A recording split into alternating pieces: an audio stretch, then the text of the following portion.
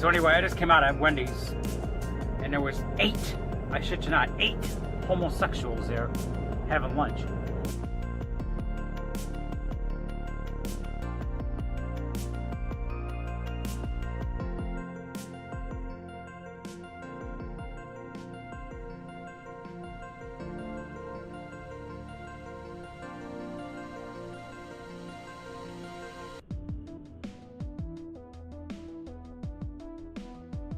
My poop comes out of my butthole.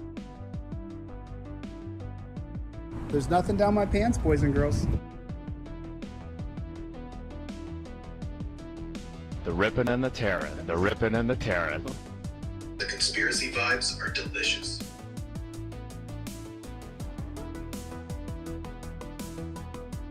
Somebody's hurting.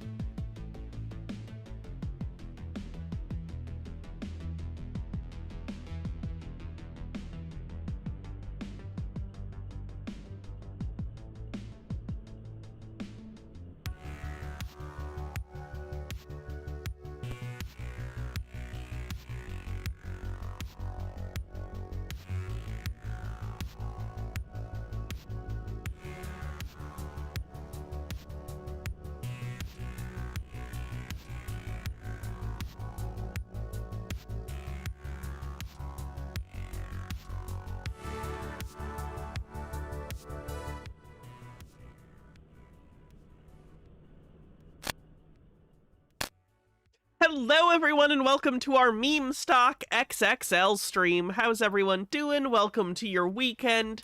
Hope it's chill. By the way, I saw the first Wicked movie. I don't get it.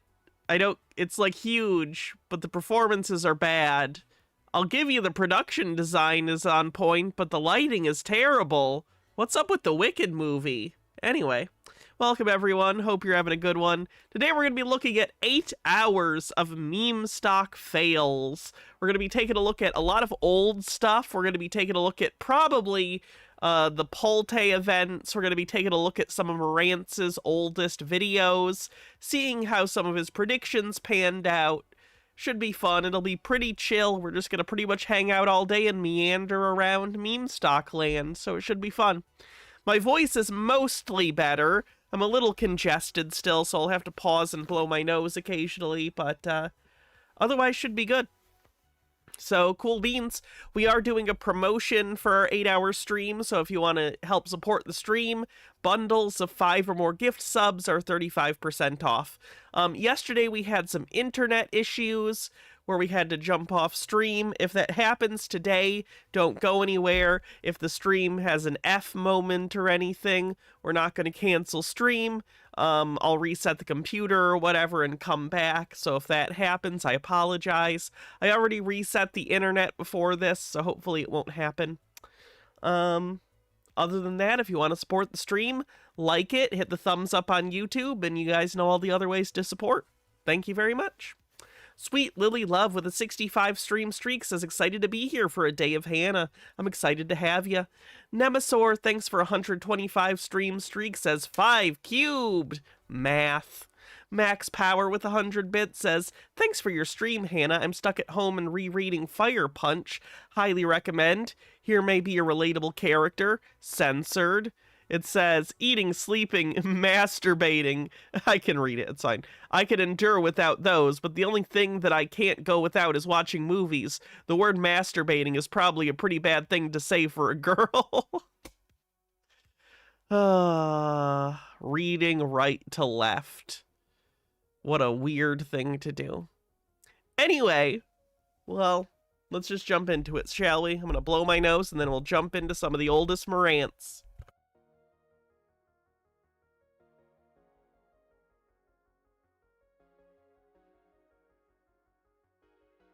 Also, Harold Elbleman, if you're here, I did set up the, I don't know if you're here or not, but I did set up the humidifier, so that should help me out today. Thank you. Okay, here's Morantz's, one of his oldest videos. I have no idea if this is interesting or not. We're gonna find out, though.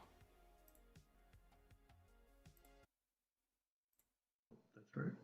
Yeah, hey guys, how we doing?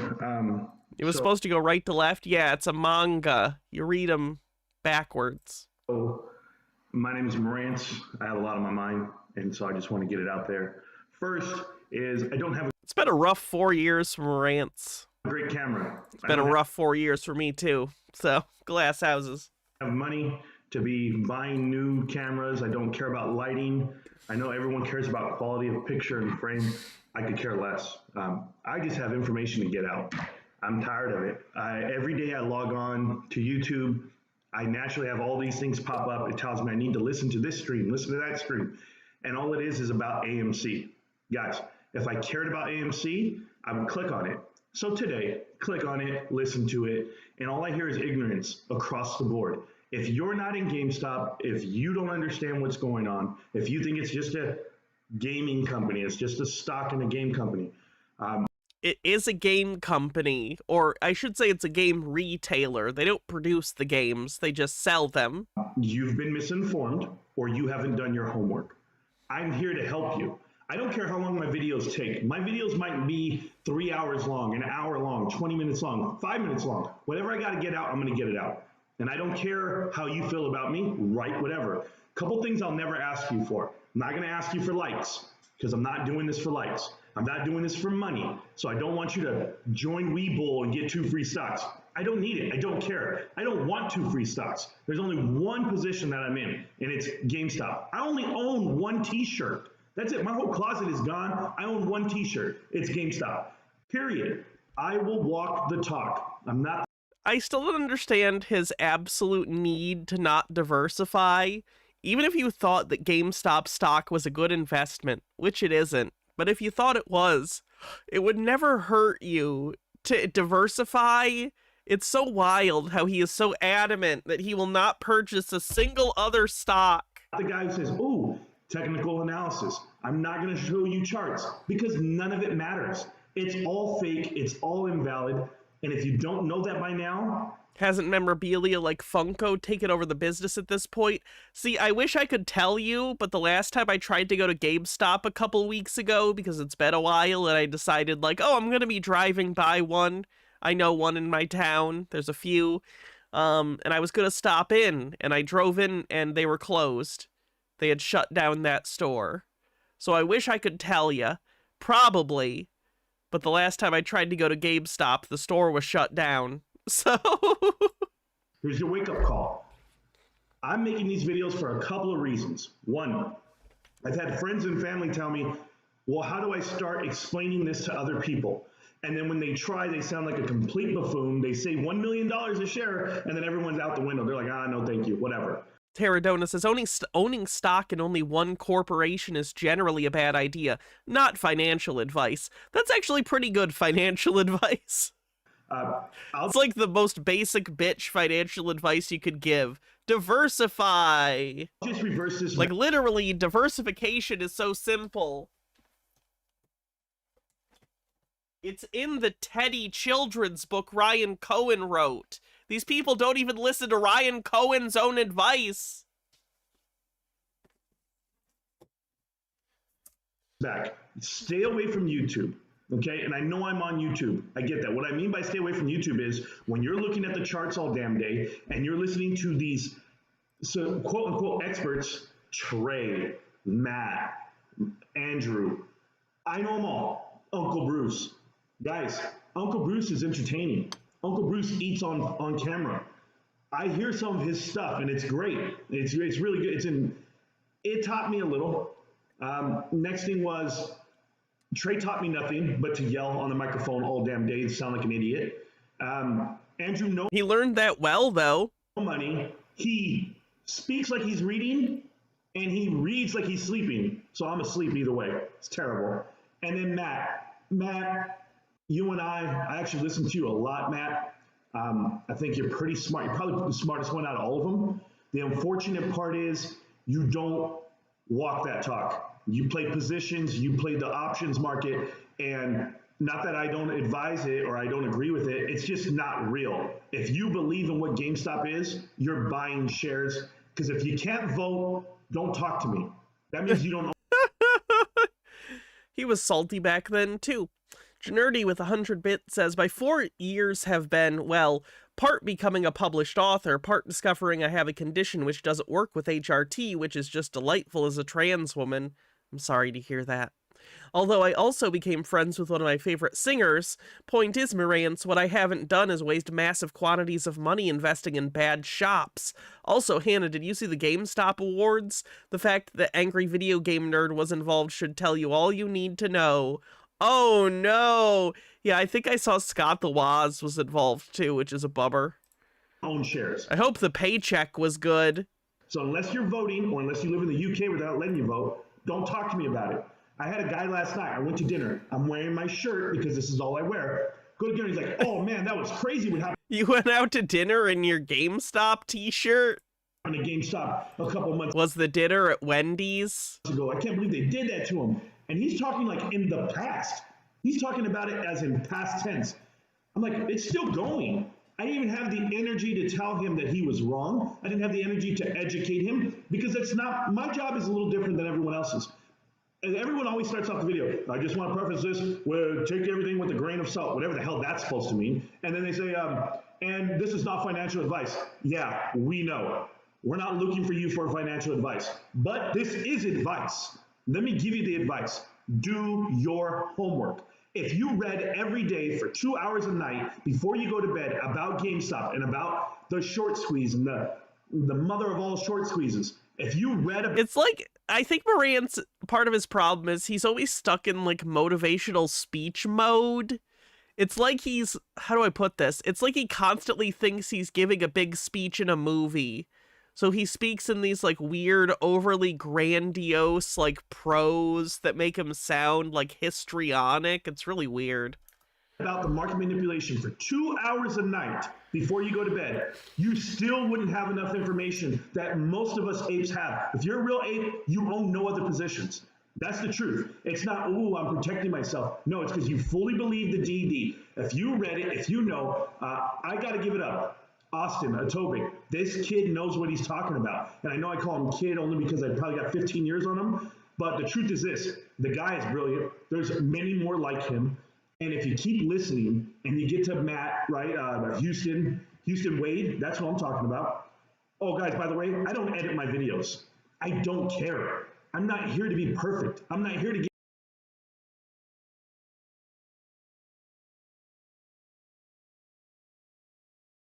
get little, I don't know, graphics going across the screen. That's not what I'm doing. I'm doing this because I'm tired of hearing. Sorry, I was saying that's a weird thing to brag about, that you don't edit your videos and you don't care if the quality of the content that you're putting out is shit. The lack of just general knowledge on how this is going. Put it all together. Listen to more than one person, please. So don't just listen to me. Go do your own homework. But here's how it breaks down. I'm going to give you GameStop 101. Here's how it's going. 2 years ago, a year ago, how the time frame, whatever it may be, our guy Keith Gill, Roaring Kitty, deep effing value, he went ahead and said, hey, this is an undervalued company. He makes smart investments. This guy saw it. When you could buy all of GameStop for $220 million, that should tell you something. The value of that company is beyond that because their profits are beyond that. These guys are... Reminder that Roaring Kitty was wrong. Roaring Kitty got lucky that the squeeze happened. By and large, his entire thesis was incorrect. I don't know what meme stock people need to hear that. Roaring Kitty's thesis was not that MOAS was going to happen. It was basically, oh, I think this is somewhat overshorted and the new console generation is going to bring sales up, which didn't even happen to the extent he was hoping for because COVID happened. So, Roaring Kitty got incredibly lucky for the wrong reasons, and they still act like he was right. Even though he was wrong about his fundamental thesis, he just lucked out. I can't even go into the actual numbers of it because it's so vast. If you start looking at online sales and then just the way they have zero debt, all the senior notes are paid off. They're a profitable company. They just went and opened up a lease in Pennsylvania for e-commerce so that they can actually track the East Coast of America. So from Kentucky to Pennsylvania and to Houston, or Austin, I believe, Austin, Texas, they actually have 3 hubs where they're actually distributing all their goods. Guys, I bought the shirt. I got it in the mail. It came a week early. I bought 2 controllers last week. I support the company I'm invested with. Yes. If I buy a shirt on Amazon, it doesn't even take a week. It takes a day. Yes, I have a job. Yes, I have. I know Amazon's an evil corporation. I'm just, point of comparison. A week is a long time to ship an item these days. None of those are at risk when I'm investing money because the money I'm investing is money that I don't need. Yes, I don't need the money. I have money saved up for another down payment on a house. I have money saved up for cars if I need car maintenance or whatever. But the money that I'm spending is this COVID money that I didn't need. Does he even play video games? I think he used to when he was younger, and he might play games very casually these days, but he's not like super into it now. This going out money that I don't really do anymore. I don't go out anymore. I'm fully invested in GameStop, and until it pops, I will be right here looking you dead in the face. Hedge funds need to pay. Oh, I know. What do you mean? Let's break it down. They start shorting the company. What does that mean? They borrow stock from whomever. They don't give it back until it drops to a certain price. They buy it at the lower price. They get to keep the difference, and then they rinse and repeat. They do the same cycle over and over. Well, BlackRock, #1 hedge fund in the world. These guys are brilliant. Trillions of dollars of assets. They went ahead and loaned out their shares. Then they went ahead and bought them back, loaned them and bought them back. If they're smart, which I kind of think they did when I read all the DD on it.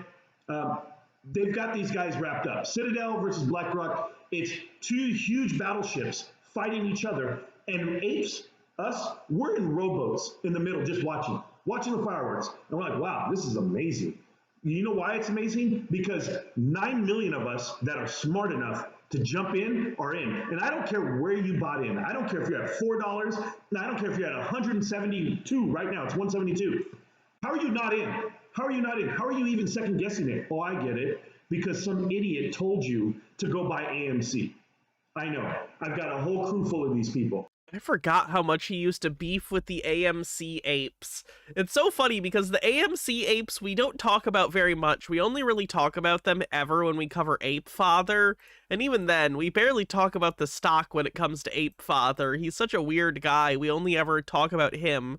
It's so funny that AMC ever used to be considered one of the, like, main meme stocks. It has failed so spectacularly. We don't even really talk about it on this show. It's just sad. It's like the red-headed stepbrother of meme stocks. But AMC's only $10, and I got 17 shares. I'd rather have 17 shares of AMC than 1 share of GME. No, you don't. No, you don't. You have 17 shares of AMC, that's 17 reasons to sell. I'll give you 1 reason to keep buying and holding and voting. And AMC is not it. GME is the only reason why you should have position in this game. The short game. Guys, every stock in the world is short. Okay? There is a different market for that. They're short because it brings liquidity to the market. And so 100% of all shares are always owned. So when people say, oh, they own X amount over the float, and there's so many shares that are, it's diluted, it's this, oh, we got to buy it, they got to buy it back. You don't think that a hedge fund can buy back 1 million shares that are $10? That's $10 million. They make that. Benikagami says, no, how dare I miss the notification that stream started? I demand time rewind so I don't miss a second of stream. I wish I could do that for you. That in a minute. They make $100 million in a day at times. You don't think they're going to be able to afford a $10 share? I don't care if it's to the tune of 1 billion shares. What's $10 billion? Nothing. You think $10 billion is nothing? There's like no one on Earth, even to Elon Musk, $10 billion isn't nothing. Nothing. The price action on AMC is pointless. And I say this because I'm irritated. I'm irritated with everyone telling you that it's going to go to the moon, that it's this or it's that. No, it is a short squeeze. Don't get me wrong. There's different stocks that are short. I'll give you one. Tesla. Tesla was a short squeeze, and it went from X to Z to Y to B to A, all the way around this whole alphabet till it got to 4,500 a share after it split 5 to 1. Now it's back down to 5 something and some change. So it's really like at 2,500, but it peaked 4,500 in December. I get that. That was a short squeeze. That's what AMC is. So when you want to play a short squeeze on a $10 stock, get ready for your $50 shares. Get ready for your $100 shares. Whoa, 10 times the amount you paid. I'll tell you what, guys, go for it. And go in with all your money and be excited. Let's fast forward to GME. GameStop is where all the planets align. All the planets aligned. And all the time in the history of the world, you've never seen anything like this. We're talking about... You're talking about a game pawn shop. You think you might be a little hyperbolic, Marantz? Great Depression. We're talking about the housing crisis in 08. I'm talking about the Big Bang Theory when the world started. I'm talking about the meteor that killed all the dinosaurs. And you want to tell me that AMC is GME? You're out of your mind. But no one's speaking. I've got 50 guys online that are going to talk AMC all day because it's $10 a share. Because they got in at $5 in February. Ooh, I bought in for 5. My averaged up to 9. Oh, my tendies. Oh, my 6,000 shares. You just wasted all. I kind of want that. Oh, my tendies on the soundboard. To 9. Oh, my tendies. Oh. Ooh, I Hold on, let me record that real quick. In for 5. My averaged up to 9. Oh, my tendies. Oh, my 6,000 shares. I might be able to use that. We'll find out. You just wasted all that money. It's true, because what happens when it pops to 20 bucks? You doubled your money? You could have doubled your money going into Doge. You could have bought Doge at 5 cents, sold at 50. You got 10 times your money right there. Why are we not up in arms about this? Why are people still buying AMC? I don't understand it. I don't. And I'll never understand it. Because guess what? The hedge funds, yeah, they got to buy it back. And guess what? You're going to sell it back. Because when they only have to buy back 140 million, whatever the number is, the float that you claim to know your math, 1 billion shares. I don't care. 1 billion shares times 20 is $20 billion. You don't think Citadel has $20 billion? They will forget about the 20 billion. They already have. They'll forget about $20 billion? You guys are what even is money to Marantz? fighting the wrong battle. GME is the linchpin to the 1%ers. When GME comes crumbling, understand it was a $4 stock at the same time AMC was a $4 stock. One is 170 and one is still 10 bucks, 13 bucks, 12 bucks. Fighting every day. One's 170 right now, no problem with no volume. Trey goes, man, AMC really moved today. It was 8%, it was up 7%, 6%. GME moved 7%, but with no volume. AMC is flooded with volume, and not because it's so low in price. We're talking about flooded with volume because it is what it is. It's just a pump and dump. And I'll say it, and you don't have to believe me, but the more you guys keep watching, when it jumped in January 27th, it goes to $20. GME goes to $483, 500 on the aftermarket. Yeah, it went up from $20, $30 all the way up in 2 days, and what was it? 10, 12 times dollar amount? I'm glad Morant's got better audio equipment. I need to move on because this echoey ass room is gonna make me crazy. You know what I'm in the mood for? I'm in the mood for some unadulterated embarrassment. Let's watch the time that PP met Pulte for the first time. That sounds fun, doesn't it? Office? All right, we're at Bill's office, man, for the fucking PP show. Thank you guys for joining us today, man, as we sit in with Bill today and discuss a couple things, man, whether that be tinfoil, Bed Bath & Beyond, and so forth. So welcome to the show tonight, fellas. Again, there's a shitload of people tuning in today. We do have 5.1 thousand people tuning in. So welcome to the show tonight, fellas. This video has 45,000 views 2 years later, by the way. This is one of his most viewed videos of all time. Beautiful. Fennikagami with 40 bits says, every one of these other meme stocks are obviously scams or money pits, and everyone who bought into them are idiots, but my long shot get-rich-quick scheme gamble is clearly the smart gamble. Get all in, everyone! Fellas. Let's get into the legality, and then we'll go ahead and bring in Bill, and we'll start the show. Keep in mind, I am not a financial expert, nor am I a financial advisor, so please seek the avenues to do so, man. You're not going to find it here. A lot of this is opinion, a lot of this is speculation, and a whole bunch of it, man, is entertainment. All right. We like getting together. We like talking about the stock, and that's really all there is to it. So if you like Bed Bath & Beyond, make some friends in the chat, and let's have a good time tonight, man. Keep in mind, any guests who come on the show, man, nobody here is a professional. All right. So if especially not Bill Pulte. You hear any opinions, you hear any TA, or you hear anything in that nature, keep in mind, nobody here is a professional. We like getting together and we like talking about this stock, and that's really all there is to it. So today we will be, like I said, sitting in with Bill. Bill. How stressful is it knowing that Bill Pulte is now one of the linchpins in the world's biggest economy? That seems stressful, right? Like, it's funny a little bit from like an objective, haha, that's fucked up point of view, but unironically, he's in one of the most important positions in the world economy right now. That seems not good. We'll be here in just a moment. We do have a couple guests here tonight as well. Hey, Will Kill. Some live, we have a live audience here as well as some guests that will be coming on. For those that don't know, Bill Pulte gave money to Trump, and Trump gave him a very important position. Keep that in mind. We will be calling a few people if they have some questions for Bill too. So fellas, welcome to the show tonight. All right, let's jump straight into it. Chat, give a warm welcome to Bill Pulte. Yay! Moira Soma, thanks for gifting 5 tier 1 subs. Oh, it muted. Did he play music there he wasn't supposed to or something? Wow, the quality on this stream is just fantastic. Oh my god, it muted completely. Sad face.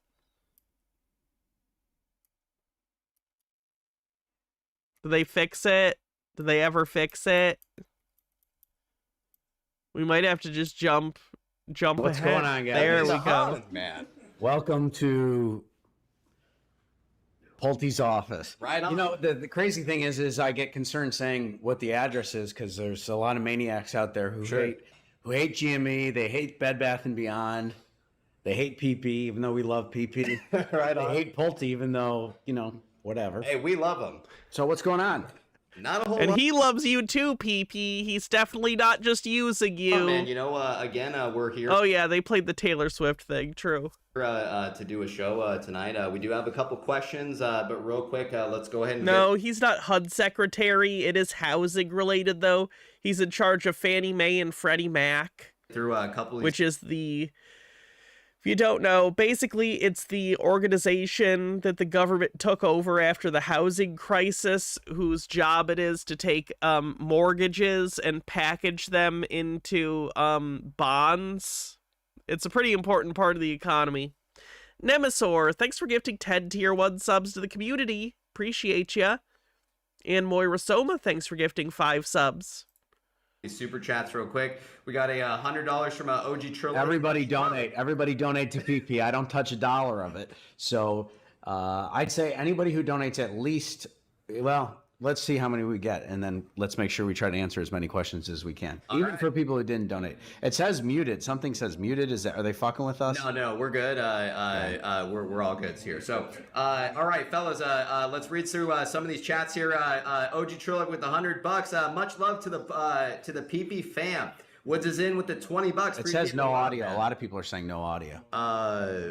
They fixed it. Are you sure? Pulte. We have audio? Sweetly Love, thanks for 100 bits and kicking off a hype train. If you want to help out the hype train, you can use bits or subs. No, yeah, we're good. I think there's issues on there. All right. Yeah, I think they wrote the thing on the screen backwards because they couldn't figure out how to flip their screen. Yeah. All right. Then why are people saying that? Are they just fucking with us? Yeah, they probably are watching they're probably a couple of minutes behind. All right, we got a $500 fucking tip, man, from Crush Orchid. He Oh said, my god, I forgot. This is the stream where doesn't he get like $20,000 in donations this stream or something? Mr. Pulte, It's like crazy. can I ask how many people do you have in the room with you? 1, 2, 3, 4, 5, 6, 7, 8, 9, 10, 11, 12. 12 people. All right, right on. You got 12 there. He's got so much energy too. Moira Soma, thanks for 55 months at tier 2. Be with the 50. Thank you for hosting the crew today, Bill. The whole community appreciates this. They are a great group who work so hard to help all of us on this journey. Please put this towards someone who needs food or medicine today. All right, right on. No, that went right into PP's pocket. That did not go to help a single person who was not PP. Appreciate the love. Max Power says more money for Hannah as well. Thank you. I'm not a scumbag too, so that helps.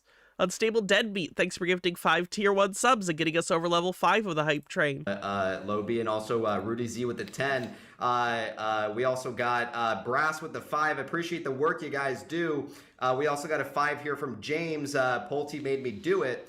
We also got a 10 here from Samuel. You said GME Bed Bath. What about AMC? Appreciate the love, man. We also got a AMC can eat my ass. I like AMC. I mean, I like it as a company. I like the whole I love companies that lose money every quarter. community behind They're it. great.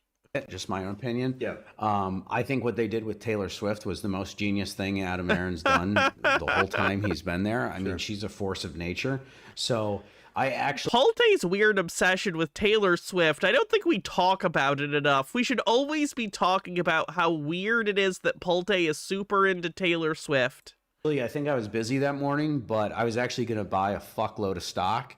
But I didn't. So maybe I'll have to revisit that. But I think Taylor Swift's just going to fucking kill it.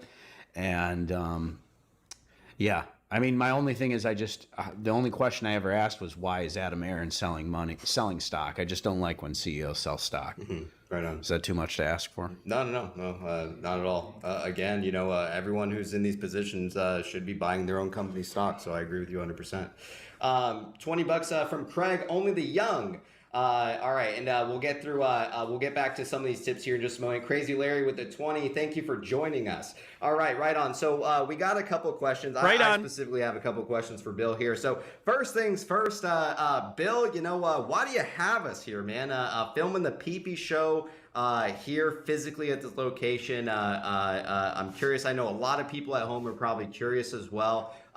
Yeah, they were all expecting him to have some big announcement. They thought he was connected to Ryan Cohen and he was going to announce that Ryan Cohen was like buying Bed Bath or whatever. Of course, none of that happened, but it is funny the amount of times he tries to set up Bill to give some big announcement, and there just isn't one. Why are we here? How many people watched this live? Thousands, like 5,000 or 6,000 were live when it was happening. Here, Bill. Why not? All right. I mean, I don't understand. Oh yeah, the video quality is terrible because they were live streaming and the internet quality at Bill Pulte's office was dog shit. I don't even understand the question. I don't understand the premise. I mean, I understand you asking it, and you asked me that. I don't know if we can say it, but you and I went to lunch, and we went with another gentleman. Yeah. Great guy, by the way. I like that guy. Not in the way, you know, but I like him. I like him. And can everybody hear me okay, too? I just want to make sure, because I'm not talking. That's true. The ice cream break was good. Direction. What the hell was I saying? But you asked me that, and it's like, I don't know. Why not? You know, I don't know. I think I was like either laying in bed or something, watching the show or something. And I was just like, well, why don't you come down? I think you should do it more often from here. Cool. Yeah, no, I'd love to, man.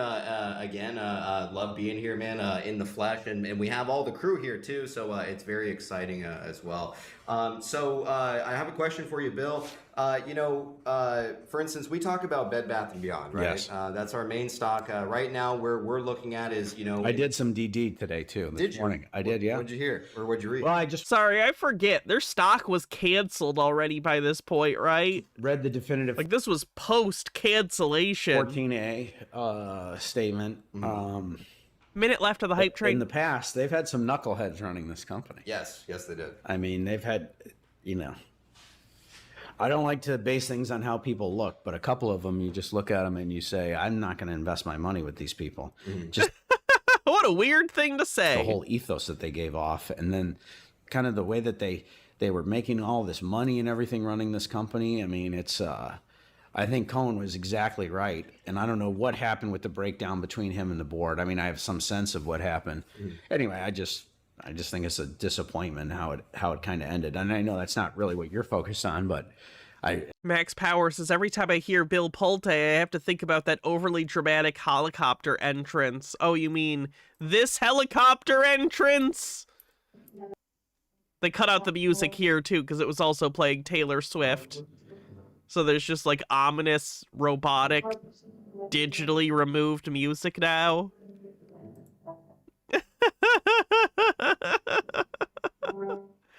It's too good. Too good.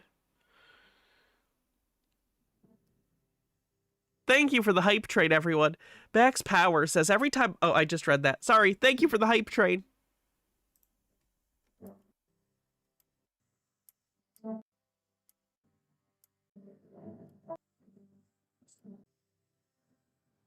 And PP suit is too big? Like, did he borrow Pulte's suit? I don't know.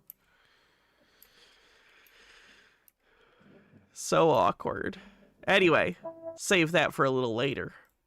It just shocked me going back through the different statements and the different public releases and the different empty promises that these people made. It's as opposed to Pulte's empty promises, which are great.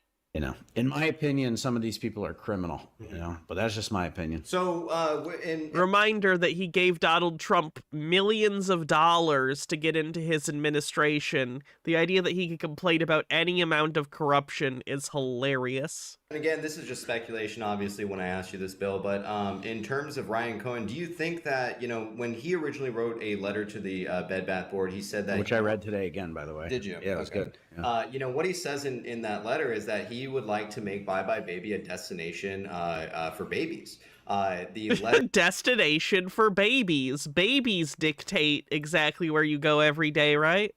Green guy with a $3 tip says, me and the wife got pizza to eat. I'm on the other med to help me sleep and I feel way better and I give way less fucks. I should be able to retire soon. I have accepted my medical retirement stuff finally. Oh, nice.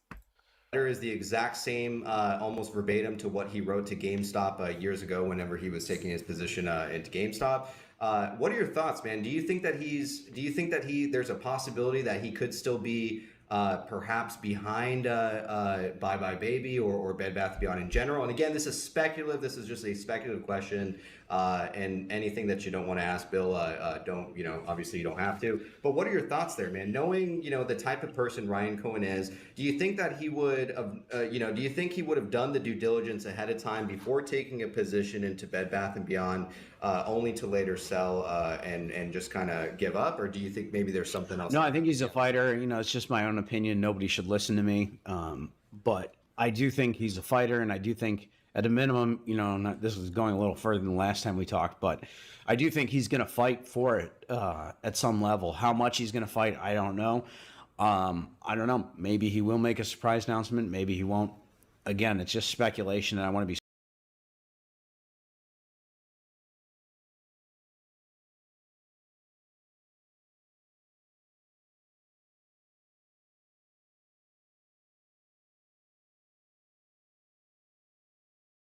Sorry, I keep doing that because I blow my nose and I mute it when I blow my nose. Bill Pulte's only impressive quality is the fact that he is capable of just flapping his mouth for minutes at a time and say nothing. He never takes a position. He never actually says anything definitive. It is always, well, either this could happen or that could happen, or maybe this'll happen, or this could be a thing. This would certainly be interesting. No wonder he gave Trump money. He's such a politician. Super clear. I'm not saying that I know anything, because I don't. I'm not saying to do anything, because I'm not saying that. But just the type of guy he is, I don't think he's one to give up from a fight, and I definitely don't think he is. I also think, too, that he's probably being more, and this is just speculation, but he's probably being more careful with everything going on with the lawsuit that he has about what he does. But at the same time, I don't think he's going to let that deter him. In fact, that may even get him more animated. But that's just one man's opinion. Again, I don't know anything. But in fact, I would probably have, I got to be careful with what I say because, as we talked about, I'm kind of in a unique position where, hey, Afghanistan. They're after all of us, in my opinion, and they're certainly after me, and they're certainly after Cohen, and so I have to be careful with what I say, but they're all after us, guys. I'm definitely a part of your group. I'm not cynically trying to ingratiate myself into your group by implying that the same nefarious imaginary out-group that you think is targeting you is targeting me, thus making us part of the same mission. It's so cynical. It's so obvious what he's doing. It is so horseshit what he is doing. He is trying to make himself part of this group by implying that he's being attacked by the same forces that are attacking them. These forces do not exist, but by putting him on this side, the enemy of my enemy is my friend. Oh my God. He's such a little shit. If I didn't have certain pressures and stuff, I probably would have bought, just if nothing else, to send a message about how poorly run this company was, about how, I've looked at the NOLs. Those are real in my opinion. And again, nobody should take that advice, but those are real. There's real value there. And there was no value in Knowles. And so it'll be very wrong there. Interesting to see what happens. But either way, I'd encourage everybody, it's not financial advice, but I wouldn't be spending the whole farm on this name. I wouldn't be spending the whole farm on any name. I mean, you have to sleep at night and you have to do what's right by your family. So I encourage financial discipline, but at the end of the day, that's why I like GME, is because I believe in Ryan Cohen, as we talked about earlier today. Yes. I think he's world class. I think there's only a few guys like him. I think if the Fortune 500 was made up of all Ryan Cohens, I don't even know if we know what to do with ourselves, because there'd be so much money going around. Right. It wouldn't be funny. Yeah, so let's go back to the Knowles for a second. So when you say that the Knowles are valuable, just based off, your own opinion. Yeah, Pulte Holmes had NOLs back in the day, and they were pretty. Mossloth said, did Bill get ousted from his family's company by being such a bad businessman? He did leave his family's company. The specific reasons behind it are nebulous. Valuable when they. And no, I haven't seen Rare Exports on Tubi yet, though I did add it to my list. It's also on Amazon, so. They took down impairments and stuff, and I was on the board there. I will watch it. that was definitely a consideration, was the value of the NOLs. And so again, I don't know how much it is with Bed Bath and Beyond, but I think it's somewhere. What is it, fellas? It's like a couple billion, right? I think it's like $1.5 billion or something like that. But again, I don't know what I'm talking about compared to you guys. I just did a little bit of due diligence on it. Nice. I did. That's why I got the $1.5 billion number. So I don't know if that's right or not, but there is value, in my opinion. Not financial advice. It's crazy. We have to keep saying this stuff, but these maniacs out there. I mean, these people are crazy. Yeah. Some of these people, they want us. It's amazing. I mean, even just appearing with you, the shit that I get from these people is insane. Yeah. So let's talk about that for a moment. So, one of the things that we've noticed. Audit the Fed, somebody says. I like that. Yeah. Medicated person, thanks for a 45 stream streak. So audit a lot of other things too. And one of the things I was going to ask you is, when kind of analyzing Super Stonk, right? In Super Stonk, I noticed that whenever you tend to post there, some of your stuff is getting censored. This is going to be the longest day in human history, by the way. We're not even an hour into this. I got to do this for 8 hours. I got to listen to these fucking idiots for 8 hours. We're only 47 minutes in. Why did I do this to ourselves? How do you kind of feel about, Reddit being like a platform for... I hate these people. For people to be able to discuss, kind of all things related to stock and things like that. Well, I love Super Stonk, and I've gotten along with a lot of the moderators, and they've treated me well compared to other people. But I would just say, generally speaking, I'm not in favor of censorship. I think that, what happens when you try to shut people down. I mean, I even had, as you know, somebody trying to get a gag order on me recently, which thankfully, the judiciary system was not a fan of, to say the least. But usually when people are trying to gag you or trying to censor you, in many ways, in my opinion, they are trying to hide things. And so whether it's Reddit, whether it's Twitter, whether it's Facebook, Instagram, I am not a fan of censorship. It's I think it's a bad thing. I think it's a bad thing for this country. I think that's why this country is really fucked in some ways. Yeah. And, I'm trying to do my small part, and I think guys like Ryan Cohen are going to help solve it. So, I mean, I'm really excited too for the next generation, because I think there's going to be another cast of Ryan Cohen's. Just like, how do we duplicate this guy? How do we clone this guy? Right. Will Pissmas be easier for me? Unironically, yes. Pissmas will be easier to do than this, because at least Pissmas is outrageous. This is just obnoxious.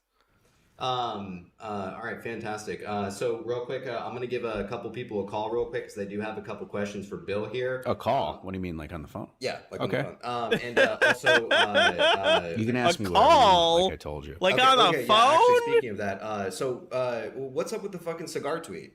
Are we still? Can we know what that's about now? No. Okay, and do we have? I was told I cannot talk about that. At all? No, not the cigar one. All right, we'll go ahead and move on from it, fellas.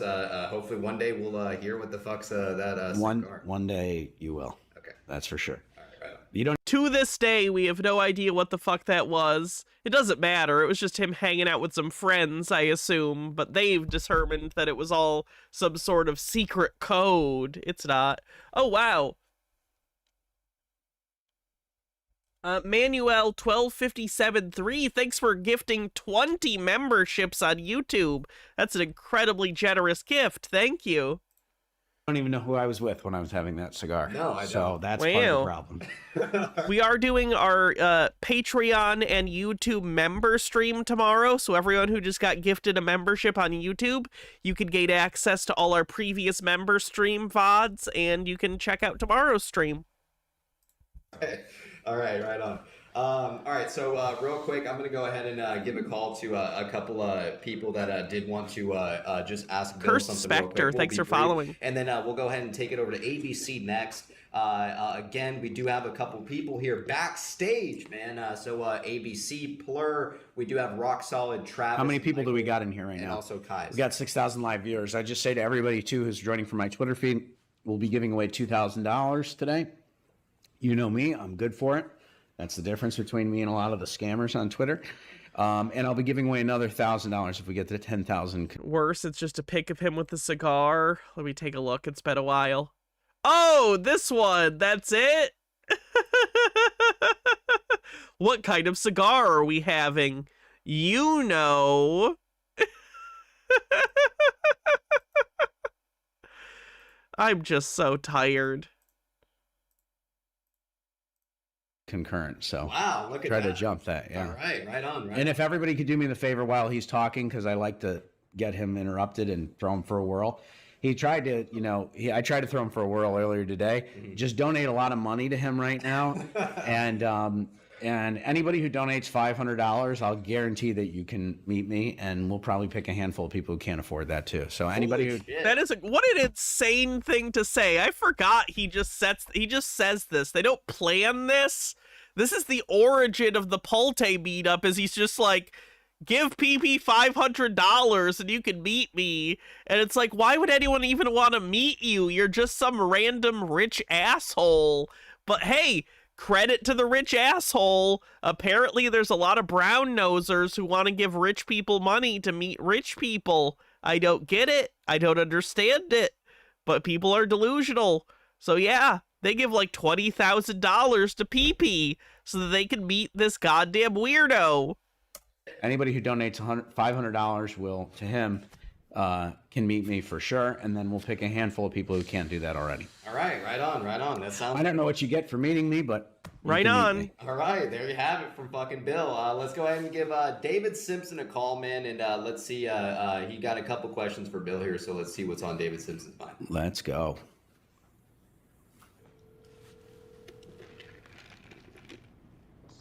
Yo, what's going on? David, how you doing, man? You're on PP Show, and I have Bill here, man.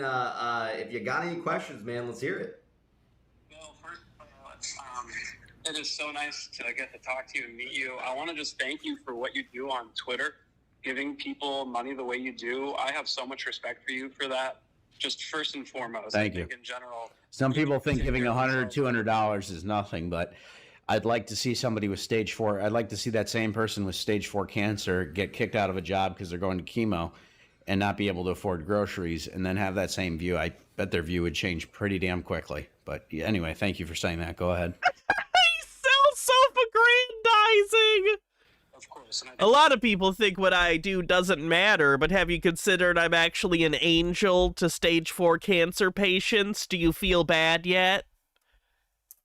Yeah, and those people need that money, and you're doing a great job helping them. So that's tremendous, first and foremost. The question I wanted to ask you really quickly, I'll be brief here. I don't have too much time here. I'm actually at work myself. But you were doing a Twitter Spaces not too long ago, must have been last week or within the last 2 weeks or so, and hinting at something like a GameStop acquisition. What would be a good target for GameStop as a merger target for the company? And you were really, I think, diving into some good conversation about what businesses might be complementary to GameStop, how GameStop can provide value for them as that company can provide value for GameStop. And my question for you, I read a post that Ross Brown, he's SVP Oracle, he's been in our community for a bit now, he posted this on Supersonic over a year ago, and it's recently kind of gone around, and it's he brings up a target, and I want to run through that target with you and see what maybe you think about it. But what he wrote about, and seems more and more likely by the day, is that Equinity might be a pretty solid target for GameStop as a company who owns... I'm going to skip to the next section because it's the part, I think, where ABC embarrassingly asks Pulte to give his resume to Ryan Cohen. So let's get ABC in here.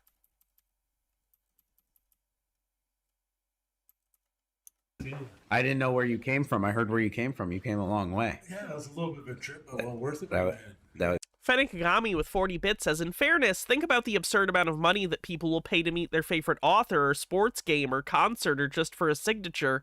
How different are those to this, especially in the minds of PP fans? But Pulte hasn't done anything, at least with like a musician or an actor. Like you like a thing they did. I kind of get it. You know, Pulte hasn't done anything. Has ABC turned on the cult yet? I don't think so. I don't see him around either, though. that was very nice of you. Yeah, no, thank you for hosting. And can I say Mrs. ABC's here? We've not gotten to the bear suit yet, no. Absolutely. Yeah, she's wonderful. Yeah, I asked her if I could help her with anything or get her anything, and she was very low maintenance, so that's very nice. She said, no problem, I'm just happy to be here. So yeah, she's been hanging out with you all day today, all these guys today. I mean, Yeah. That's a wife you can stay with. It is. It is. And we just What does that mean, Pulte? got married recently. Really? Too. Yeah. Pulte's relationships with women don't seem very healthy based on what he just said. Yeah. So When- very happy man. When'd you get married? July 29th. Wow. So just a couple months ago. And they say behind every good man is a better woman. That's for sure. There she is. So, anyways, pleasure to be here, brother. Listen, I'm a boomer. I just got into the market for the first time, in January, PP? Yes, sir. Here, get close to the mic, they I said. reached out to PP way back in January and I said, hey, dude, this is the first time in the market. And my son walked by me one day when I was on the computer back in January. And he walked by the computer and I said, son, what's this? Bed Bath and Beyond. He says, oh, Dad, that's a meme stock. I said, well, what the fuck's a meme stock? Mm-hmm. And he says, it's different, Dad. Look into it and invest in it. So I took my son's advice and threw a few bucks at it. And then I ended up reaching out to PP. He put his entire retirement fund into it. He says he threw a couple bucks. I want to be clear. Other times he has said he put his entire retirement fund into Bed Bath & Beyond. He is at retirement age. And he took his retirement and put it into Bed Bath & Beyond and lost it all. I started to learn a hell of a lot, my man. And I guess my first question for you is, what I've gotten into and what I've seen in the past 9 months is fucking wild. It's a really wild trip.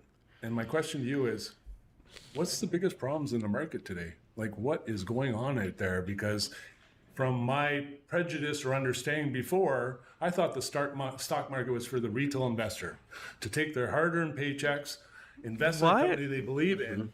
Yet what I'm discovering underneath is not necessarily, it's not really a transparent system at all. No, I think it's a corrupt market in many ways. And I think that you have a lot of people making a lot of money. And so, show me the incentive, I'll show you the outcome. And you have a situation, I think, where, the incentive is these guys, they like the system the way it is. And I think that as long as they're kept doing it, they're going to keep doing it. I mean, how laughable was this the other day? Some bank or some investment bank or some payment for order flow company, don't quote me on it, but they got like some $6 million or $7 million fine. I don't know, Angel Eyes. You should be able to. That's a fucking scam. That's not even a parking ticket. Twitch might just be having a glitch. You know what I mean? Yeah. So as long as that keeps happening, I don't see it changing anytime soon. The only thing that can change it is us and numbers. That's the only thing that can change it, in my opinion. And I think it will change, That's pretty much my second question for you is, what can retail investors do to exactly what we're doing, and not buy into the mental prison that everybody's in. Everybody says, well, why are you guys doing this video stream today? Or why are you guys coming here and doing this or whatever? We need to be doing more of this stuff. I mean, it's crazy that we've just, why can CNBC and Bloomberg and Fox, why do they get the airtime? We get the airtime. We the people. We are the people. Let's have more of these streams. Let's figure out how to get more people. We need less qualified idiots talking about things they don't understand. It's our right as Americans. Here, I mean, that's why I'm juicing it on Twitter and stuff like that. It's like, we need to get more people to do it. And so at some point, another Bill Pulte will come along, and at some point, another social media star will come along. Not that I'm a star, but I'm saying, somebody like a Mr. Beast or somebody who's focused on stocks or something, and they'll be able to disrupt the SEC and stuff like that. But in the meantime, we just need to, I think, unite. And that's why I'm a big fan of people not fighting each other. AMC, Bed Bath & Beyond, GME. That's why I was happy to talk to people with Bed Bath & Beyond, is because it's like GME people who are upset that we get along with other people, in my opinion, are subscribing to the mental prison that they want to keep us in.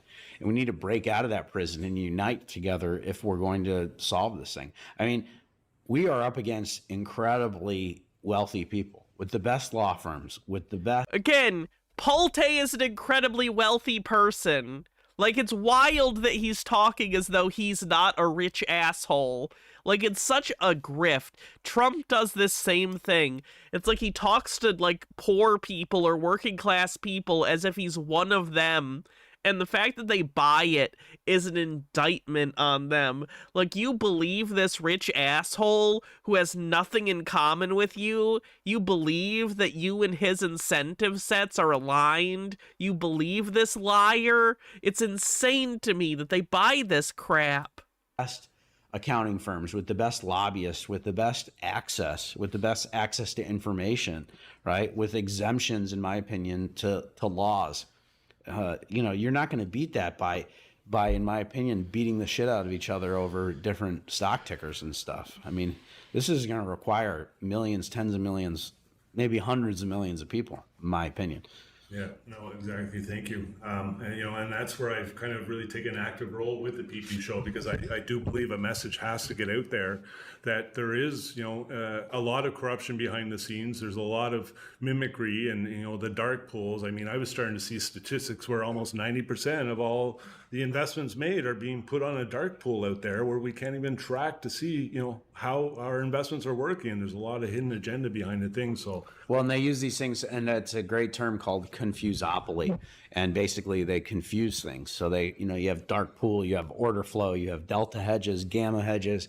In my opinion, these are all, label conventions that they use to try to confuse people. Because if you can keep people confused like they try to, then you can manipulate them. And so that's what I think is really what's going on. So at some point we got to simplify it. And that's why I think just even having this conversation and stuff is important.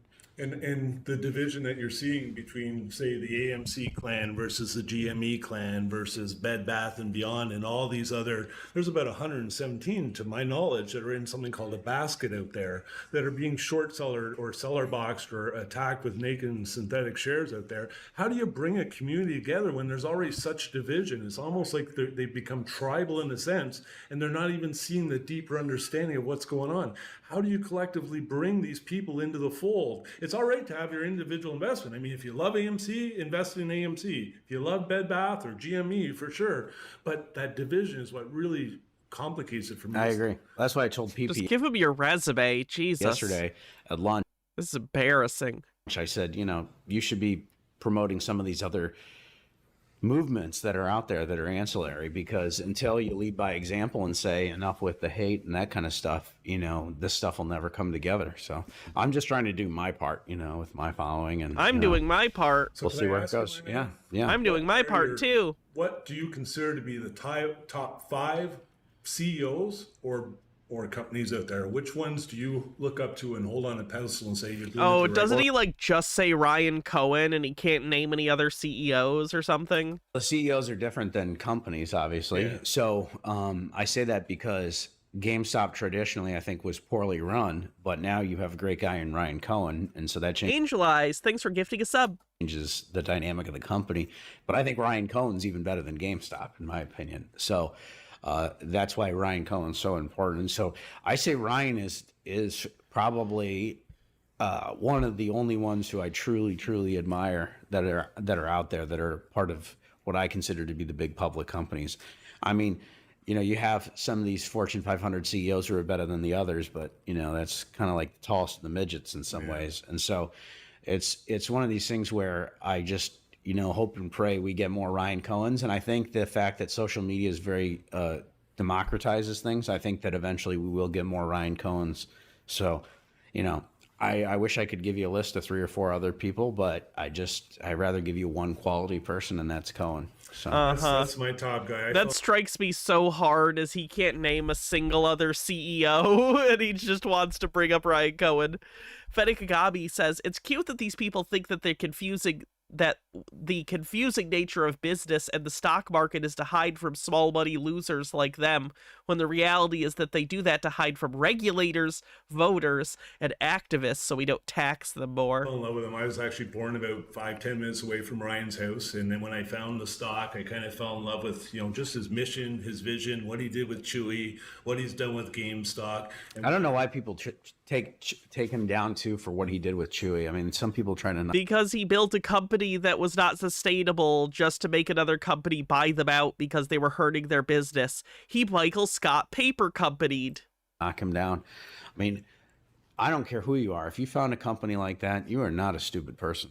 I mean, you're. That's not true at all. Stupid people found companies all the time. If you have enough money and other people around you, you could do stuff.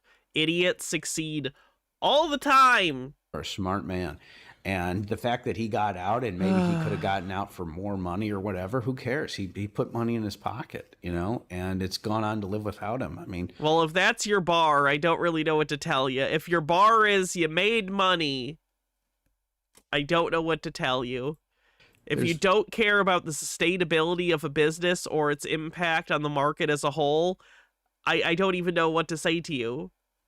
Okay? very few people that could have done what he's done. And then I see these news anchors who are, you know, beating him up. Well, what have they ever done, in my opinion? What have they ever created in their life? Did they use daddy's money to make PetSmart buy their business? I don't think so. Do you even have any daddy's money? You know? Yeah. Take that. Pulte is very serious. Yeah, I mean, Ryan, for me, I've been in retail for about 35 years, and I think the biggest thing, and it's almost like what Steve Jobs said, you know, don't focus on the product, on the profit, focus on the product. And once you focus on the product, the profit will come. And I see that a lot in RC. You can't say you're in retail when you just like worked at a Walmart. Jesus Christ, that's not what that means when you're talking to Bill Pulte. Oh my God. Customer centric. Yes, he's do all the right things first, and then the money comes. That's you know, right. It's a byproduct of what you're doing, right? So that kind of leads me to the last question. I've been in retail for about 35 years. I've done some incredible things. I actually just recently got acquired by a public company. Oh, this is embarrassing. This is when he asks him to push his resume onto Ryan. This is bad. This is so bad. And it was for a worldwide invention, and I've done a couple. Green Guy says they're so boring, people choose to watch them talk, and this was one of their most popular videos. A couple other things in Canada. I've actually got 5 first to markets.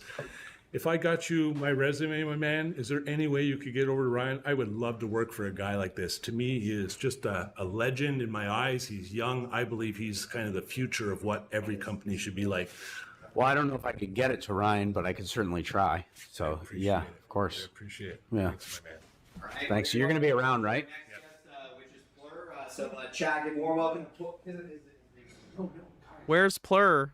Okay, yeah, it's gonna be. In Pulte's case, isn't the money his grandfather's, not even his dad's. His grandfather started the business, his father continued it, so it's like family money. The whole family's involved in the business his grandfather started. Plur, so chat. Pulte Home Group. Let's give a warm welcome to Plur.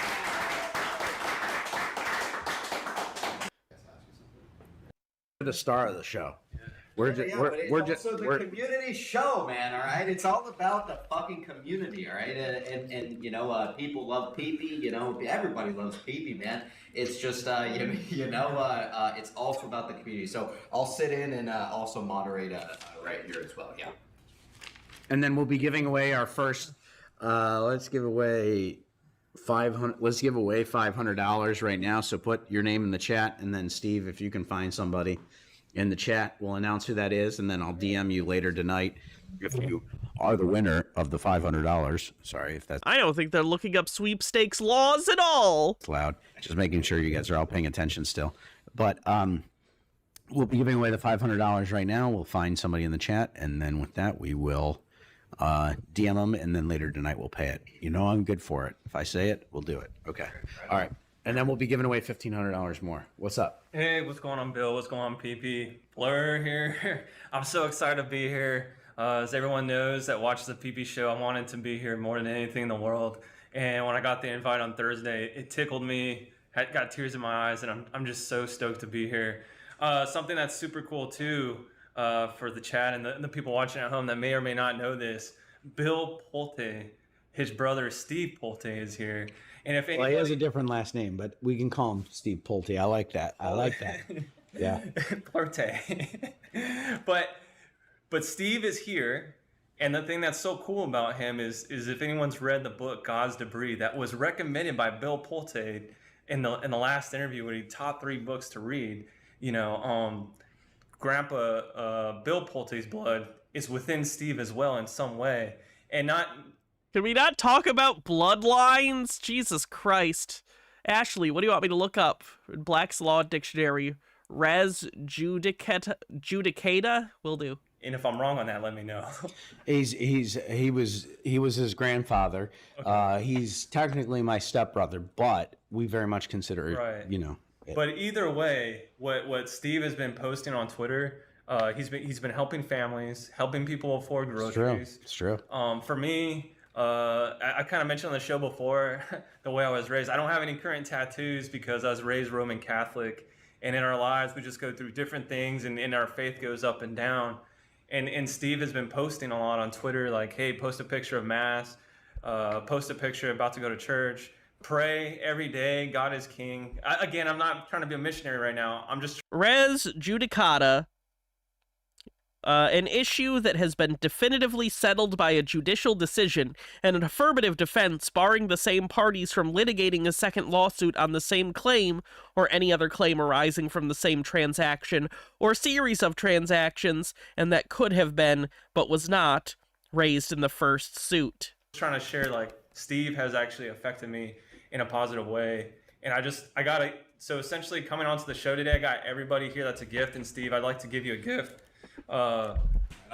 Wasn't and essentially Benigami says, wasn't Steve the one who was trying to talk Bill out of getting involved with PP? I don't recall that.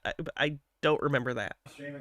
Yeah. Come on in. So essentially what it is the Polte and the team have supported veterans in the past, and no one can really see this. So essentially what it is the Archangel Angel fucking kicking Satan's ass or whatever. Yeah. So it's a coin, and I just want to share this with you. Appreciate it, man. Yeah, and it's essentially a challenge coin. So here you go. It's an honor. Love it. And then at the same time, I got a challenge coin for Bill.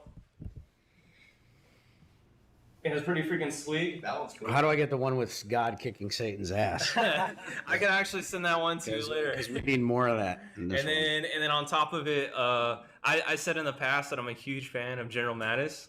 And here's 1st Marine Division, no better friend, no greater enemy. And PP, I'll just hand this to you right now, and then for everybody else that's here, I got it for them. I love it. Thank you so much, man. I appreciate that, man. Yeah. Appreciate it. Right on. Awesome. Yeah, and Steve, thank you so much. Would you like to? Sure. Here, you want to sit down? Yeah, we can. Here, Steve. Steve, I'm used to standing up anyways. Just push the. Oh my God! Push The the thing back, sycophancy. and then we can all sit down. And then we can just use this mic. Where's the bear? We need the bear. Okay, let's get Bill. What's up? Over here. All right, perfect. There we go. All right. Anything else you want to add, Fleur? Well, obviously, I have more because I took a ton of notes in front. Okay, go ahead. Well, just in general. Okay, sweet. Yeah. It's your show, baby. There's one on my desk, Bill.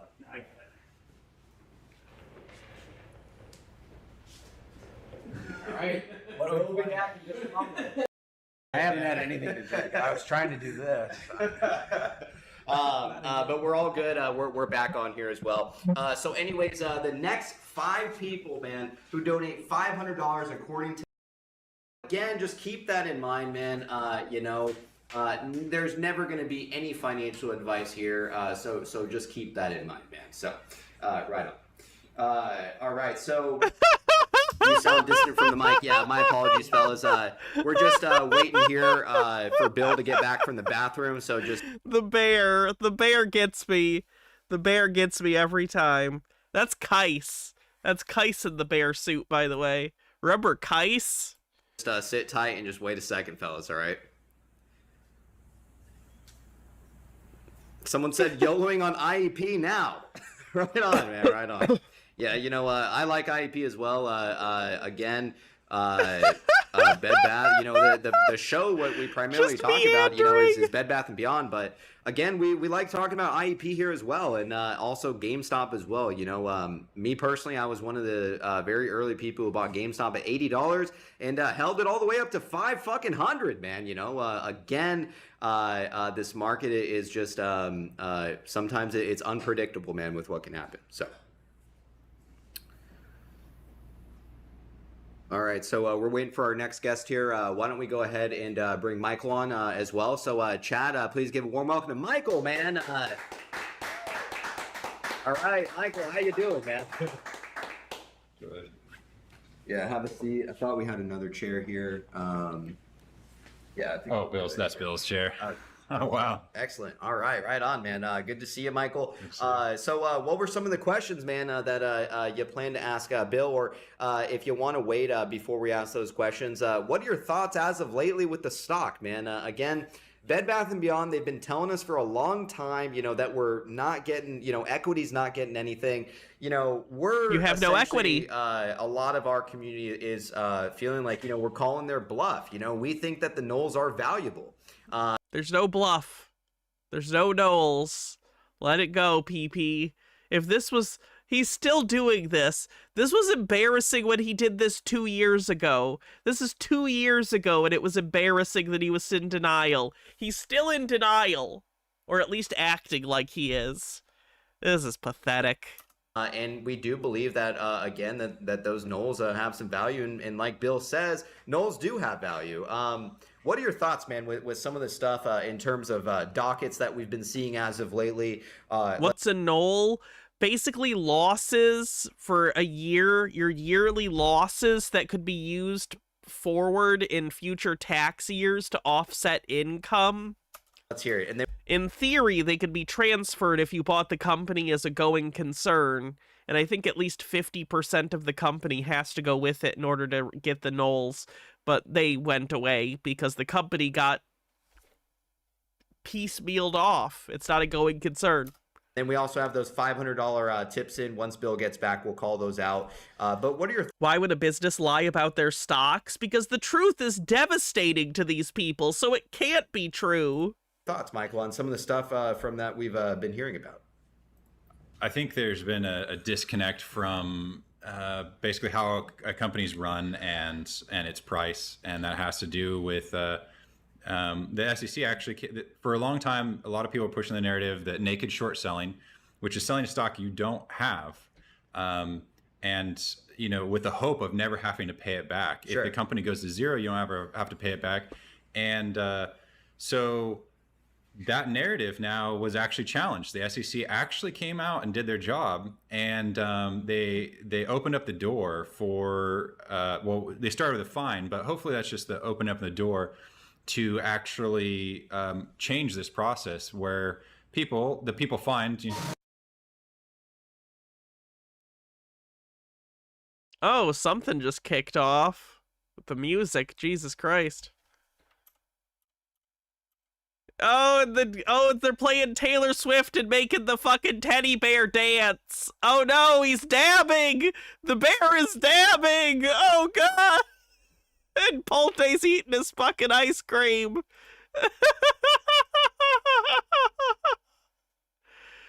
I don't know if they were aware the video was backwards when they came back. I thought I was going to the bathroom for a long time. I was just getting some ice cream. Yeah, you came back with ice cream. Fantastic, man. Yeah, right on. I was like, man, I'm hungry. And I looked in the fridge. There was nothing in the fridge. And I was like, damn, I think I ordered some ice cream. There you go. So, well, yeah. My favorite book, actually, that What's Ryan that? Does cocaine make you hungry? Cohen wrote.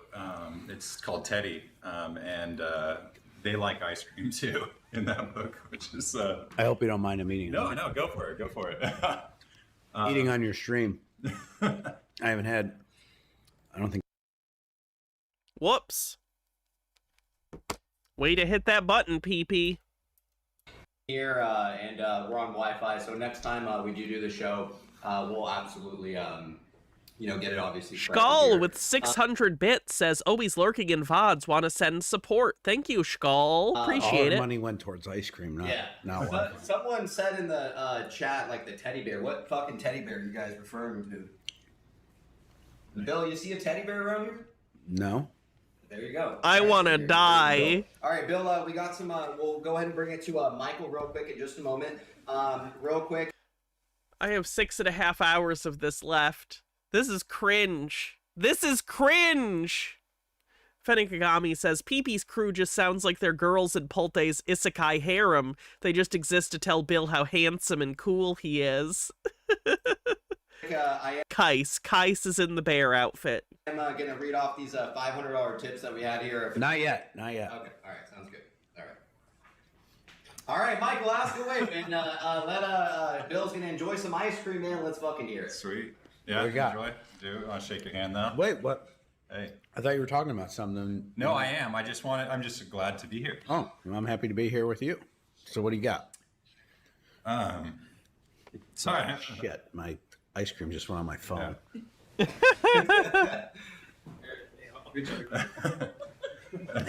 Oh, they fixed the thing is flipped. Oh, hiccup, So I'm sorry. kind of skipping ahead, I guess. So PP asked why you invited us here, which, you know, I don't know why you invited us here, but I know why I'm here personally. I can't speak for anyone else. And I've just noticed that there's people building and people destroying. Oh my god, is he gonna cry again? Is this one of the times Michael cries? And Ain't that the truth? And for too long, people have made money destroying the infrastructure of our country True. and the rest of the world. And so I've kind of looked around to see where are the builders. And, you know, two kind of stand out, and one is you, and one is Ryan Cohen. And a third one is PP. Yeah, there you go. Right? Yeah, no, and I mean, it's cool that it all has come together. And so, you know, you mentioned that you're Catholic, and, you know, the story of Josiah kind of came to my mind. And, you know, he was a just king, and he would lead his army into battle. Like, he would go first. And I think the battle that we're up against is pretty scary, because it's, you know, we have the hedge funds and the people that Wall Street is, or that the government is even scared of to really take on. I mean, barely, they've been doing naked short selling for 2 years, and finally the SEC is dipping their toes in the water as far as doing anything about it. And I know that, you know, doing DD hasn't really mattered for a while, because, you know, several different stocks, like, the good news comes out, and if this company is naked short sold, it just keeps going down. And so that's been really frustrating. But I think, you know, you think about where Bed Bath & Beyond is today, and it's the product of a lot of things. And one is, you know, there's an analogy that changing the economy, the way the market is, would be like changing the tires on a moving car. And that...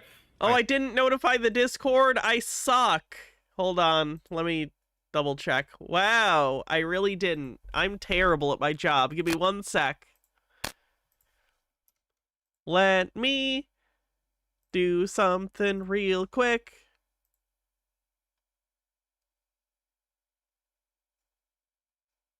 Oh, wow. I didn't notify even Blue Sky. I just suck ass. Give me a sec. Wow.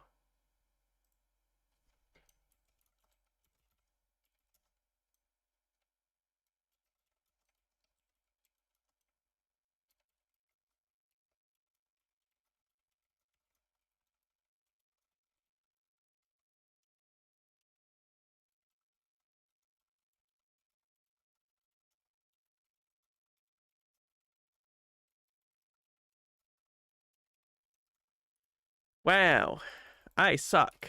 Okay. Posting that into the Discord real quick. Thanks for letting me know. Sorry about that.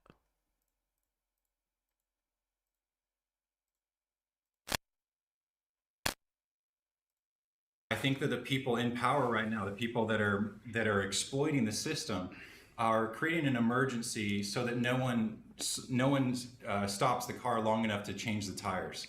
And so I realized that we have, you know, we drew an ice cream system, and we've gotten used to the fact that what we're doing is completely unsustainable. You know, when I first got in this play, it was actually just I saw value. I mean, you have Bed Bath & Beyond, home goods. You have Bye Bye Baby, baby goods. I mean, those are both two markets that are very valuable. Yeah. And apparently not in the form of Bed Bath & Beyond, because the company went bankrupt and closed, even though they had home goods and baby stuff. Bye Bye Baby was a sub-brand of Bed Bath. So apparently it's not that valuable. You know, now... It also sold for $15 million, which, hey, I'll take $15 million. It's not nothing, but it's not as wealthy or not as valuable as you're acting as though it is. And I did an analysis of, like, who their competitors were. I looked at Wayfair and then Amazon, right? And both of them, for the last 5 years lose money in both of those categories. Amazon maybe make some in the bed in the baby market, but as far as especially the home goods, you know, they make most of their money on Amazon Web Services. And so we have the two main kind of companies taking that market share, and their model isn't even sustainable. It's not profitable. Hey, Tea Time Tea. The only thing that profits. I mean, the amount they're spending to buy customers that they're then losing money on. Exactly, and that's exactly my point is with the builders. That's why I said Ryan's got to buy something that makes money. Yeah. What the fuck's he gonna buy? A lot of things. A lot of things make money, my man. His generic non-advice is always so good, too. Your business doesn't make money. You know, it would be helpful if you bought a business that does make money. Wow, why hasn't anyone ever thought of that before? I'll just buy a profitable business. And I've noticed the difference. And one thing is that you kind of see who, you know, customer acquisition, that all these companies have been built on this model of paying at least 20%, sometimes more, to acquire customers. Yeah, and it's not sustainable. It's not, especially in this interest rate environment. Exactly. They're going to blow up. Yeah. That's part of the companies that I say, not those specifically, that will go bankrupt in the next 6 to 9 months. Sounded a little slurry there, Pulte. How's that ice cream treating you? And so I really appreciate that you and other people talk about customer delight and the fact that it's like, why not pass that customer acquisition onto that savings onto the actual customers instead of, you know, just copying and whatever. And because now that we're in a different monetary policy, we can't afford to, like, companies will just disappear unless they fix that. And I'm kind of going a little bit out of order, but I just think that public companies should be owned by the public. Yeah, like they are owned by the public. They're not controlled by the public. Exactly. And I think that, like, how can we bridge? I see you as someone that's trying to bridge the gap of the distance between the executives that are. Yeah, look at the Pulte Group situation. Right. Know? Yeah. And you got a lot of shareholders that are upset, and what can you do, right? And I mean, we can do a lot, but it's, you know, it's one of those things where you're up against, in many ways, corrupt couple people. So. And if you can't make a difference, like if it's very difficult for you to make a difference in a company you care about, I mean, like your grandfather's legacy is that company. Oh, the tears. And yet, you know, here they're making. I remember somebody onto it like a fake parody group with a ghost of your grandpa. All kinds of things. Just to make you look bad. And like, so, and I'm sure they did that on the company dime. And like, so why would all the shareholders who are propping up the company value, why would there be a wall between them and who's supposed to be representing the shareholders? I think over time it will happen. And it bothers you just as much as it bothers me, but all in due time. And, you know, what goes on in darkness comes out in the light. And oh my God, Michael looks so serious. And let me be clear, I'm not making fun of anyone for crying. There's nothing wrong with crying. I cry all the time. There's nothing wrong with crying. It's mostly the fact that he's an adult and he's crying over things that are nonsensical or aren't worth crying about in any way. He's crying about, like, the dignity of the stock market. You know what I mean? Like, that's insane to cry about. They can try gag orders, they can try all kinds of things, but it won't even stop a Teddy from... I really wish I'd stop being congested. If someone wants to take a drill and just drill through my sinuses, I'd really appreciate it. Fucking with us. Yeah. All right, anything else you want to... It's all right. 6.5 hours to go. Well, so I've been trying to, like, think of, like, how we, like, I know that, like, if executive, one thing actually that I had to put the ice cream away. Oh, it's all good. So it didn't melt. Can't have the ice cream melt, you know. That David Simpson kind of brought up was the idea of a decentralized exchange, whether GameStop, because I think that one thing that GameStop has is it's kind of gained the trust of a lot of people because of Ryan Cohen. Yes, entirely because of Ryan Cohen. And I was thinking, Benekagami with 40 bits says, there was a time as I was shifting left where I thought, who cares about legacy? Who cares about tradition? So often that crap gets in the way of things getting better. But now looking at these guys and realizing our economic apocalypse is being brought on by people who think like them, I realize the world want to build legacy and tradition are a good thing. It's how humans survive, but often that want gets channeled into the wrong things. That if they bought Equinity, which has AST, I just think that there could be, right now we have the NASDAQ and we have the New York Stock Exchange, and that do you think it's viable? Because you frequented, you've been on boards of big companies and people. Like, do you think it's possible? You think there's like other companies that are kind of fed up with how the market's been regulated? And would they be willing to go to like a new exchange, like something like T0? Fantastic question. Yeah, so I know a lot about T0. In fact, that's why I had originally met Patrick Byrne, Yes. because he was involved with that. I think that, again, getting back to the incentives, we have to change the incentives. And I think slowly but surely retail is changing the incentives of these CEOs. But I think it's very hard when you have CEOs who are making so much money. For instance, the CEO of Pulte Group, he's making $16 million in 1 year. Yeah. It can bring out the worst in. Just a Peach says, you said you need your sinuses drilled. This green guy was using one. It was very funny. One what? A sinus drill? Oh, Jesus. That type of money. Some kind of drill, I assume. And it really unleashes things that you wouldn't wish on your worst enemy. And so it's like one of those things where it's like, if these guys are making so much money, do they really have an incentive to do what's right for the shareholders and these type of things? So that's a long way of saying I'm more pessimistic than optimistic that that's going to happen. Over time, it will, though. And I think that so T0, it has blockchain technology, so things like voting. Yeah. And it's. But you have to understand, if you're the obsession with crypto drives me nuts. Corrupt CEO and you are making a lot of money and you don't have the right values, you don't have the right reasons for doing things. And again, I know that's something that you and I can't fathom, but I've seen it up close and personal. Right. Are you gonna make things easier for people? Max Power with the $20 tip says, hopefully you have some snacks lined up, otherwise you could use this money. Remember to take breaks and stretch. Back to painting. I hope your painting goes well, and thank you very much. Baja's actually at the store right now, and she's grabbing me some stuff for lunch. And I do have some like Doritos and stuff I could eat for snacks. Thank you. People to get rid of you and make it easier for people to cut your pay and these type of things. You're dealing with very ferocious, vicious people, and they're not gonna just lay over because it's the right thing to do. And that's a child's view. That's a naive view, and I'm not saying you have that view. Yeah.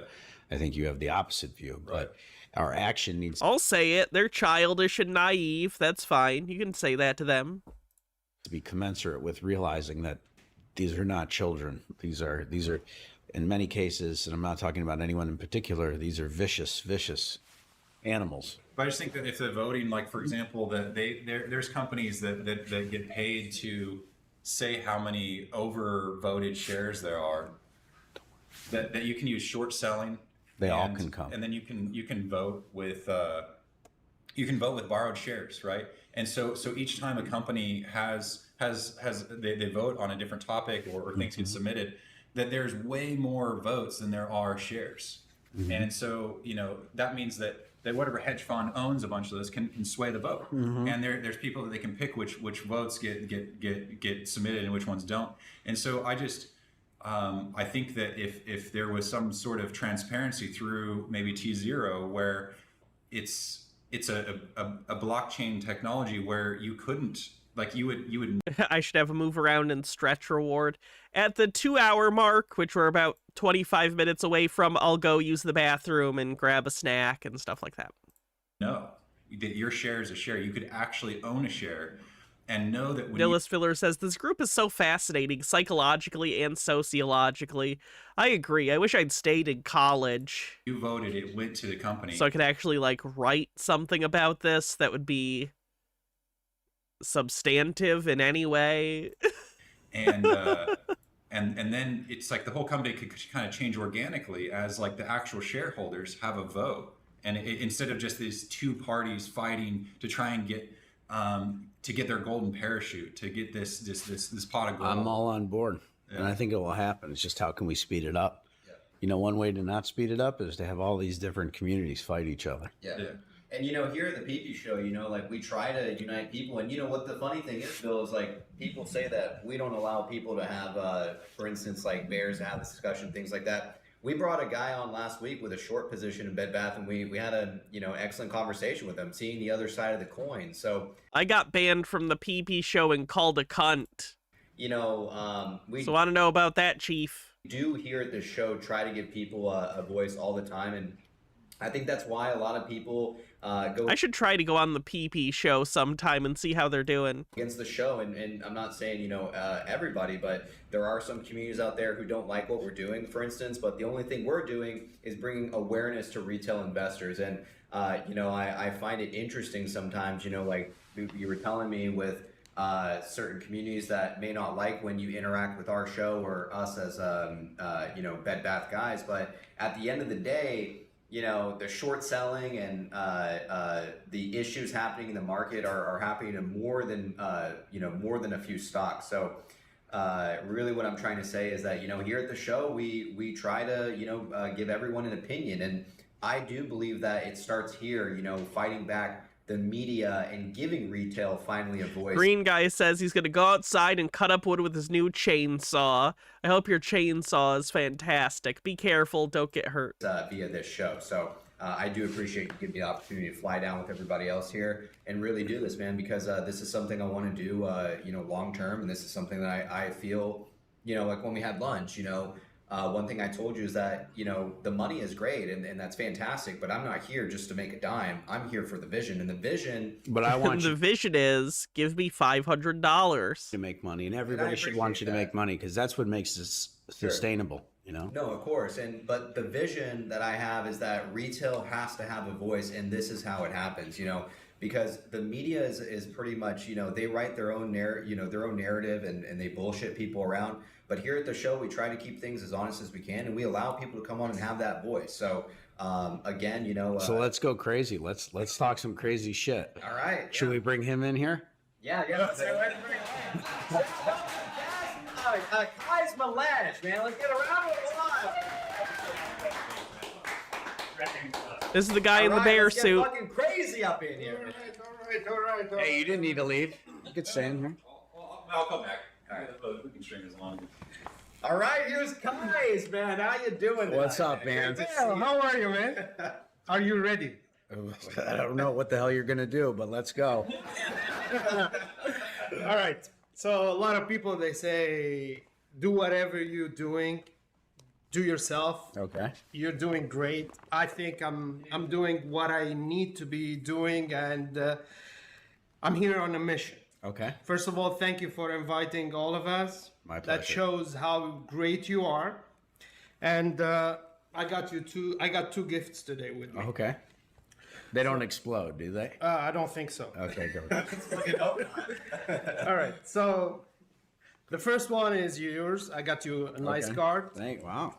Want to read it? Look at that. You got your card, Bill. And I thought it said congratulations on your pregnancy. pregnancy test. I love it. I'll keep this. Yeah. I love this. This is awesome. The beef between PP and Kais was Kais had copyrighted or trademarked rather PP show, and he was supposed to be doing this on behalf of PP, but he did it in his own name because of course he did. So for a while Kais was holding that over PP's head like, oh, I own the trademark to your show, and he was like threatening him, and it was stupid. It was so stupid.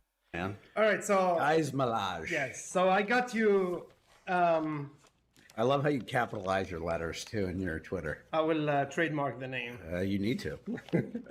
All right. So basically, I am anti-fake mainstream media. Yes. All right, because I've seen the fake mainstream media.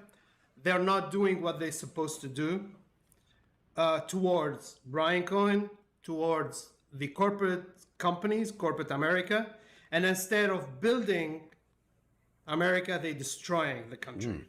So my mission is to fight these lies, those rumors, and that fake mainstream media. Okay. So before coming here, I said, what I'm gonna offer my friend Bill Pulte. What'd you have for him? The guy is very rich. All right. What I'm gonna offer him? So I was, for the whole week, I was, driving, and then I say, guys, what are you gonna So anyway, I followed around Jim Cramer, the TV show host of Mad Money, and I stalked him until he signed this liquor bottle for me. So here you go. And then on Sunday, I was I always look at Jim Cramer's Twitter account, and I've seen the guy. He's signing tequila bottles. Yeah. I think the company belongs to his wife. And on a tweet, he said, "Today is the day." This was 2 years ago. So I said, "I'm gonna make his day is the day." So I drove to where he is, and then I approached him and I said, "Jimmy." I need 2 bottles, so he gave me 2 bottles. But I said I need. Oh, you tasted it with his wife. It was hilarious. Yeah, she tried to get me drunk, and I said no, I don't want to. No, she didn't. All right, so I got one gift for you. It says, "Thank you, Bill, for everything you did." Thank you. And that Oh, by the way, how about Jimmy saying to you, "You must like Bill"? or and something? he said it. Yeah, that was. I thought you. He did say that. Yes, he did. That was weird. And then at that. Yeah, that was He's weird. aware of who you are. He's not. He didn't. think so? I mean, I don't know if he's drunk from the night before or, as Ryan Cohen tweeted, KO. We know all this. What's KO? Sure. All right. So this is a gift. All right, round of applause. Signed by Jim Cramer.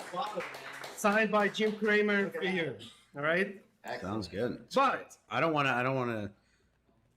I think you. I don't put it want to. on Yeah. the shelf or No, I'm going to something. put it in my office at home. Yes. Yeah. All right. What do I tell my wife when she says, "What the hell is this?" Tell her it's. No, when I tell her, she says, And look at the handwriting. "Who signs it?" Yeah. Yeah. All right. Anyway. No, what do I tell her? Jim Cramer. Okay, great. I'll do it. It's a priceless artifact. It's exactly. I mean, probably anyways, I don't want to attack the guy anymore. I always called him the piece of shit, and he's always for me like that. And I got another gift. Okay. And this gift, because I didn't see the person that I bought it. I mean, I got it from him, and I know you and that person, you share the same lawyer, a great lawyer, by the way. And if the information, or maybe you tell him, Kai said you are a great lawyer. His name is Steve Woloski. Okay. All right, so he's the lawyer who started the letter that was sent by Brian Cohen to the board of directors of Bed Bath & Beyond. That lawyer, I was looking at his videos. He's amazing. So if you... He's no bullshit. No, he hated Jim Cramer then, too. He was being sarcastic. He does not like Jim Cramer. Great lawyer, right? Graduate from Cardozo School of Law. So what happened is I know that Jim Cramer... Yeah. and Brian Suzy, by the way, from Yahoo Finance. I don't like you. They've been attacking Brian Cohen left and right and all the fake mainstream media. And I don't like that. Why? Because Brian, I like him so much. I never spoke to him. I never met him. But when I saw how they have been attacking him, I didn't like it and I didn't appreciate it. So I went to Jim Cramer and I said, can you please write congratulations, Ryan, on your new baby? Knowing that Ryan, he have an intention to get bye-bye baby, what is left from Bed Bath & Beyond. He never did that, shockingly. So, Let me see it. I want to see it. Yeah, go ahead. Wait, congratulations. Why didn't he say on your baby? Yeah, it's written right here. Oh. Congratulations on your new baby. All right, and then you I had him sign your bottle. Look at that. That's funny. There it is. That's pretty. And then I had him sign your bottle, but if I told him Bill Pulte is gonna know, I mean, the whole plan is gonna fall apart. So I didn't want to mention your last name, but now That's so now funny. it's. And then I had him at Ryan Cohen. Yeah, that's hilarious. And because I felt he was drunk and I didn't want him to wake up from being drunk, I spelled the name Cohen, C-O-H-E. And then I told him, Jimmy, you're so great. And then he loved it because a lot of people said, you know, pump him so then he falls.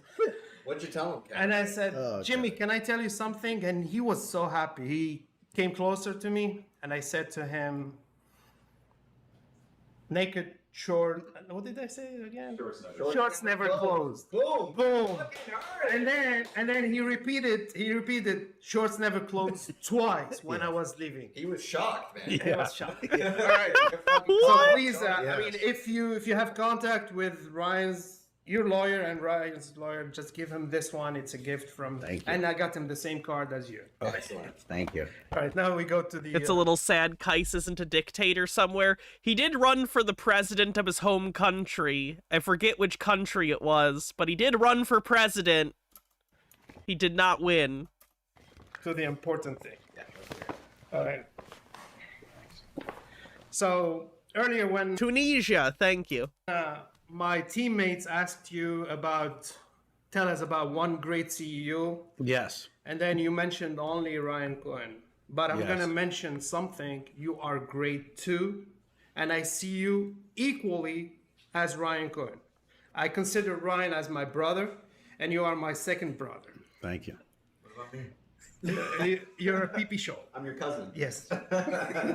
And I see you both of you have points in common, that you've been attacked by the CEOs, bad CEOs, corrupt CEOs, The whole apparatus. Exactly, and corrupt board of directors, and because I stood up for Ryan Cohen, I'm gonna stand up for you as well, my brother. I'm not gonna tell you how, but people know me here, and people. Sounds like a threat. Sounds like he's gonna stab someone. All right. Ryan Marshall, I got you. Anyways, so first question is, do you think Ryan Cohen still have in mind a long-term plan for Bye Bye Baby? No, he left. He left the company, and he said in an interview that he didn't think that the future was aligned with his goals for it. Something along those lines. It's done. It's been done. I would be surprised if he didn't. I don't know what's going to happen. I'd say this, that we're getting up against some dates and times from what I can understand. And so we're getting up against some dates and times, as I understand. Again, The Art of Saying Nothing would be a book that Bill could actually write. Kind of incredible. You may be happy, you may be disappointed, but I think you're going to find out pretty soon. And he takes every side of a position. You might be happy, you might be disappointed, but something will happen. Crazy. Absolutely insane that none of them pick up on the way that he talks. I personally, I don't know anything, but I think he's giving it. I don't think he's very happy with how things went down with Bed Bath & Beyond. That's just my own opinion. I don't know that. I haven't talked to him about it. Wouldn't want to talk to him about it for all the reasons we know. But, and then the fact that he got sued over it, I bet he's pissed. So it's a long way of saying I don't know, but we may find out sooner rather than later. And, we'll also figure out whether you guys have these NOLs or not, whether these things are valuable. I mean, I think they're valuable, but they're not. We'll see what they are. So who knows? I mean, somebody said to me the other day, could I kind of bought the NOLs? I think that's also feasible too, because it's a significant tax deal. Yeah. Those NOLs. So, except even at this point, they weren't, because you would have to buy the majority of the business, which would also come with a bunch of its debt. The debt is bigger than the NOLs. So you'd effectively be spending money to lose money. I bet doesn't make any sense. Ryan's running hard after it. I don't know who the hell else is, but we'll see. We'll see. Right. I don't want to know. I don't want to know at this point. Mm-hmm. I know that's not what you want to hear, but I don't want to get upside down with, I want to have only appropriate conversations, if you know what I mean. Yes. With everybody. All right, real quick, I got to run and use the bathroom, and I'm going to stretch. While I'm gone, Chair will tell you about... We'll go classic. Jaws. Chair will tell you about Jaws. Look at my sick Jaws cover. It's the thing. It's the thing. It's what's the word? Why am I blanking? It's holographic or whatever the fuck. Anyway, look at my Jaws cover while I pee. Lenticular. Thank you. Be right back.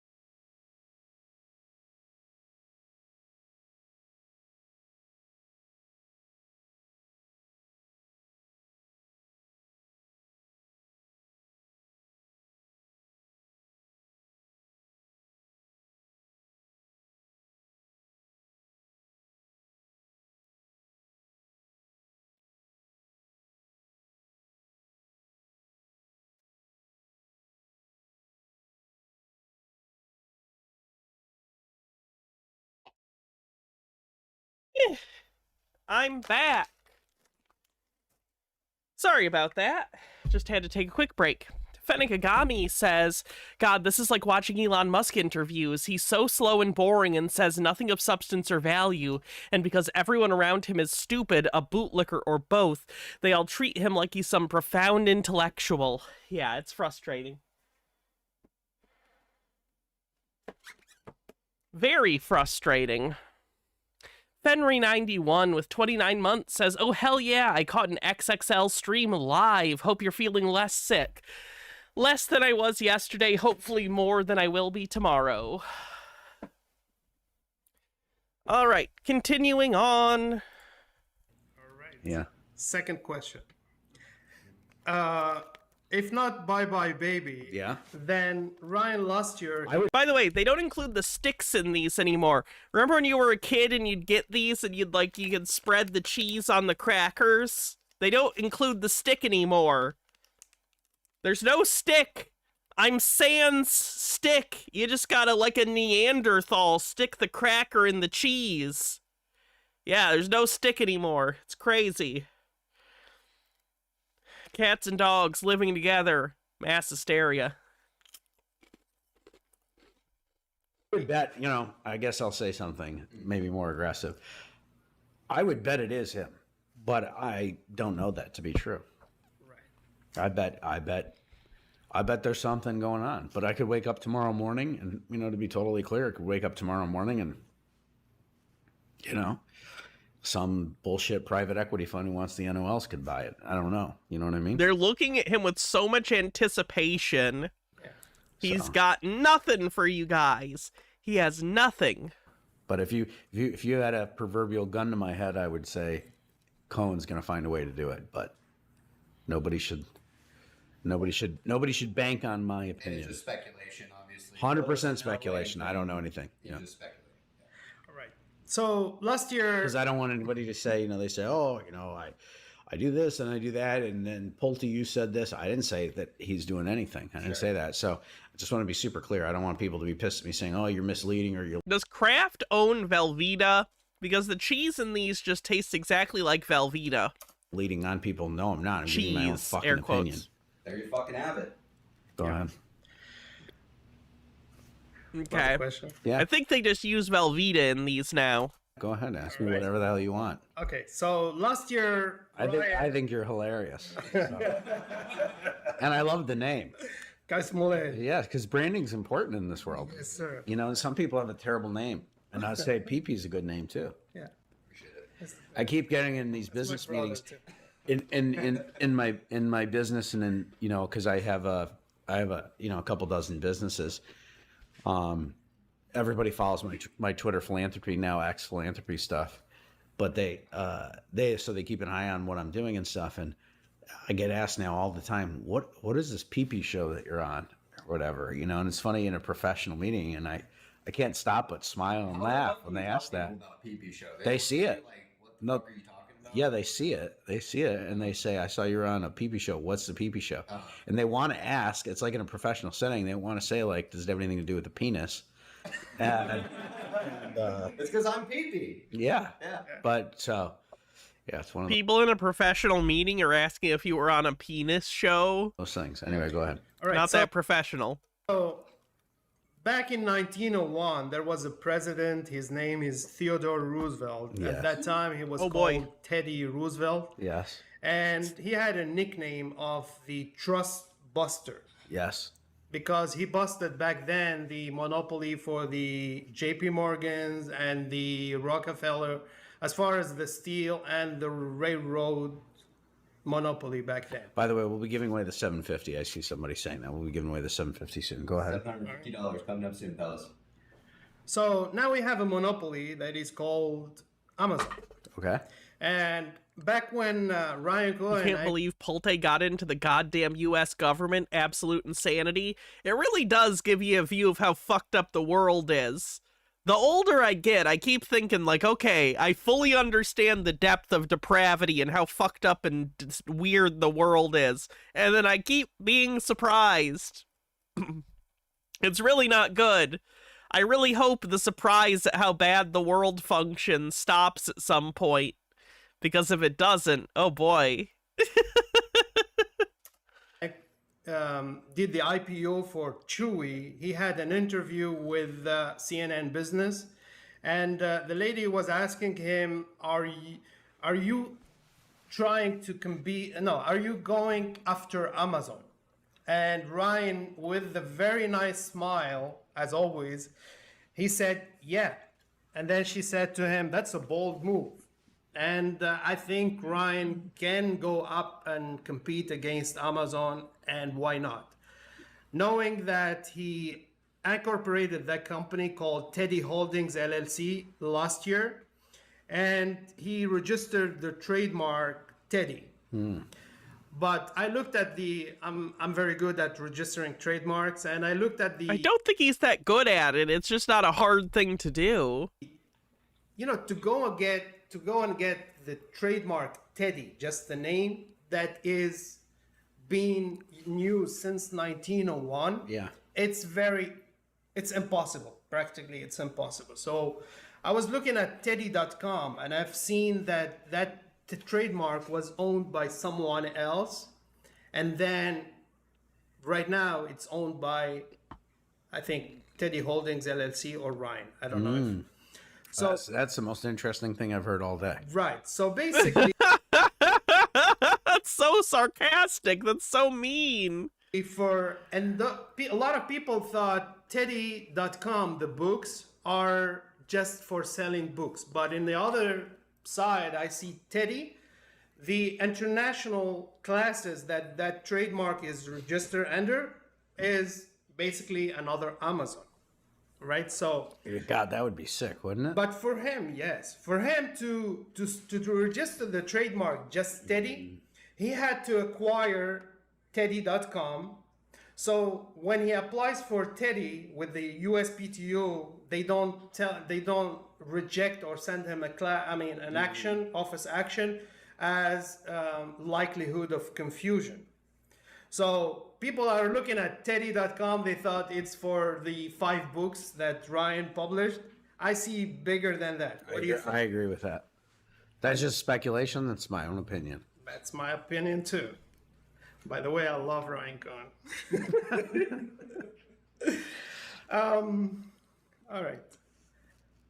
Let's go a little bit about other things. So Ryan, in his interview with the GMEDD, by the way, I don't know why GMEDD, they are coming after the community of Bed Bath & Beyond. I don't like that, from the action from Joe and what's the other guy's name? Rod Alsman.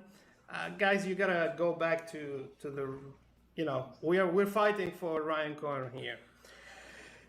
What do you think about? We're fighting for a billionaire that doesn't give a fuck about us. What a good use of our time! Yay! What's your opinion about short sellers, and what do you think about the rules imposed for going long? You have to report your position, disclose your position, but if you're short, you don't do that. Yeah, it needs to be changed. It's crazy. Elaborate, please. Kais is crazy, but he's the only one asking follow-up questions, so respect for that. I mean, if people are betting against people, that's a dangerous game. It's Russian roulette, and they need. Why? I do not understand these people's obsession with short selling. If you can bet for a company, I don't understand why it's so controversial that you can bet against a company. That seems reasonable. Like you're just salty that people might be on the other side of your trade. Go fuck yourself. I don't know what else to tell you. Cthulhu Flower with a 25 stream streak says, don't overestimate the wealthy, Hannah. Boardrooms are filled almost solely with the worst, least mature people from high school, made worse because they haven't grown up and now have money and power. Oh, fun. Make sure that if they're playing that kind of game, that they can get in trouble for playing that kind of game. So I think it needs to be transparent as hell, and if you're shorting something, you need to show what you're shorting. My opinion. Do you think... is that fair? Very fair, but I have an extra step for that question. Okay. Do you think market makers and hedge funds are doing something illegal as far as naked short selling, which is using synthetic fake shares. I don't think it's good. It's illegal, but is it happening? What do you think?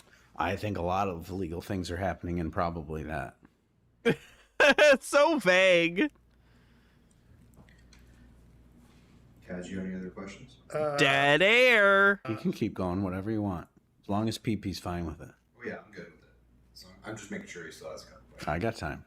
Okay. I've seen you a lot of times on the fake mainstream media. Sure. What? CNBC and Fox Business. Yeah. Yeah, CNBC. What about? What do you? I mean, I don't want. Ask me whatever you want. What do you think? I mean, if they had to fix what's going on with corporate America, what do you think they have to do? The corporate media? Yeah. Well, it's a problem right now. I think it will change because I think shows like this get more ratings than many of these shows do. So that's number one. That's why I feel strongly about what PP should do, which is lean into what he's created here. But I don't think you're going to change a lot of the situation until they have different incentives. And right now the incentive is that, they have a handful of advertisers that can control things and just follow the money. Look at who's in charge of a lot of these media companies. That'll tell you a lot about what's really going on. Who's paying them, right? Yeah. Last question. Yes. Elon Musk. Yes. All right. As we know, all of us, you're one of the Twitter, actually the only one Twitter philanthropy patriot. And as I've seen your videos on a lot of mainstream media, I'm gonna give him credit here. When you saw Elon Musk selling Tesla shares, you approached him and you invested in Twitter, now X. Yes. Right? Yes. So, and then there was, we know that Elon Musk had issues with the SEC, and he's got bigger issues now. Right. So and sad. Exactly. And then I was looking at his tweets. Once he said, one person, he said, Elon, it's not good to start a fight against the SEC. And then he replied with a comment. He said, I did not start the fight, but I will finish it. Do you think... Okay, I need to change a pace. Let's take a break from the PP show thing and take a look at some classic Ape Father, because why not? Let's give it a shot. This video is not financial advice, it's for entertainment purposes only, but it is an extremely important video for everyone who is holding AMC stock, and I had to get this video out to everybody. Let me tell you what's going on. The hedge funds are shorting the stock. They want it to go down. This is from 4 years ago when he was doing a lot better. Because if it goes down, they're going to make a ridiculous amount of money. So they're going to do everything in their power. Put out all the FUD. They want to scare everybody. They're going to get all the news outlets to write terrible, reviews and say that AMC stock is finished. It's going to go down to $6 a share. And, everyone is basically out. These hedge funds are out to scare the living basically shit out of you, okay? And it's working. Now, what they basically do is they're smart. I'll just try to make the math easy. Let's say they have a $250 million short position, okay? What they're going to do to artificially make the stock go down, they're going to buy shares and manipulate the stock. But they're going to buy, like, say, $50 million. Their big money is in their short position. Now, what they basically do with the $50 million is slowly, they'll sell throughout the day. That's what they did today. They manipulated it. So what's going on is people are getting scared. They're seeing it go from, $57, $56, $55, all the way down to Was AMC all the way up to $50 back then? I forgot how high AMC got. That's crazy given what the stock price is today. Yeah, $2. Wow. That was up over 50 at one point. Holy crap. Oh, wow. It was up to $260. Holy shit. I forgot how high AMC got at one point. Jesus Christ, that's an epic loss. All the way from over $200 to $2 in 5 years. That's terrible. I don't know, it's like $45 right now. And they're hoping... No wonder he's basically had a breakdown. Jesus Christ, on top of the other life stuff that's happened to him. Of course he had a mental breakdown. That you guys sell. Now, let me tell you the truth. The truth is that 80% of AMC stock is owned by the retail investors, the small guys like me and you. We own 80%. So now let me tell you what's going to happen. If the hedge funds give up, which I think they will, they don't want to go bankrupt, okay? Let's say they get to a point where everybody is holding their stock strong. Apparently you want to go bankrupt, though. And we're accumulating more shares on the dip. They're going to give up because it's just going to get to a point where they're not going to go bankrupt. They're going to lose all their money. So they then have to pay back their loans. A short stock means that they're borrowing money. It's borrowed money. They have to pay back the loan. And when they pay back the loan, this stock's going to go to the moon. Now, you're going to see a stock at like $500, $600, maybe even $1,000 or below. You're talking about life-changing wealth. You're talking about millionaires being born here, okay? Multi-millionaires. So all we have to do is hold the stock, accumulate the stock, ignore all the FUD, and we're all going to get rich, okay? But it's not financial advice. It's entertainment purposes only. That's just my opinion. Hold the stock. Don't be weak. Don't let all these people scare you. Be strong, okay? And let's do this. Thank you very much. How'd that work out? Probably not great.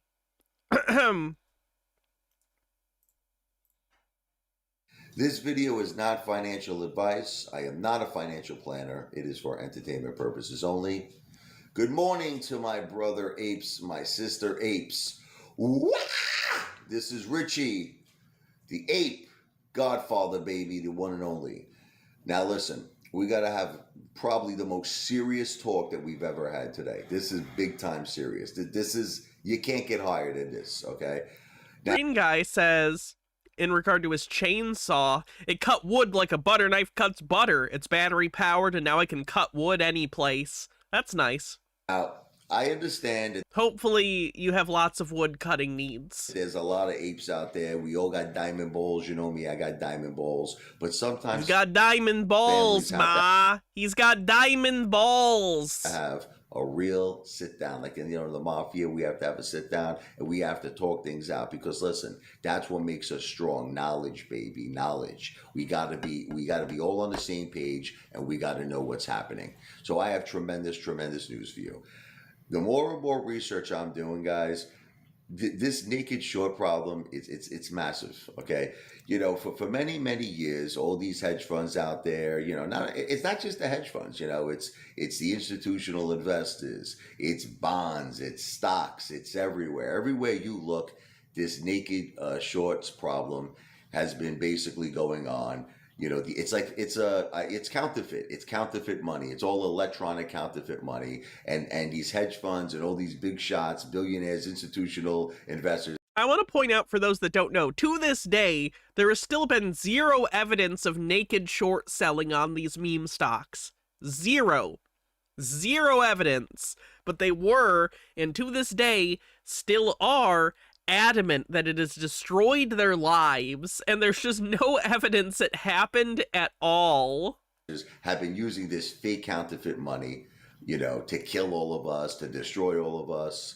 It caused so many problems. 2008, the housing crisis. I could go on and on and on. These guys are using counterfeit money to enrich themselves. But now, because of our tremendous army, guys, I'm so proud of you. Do you realize what we're doing? The movement that we have created, we are exposing the greatest scandal in the history of the world. Okay. Peep Lord says, why do all these meme stock people make me think Jim Cramer had a bunch of fuckless Cell Juniors and now I have to give you bits about it? I don't even know what that means. Cell Juniors? Hey, what does that mean? About to expose all of these naked shorts, these fugazi, this fake money that's out there. And let me tell you something, it's going to be the most massive, they're going to make movies about us. We're going to be bigger than friggin' anything. We're going to be huge. They're going to make songs, movies, books. it's massive. But there's a price to pay for all of our fame and success, and that's what I want to talk to you about. Now, a lot of my fellow ape brothers and sisters, they're like, AMC to $500,000, right? Okay. Can that happen? Yes, it actually can. I'm going to explain to you how it could happen. Okay. We're about to expose all the naked shorts that are going on in our company, AMC. Now, at first I thought it would maybe 50 billion, 100 billion. I really wasn't sure. It could be in the trillions, guys, okay? We might be shocked. Like let me tell you what's going to happen. Once the hedge funds cave in, right? And they, pay back their short positions. He was married, Freyline, so not an I word. They're going to also... His wife actually passed away in the last year, I think. Have to, which sucks. And they have to report all the naked shorts, right? So let's say it's something crazy. It's something mind-blowing. $50 trillion, right? Which is possible, guys, okay? Because I'm doing a lot of homework on this, and there's a lot of crazy shit going on with these naked shorts. So now you have a $100,000 AMC price. It's going to go, in other words, once the hedge funds cave in, let me be clear to everyone. Once the hedge funds, they cave in, we're going to $100,000 a share if there's $50 trillion in naked shorts exposed. Let's say it's $250 trillion. What is a naked short? Give me a sec.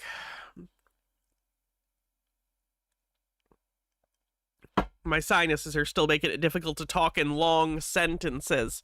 Okay, so a normal short sale is when you borrow a share of stock from someone and sell it into the market today. You take that money on the hopes that later you will be able to buy it back at a lower price and keep the difference between when you sold it the other day and the current lower price. So you're basically betting against a stock in the hopes that the price will go down so you can pocket the difference. A naked short sale is the illegal hypothetical process of doing this without actually ever owning the original share. It's basically fake. You fake it, and then you push down the price of the stock by selling a share you don't actually own. It is illegal. There's no evidence it's happened in any of these meme stocks. Again, this is all real possibilities. That means that AMC will go to $500,000 a share. So yes, the dream is real. This is a reality. This is not fantasy. Now, here's the big question that we have to ask ourselves. If it went to $500,000 a share, are we going to get paid? I don't think so. I mean, I'm not trying to be, look, I know everybody's going to start screaming, he's spreading FUD and he's being negative. No, I'm not being negative, guys. I'm being real. Okay. As you know, the DTCC is only insured up to $70 trillion. That's it. They're insured up to... Oh, only 70 trillion. What a shame. Nerdy, thanks for 31 months. 70 trillion. So who's going to... How can you fake it? I think you'd have to be... one sec.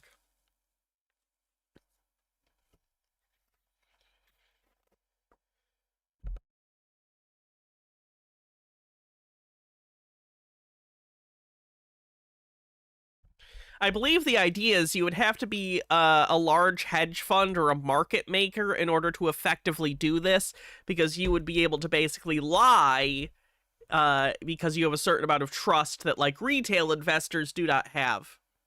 That's my understanding. Going to pay $250 trillion. I don't know. You tell me. I mean, I want to get your opinions. Who's going to pay that? So the question is, if AMC went to $500,000, will we ever see any of our money? I don't think so. Okay. So the question that everyone has to ask themselves, why are we doing this? Which is fine. Look, are we all doing this because we want to break the system? We want to take them down. All of these friggin' hedge funds and institutional investors, everybody who's been using these naked shares, this fugazi money and has been robbing us and stealing and causing all these major problems. If that's our goal and we want to take these, friggin' mother effers down, then yes, let's do it. Let's hold the $500,000 because we're about to expose them. We're going to take them down. It's going to be the greatest thing in the world. But here's the thing. If you're doing this because you want to enrich your family, you want to become multimillionaires, you want a better life, then the question is holding to 500,000 the right idea? Because you're probably never going to get your money. Like I said, I don't want to keep repeating. The DTCC is only insured up to 70 trillion. Okay, so I don't know. Let me get your feedback. You know, if we all held this to about $100,000 a share, yeah, I think there's a very fair chance all of us could get our money, because the DTCC is insured up to 70 trillion. Now that would put, if we have $100,000. Again, today the share is worth $2. He's talking about 100,000 per share. Today it is $2. AMC stock price, it will put our market cap at 50 trillion. So there's a very, very strong possibility we could get paid. But, you know, even that's questionable, because a lot of people don't know if the DTCC really has $70 trillion, right? So, I mean, I'm just telling you, look, we're definitely going to Pluto. It's 100% guaranteed. We are going to Pluto. We're going to see $100,000 AMC price up to a $500,000 AMC price. Sour grape. The only question is, when should we sell? What is our motivation? Is our motivation to become millionaires, to enrich our families, give them the greatest life, buy Lamborghinis, multi-million-dollar mansions? Or is our motivation to never see one dime of our money, like if it goes to $500,000 a share, but we took out the hedge funds, we completely destroyed all of this Fugazi, you know, naked shorts, that we completely destroyed the fraudulent system, but we're not going to make any money. Talk to me, guys. Let me know what you think.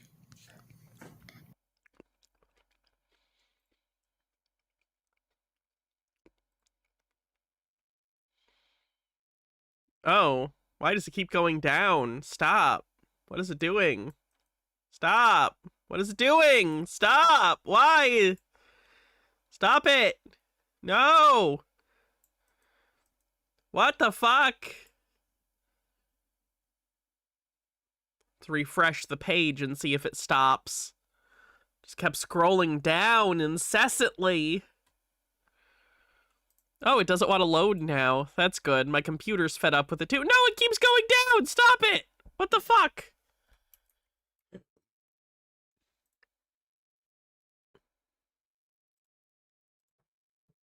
Okay.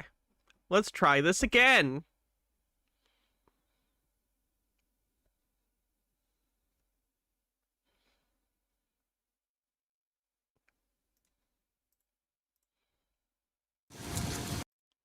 Hello, my fellow brothers and sister apes. This is Richie Lavoie. Once again, this video is not financial advice. It is for entertainment purposes only. Now, look, guys, I just want you to know I'm not a show-off, okay? And believe me, this is not in any way me trying to show off. What my goal here and what my intention is, I want to build the army. I think he's about to show off, guys. I want the AMC army to be the strongest in the world. We're already strong. But I'm looking for new investors. I'm looking for all the people who have not heard of AMC. I'm going to ask every one of you who sees this video to do me a favor. I want you to share this video with all your friends, your family, anyone who doesn't know about AMC, because this is an opportunity of a lifetime. Okay, this is about to moon. It's about to moon. And I want everyone, all the little people, all the people out there struggling. You know, our country, we went through a really tough time with the coronavirus. People lost their homes, people lost their jobs, people are waiting on stimulus checks. This is better than a stimulus check. This is like a grand slam home run. This is an opportunity for all of us to become rich. Now, if you had listened to him, you would have lost all your money. I'm going to show you something right now. Well, first of all, take a look. This is my home. This is my pool. Cool. Over there, I have my hot tub. This is all from AMC, baby, okay? And it's gonna get much, much bigger for me, okay? Now, let me show you something really quick. Let's take this building. Oh my god, he's doing the douchebag thing of having a bunch of cash that should be in the bank. You see this $50 bill? This is all it's going to cost you to buy one single share of AMC stock. Okay, now imagine that this happens. Okay, imagine AMC shoots up. Okay, dropped what 200% now. If it was $50 and it's at $2, to anywhere between 1,000, then maybe 10,000, or our goal is obviously 100,000. Look again. This $50. What can we do with this? Nothing. We can't do anything with this. This could turn into this. Okay, look. $50. oh my god, he's got more bags of cash. This is pathetic.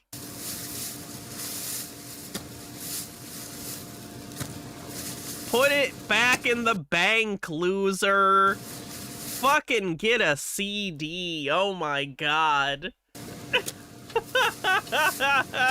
Okay, so my question to you, would you rather have this or would you rather have that? AMC to the moon. If you haven't heard of AMC, look it up. We own 80% of it. The little guy, the retail investors, these hedge funds are trying to beat us right now. They only own... You don't keep all your cash in a plastic bag. It's the best way to avoid capital gains tax is to just not have any capital gains. Just keep that shit in a bag. 20%, we're about to wipe them out. The stock is going to skyrocket. It's going to go to the moon. Just buy a share. Listen, share this with your friends and family. Buy this, one share. You can't, what's $50? What are we going to do with this? What are we going to do with it? It's nothing. $50 is nothing. What do you spend $50 on? What are you going to go to the supermarket, get yourself a sandwich? What are you going to get?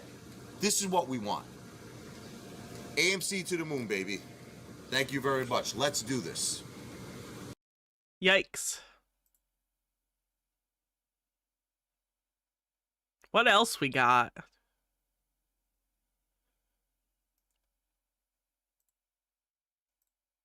This is not financial advice. I am not a financial planner. This video is for entertainment purposes only. How's everybody doing? All my brothers and my sister apes. I love you guys. Ooh, ah! That's our call signal for success. This is Richie, the ape godfather. Now, let me start by saying 5.5 more hours. It's fine. I'm fine. We only have 5.5 more hours of listening to insane, obnoxious people. This is good for my mental health. This is fine. This is good. There's some crazy scammer guy that's going on my channel, right? And he's replying to all of the comments saying that, he wants you guys to meet up with him in the the WhatsApp. And he's saying that there's a guy that... I will say this. Other than being sick the other day, conspiracy theories I can watch for 8 hours and have a good time. I could do 8 hours of Pissmas and have a good time. 8 hours of this. This is rough. This is really rough. Giving him financial... I'll be fine. It's just gonna take its toll. Advice, and he wants you to work. This is not me, okay? So this is some scammer. Just do me a favor. If you see that, just ignore it, okay? Now, first of all, I want to tell you guys, this is what we do. This is my family culture in our ancestors in Italy, baby. We say gin. Only Italians drink wine, by the way, obviously. It's 100 years good luck to all of my brothers and sister apes. I came up with a great idea.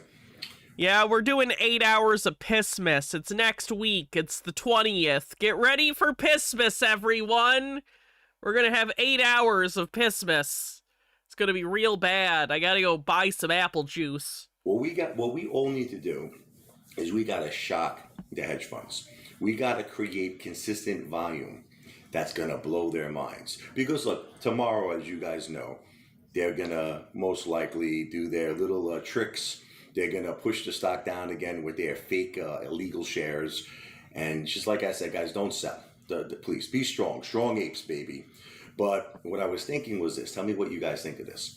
I think most people could afford $35 a week. Would you agree? Okay. Imagine if what we did, we bought fractional shares, $1 every hour. Okay? All of us. Everyone in the ape army. So... you're talking about, a 7-hour trading day, right? From 9 to 4. Forget about the after hours, just the trading day itself. It really starts around 9:30. But anyway, let's say every single hour we all bought a fractional share, just $1, $1 per hour. So if you do the math, it's around $7 a day. It's about $35 a week. Now, let me tell you what the method of the madness is to this. Look, I put in tons of money in AMC. Like I'm putting in $7,000 tomorrow. I'm going to probably put in another $14,000 next week. So I'm not telling you guys, if you want to go big with this, go big. But what we need to do is consistently.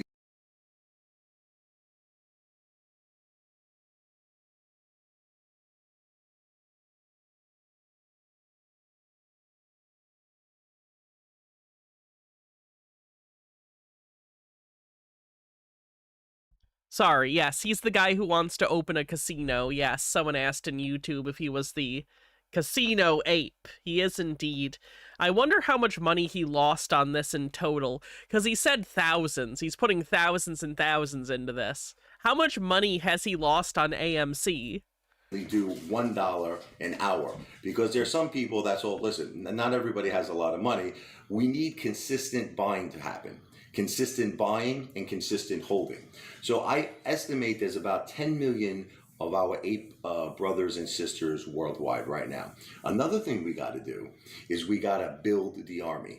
I want the army to go to like unbelievable heights. Okay, I think big. I'm in it for you guys. All right, I'm going to dedicate my life to this army. I want to see this army go from 10 million to 20 million to 50 million to 100 million. All right, I think big, baby. You might as well think big if you're going to be thinking at all, right? Donald Trump, baby. But anyway. Oh, God, he's quoting Trump. Here's the bottom line. If we all could agree. Okay, I don't feel bad for him anymore. To just buy fractional shares of just $1 per hour. Imagine that. 10 million people doing that. That's 10 million an hour. We're going to blow the hedge funds' minds. They're not going to know where all of this money is coming from. They're going to be like, wait a minute, we're trying to drive the stock down, and we're just going to keep driving it up. And every hour, we're going to keep driving it up and up and up, and we're going to take them out. They're going to fall. They're going to be out, baby. Okay? So tell me what you think of this idea. I think it is a tremendous idea. Love you guys. Let's do it. Jesus Christ.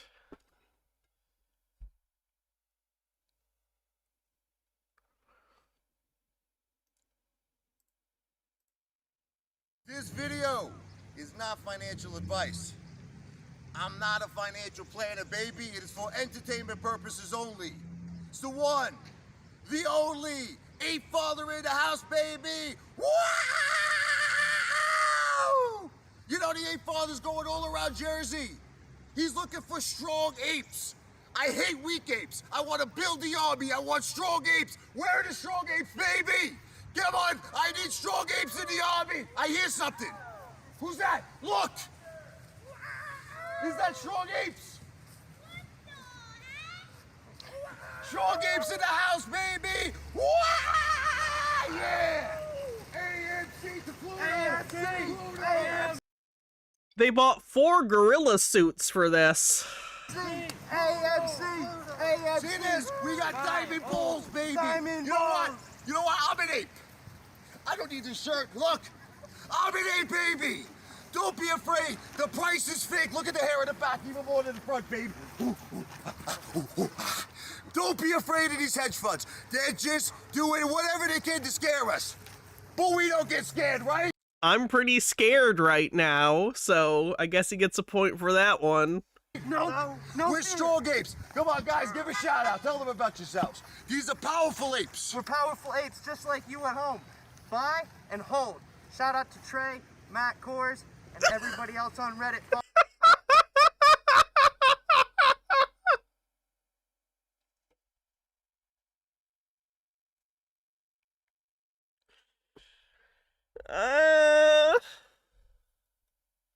Following everything, and the hedge funds, we're coming for you. Come on, give a shout out. Give a shout out, everybody. Introduce yourselves. These strong apes came all the way from Pennsylvania, baby, Pottsville. 3-hour drive to come see the ape father, huh? Is that not determination? Give a shout out. This is what we live for. Buy and hold. Buy and hold. Buy and hold. No weak chins here. The hedge funds are trying to take us down. Buy and hold. Buy and hold. Jesus Christ. Green guy with the $3 tip says, this is where all the boomer money went, by the way, when they got paid 4 times more than us, but everything cost 8 times less. That or Trump merch. We don't got time for that. We strong apes. We stand up straight. That's right. So you ready? Come on, let's do it with me. Are you ready? Say, ow! And see the Pluto! Yeah! Oh, I'm not a fan of that. Not a fan of that one. H-Beard says, but gorilla suits are all the rage. They're in space. They could do whatever they want. They can pretend to be a gorilla in space. They've earned it. They're an astronaut.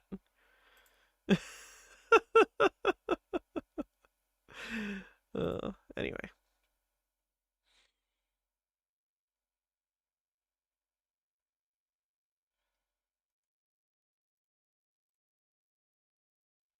Check this out, baby.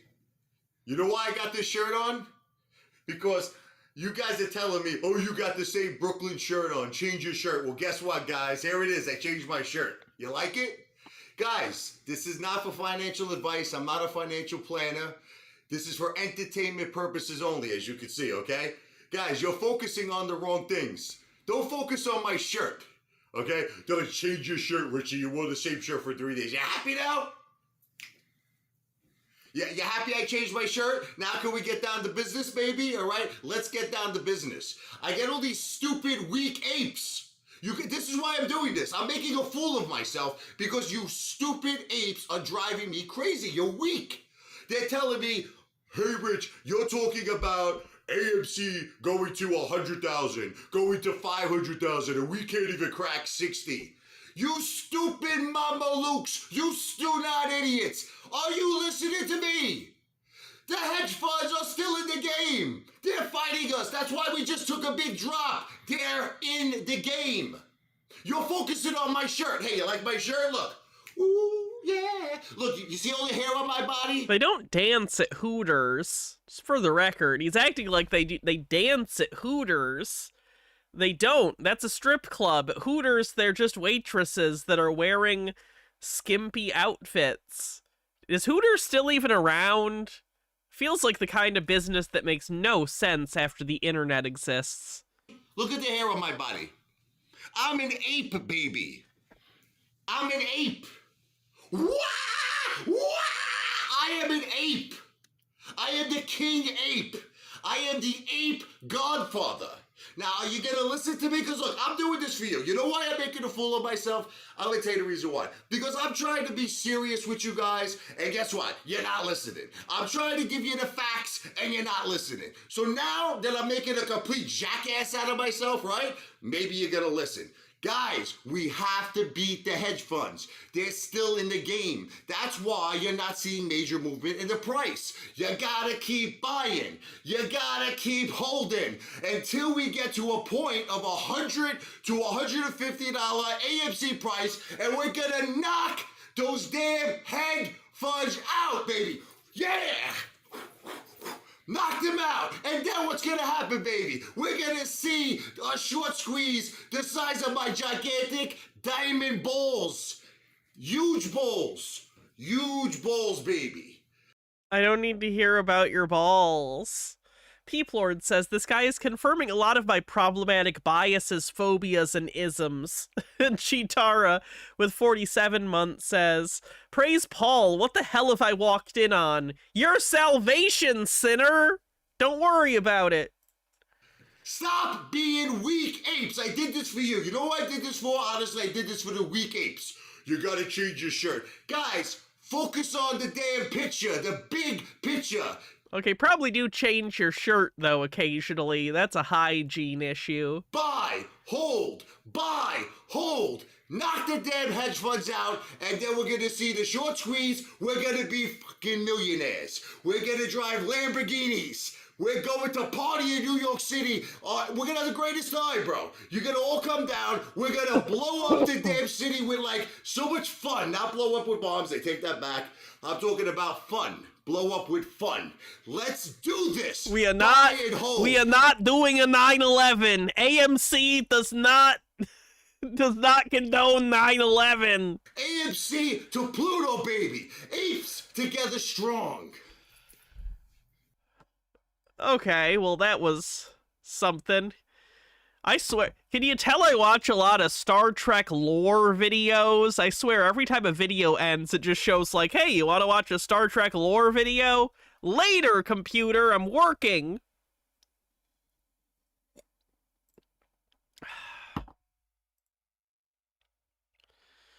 Do.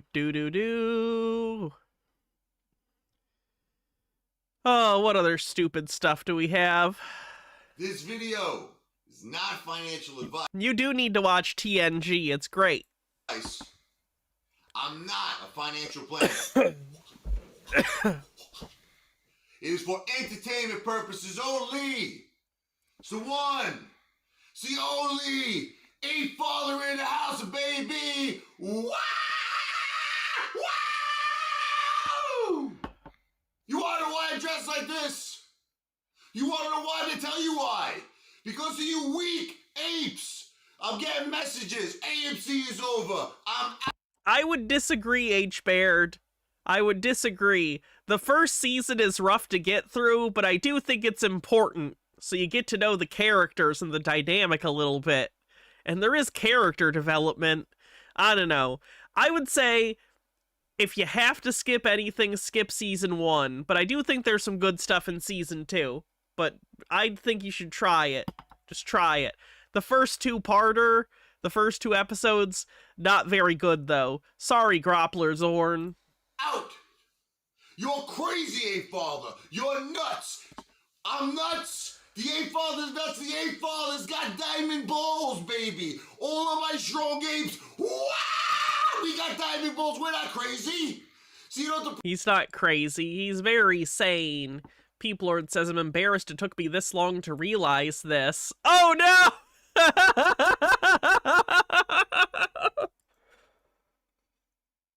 Yeah, he's Carl, basically. Yeah. Problem is, see, we're used to the pressure of living in the jungle, baby. We're used to it. We're ape strong. We stay together. Okay? Anybody attacks us, what do? We attack. We don't give up. We fight. You weak apes, you run. You're scared. You run away, baby. So you want to call me crazy? Here's the thing. Once again, baby, this is a hedge fund trick. Stop falling for the same trick. They're desperate. It's a last-minute desperate attempt to scare us. Strong apes don't get scared. Weak apes, you pathetic. You're pathetic, you chumps. I like to take a friggin' coconut and hit it in your weak little squirrel balls, baby. I like to take my big balls and smack them in your face. Look.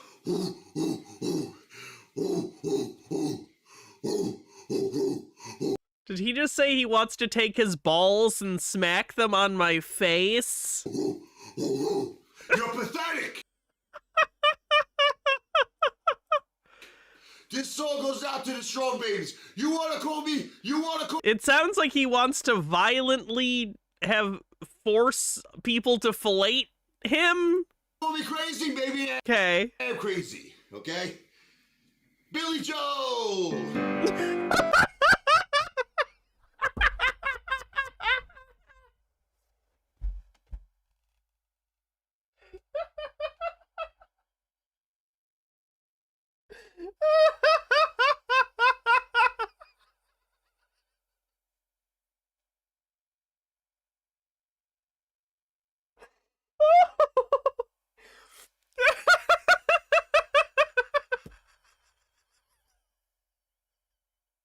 You can't have a manic episode and then yell Billy Joel and start fucking tickling the ivories. You gotta warn me. You can't do that. You gotta warn me first.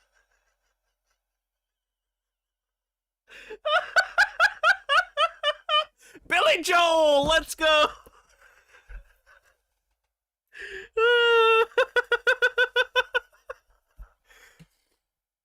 And now a word from our Lord and Savior, William Joel.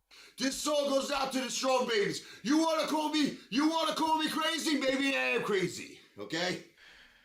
Billy Joel!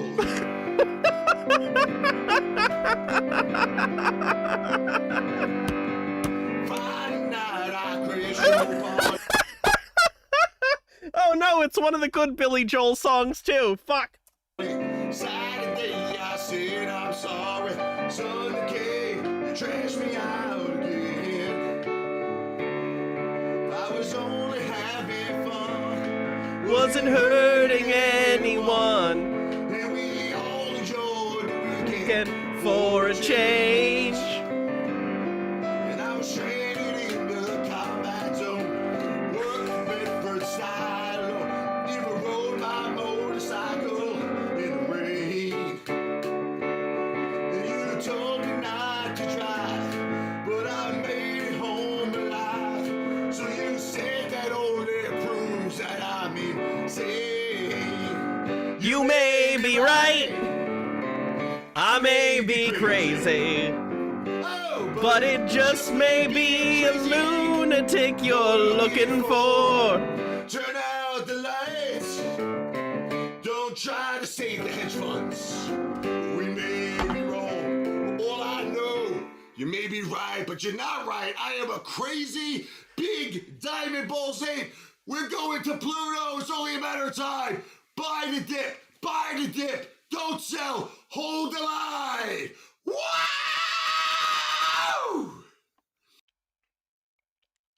That was beautiful.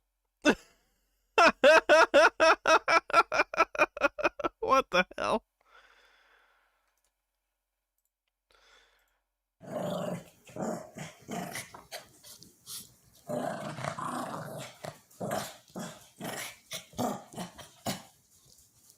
Don't hump. Stop. Why are you letting the dog hump you? Stop it. Kick it off. What are you doing? Why are you letting the dog hump you? Stop it. What are you doing?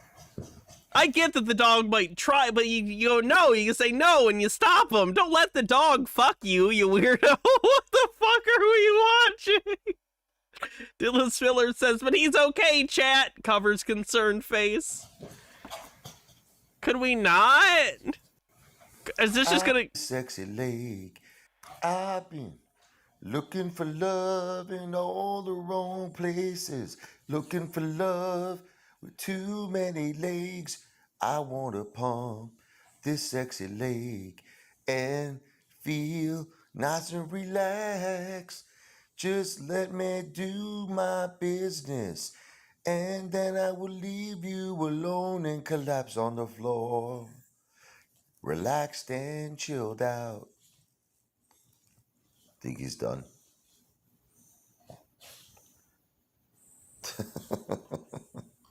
Then he looks at feet. He's like, oh no, he's not done. He's got more energy in him. Stop letting the dog hump you! Why is she letting him hump her?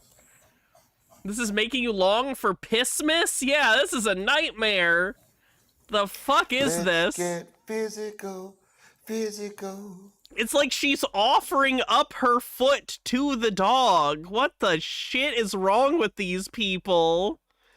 Oh my god, this is disgusting. This video is not financial advice. I am. Jay's a proxy with a link that I'm afraid.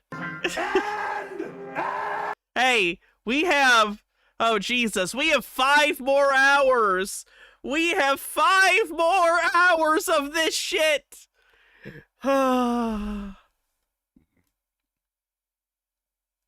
Peep Lord with 40 bits says, please, please, please tell me Pissmas is gonna wash this visage from my soul. It'll wash something. Not a financial planner, and this video is for entertainment purposes only. This is the one, the only ape father in the house, a baby. Wow! Okay, look, I just want to end this thing with Lou. Like, the guy is such a loser, you know. His new name is Lou the Loser. All right, to me, okay. Look, I don't even want to. After this video, I'm done with Lou because we're gonna talk about something very, very important, something huge. All right. But anyway, let me just finish this thing with Lou. He says he wants to sue me and he wants to take the money that he makes for me because he wants to donate it to blind kids. He loves blind. He loves blind kids because they can't see his fat, ugly, friggin' face. Gitaro with 50 bits says, wife, I thought Ape Father got divorced, or am I thinking of Morantz? You might be thinking of the fact that Ape Father's wife died last year. This is a 4-year-old video, so his wife is still alive in this. You know, Lou, do me a favor. Go hang out with the blind kids, all right? Go help them. God bless. Now, I don't want to talk about Lou anymore. The guy's a waste of time. Lou the loser. You're probably thinking of it because he gets catfished a lot now. Lou the loser. Lou, yeah. Lou, go talk about Clove again. Anyway, salute to all of my true, strong ape brothers and sisters, all right? Gentani. We're all going to be doing this together, baby. We're going to be partying in Manhattan, partying in Atlantic City. We're going to be drinking. It's going to be the best time ever. When AMC goes to Pluto, baby! I don't got my jets on right now because it makes too much noise. I want everybody to hear me. All right, so look. I've come to a conclusion that we have 3 types of apes going around the YouTube community and pretty much the Reddit community everywhere, okay? So you got the strong apes, which we're going to talk about. You got the weak apes, and then you got the ones, they're not even chimps. I call them the chumps. You got the chumps. This is our ape family. And unfortunately, you know, you just can't, some people can't be saved. You understand? There's just certain people that you have to just, you know, say take care because they're negative, they're bad, they're not going to bring any positivity to us. We don't need these guys, okay? But let's talk about the strong apes. The strong apes are going to hold AMC, they're going to keep buying, they're going to keep holding, and when they can't buy, they'll hold. And we're going to hold this to Pluto, right? Now, let me tell you what my intentions are, because I keep getting this. Everyone's asking me, why is AMC your only play? Why aren't you invested in other things in your portfolio? I don't look at AMC like a regular stock, okay? You guys, if you get a chance, you should look at the movie. It's called The Founder, okay?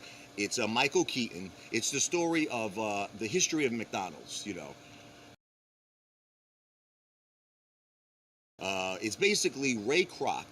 You know, people don't know this. He wasn't the guy who actually was the founder. The movie is called The Founder.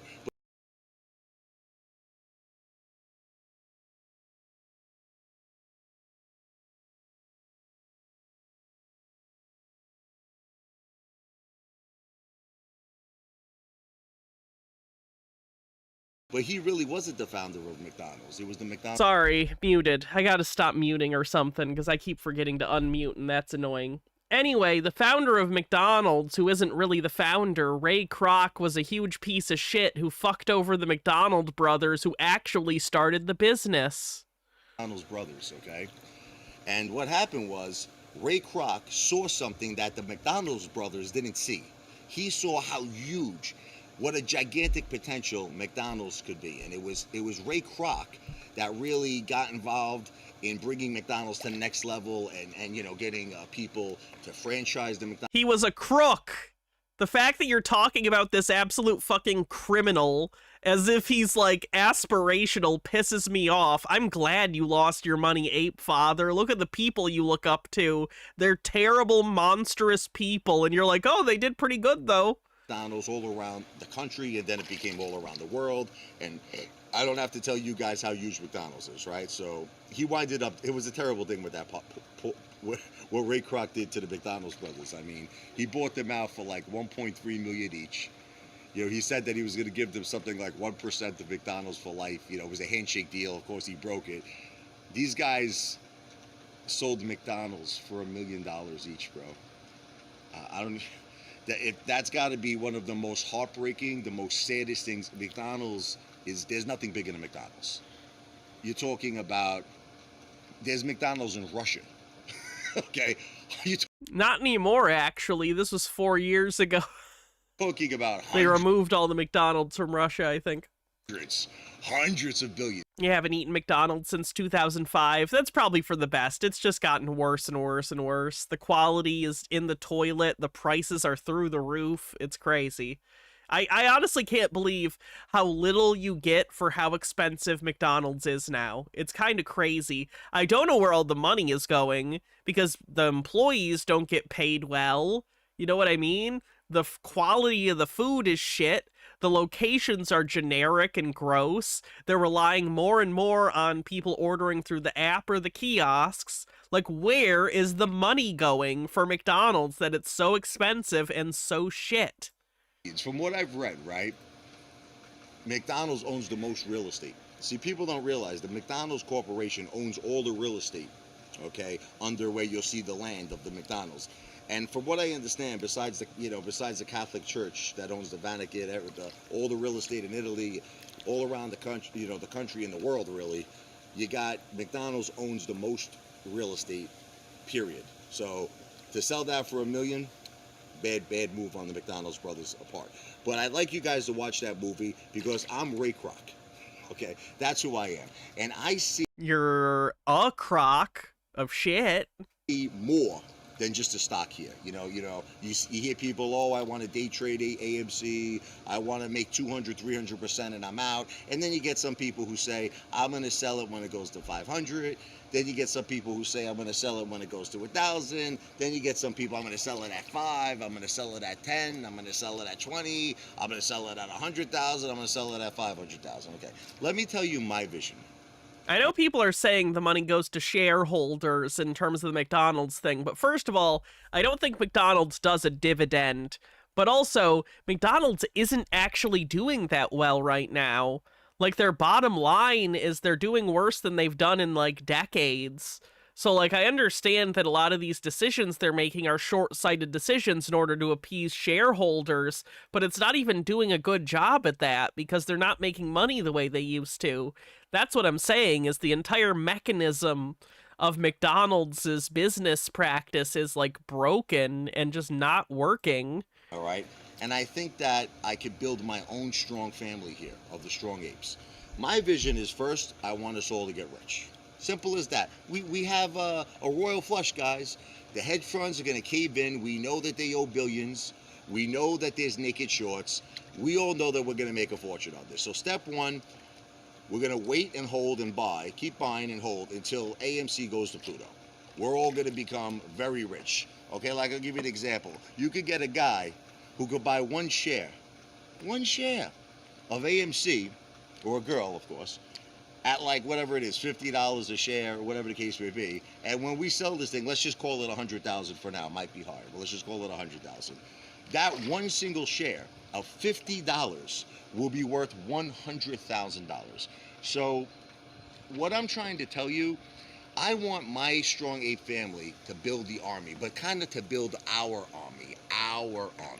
Okay, not because remember I told you we got weak apes, we got the chumps. We got to forget those guys. We got to build our army. So I'm asking all of my Strong Apes to do me a favor. I want you guys to share our movement. Trey on the McDonald's thing says, back during the early days of the Obama administration, there was a lot of talk of raising the federal minimum wage by a not small margin. This was also during a big boom internally at McDonald's was concerned not just about the increase of the minimum wage, but also the same time there were early days of talking and unionization of Starbucks, and there was also talks of unionization at McDonald's, so that would be nice if they unionized. McDonald's, in response, started slowly ratcheting up prices because they thought a lot of these federal wage increases would go through while also cutting off a lot of upward mobility in the company in order to have a higher rate of turnover. Higher turnover rates are a very effective union-busting tactic when you can pull it off because no one stays at the company long enough or gets in deep enough to form a sense of community amongst workers. Oh, yikes. Okay, on your Facebook pages. I assume there'll be another part to that. Every single Strong Ape. I did it, and I'm going to continue to do it. And I want us to continue to build our Strong Ape army. You got to do it, like, consistently, because we need more people in our army, okay? Apes together strong. Now, let's now go to step 2. AMC goes to Pluto. It goes to the next galaxy, right? We all become very successful. Some people are going to be very rich. Some people are going to be millionaires. Some people... Has he said anything about AMC in the last year, or has it been mostly his fantasy casino pretty much the fantasy casino. He doesn't really talk about the stock anymore. To have hundreds of thousands, but we're all going to be very, very successful. Step 2 is this. Now, I'm going to tell you right off the bat, look, I don't know if you're going to like this or not. Trey continues, what this resulted in was ultimately massive profits to shareholders because, yes, the quality of the food took a dump, but when you're already perceived as garbage food, that's not a big of a hit to your image. And at the same time, they could centralize a lot of that money to make a lot of their overseas investments where there's actual requirements on not just the pay of workers, but the quality of food. If McDonald's could just die, I'd appreciate it. But the ape father thinks big. I think big. You know, the Donald Trump quote, right? If you're going to be thinking anyway, you might as well think big, baby. And that's what I do. So what I want to do is start our own coin, an initial coin offering, but not now. This is when we hit it big, when all of us make money, okay? After you all have a bunch of money, I'd like you to give me some of that money for a crypto token. What a plan. It may be called the Ape Father. It may be called Apes, you know. I kind of like the brand the Ape Father brand. Gitara says it doesn't help that McDonald's is trying to replace a chunk of their employees with AI, and from what I've seen, most people don't even like dealing with commonplace automated systems like IVR over human beings when it comes to service industry stuff.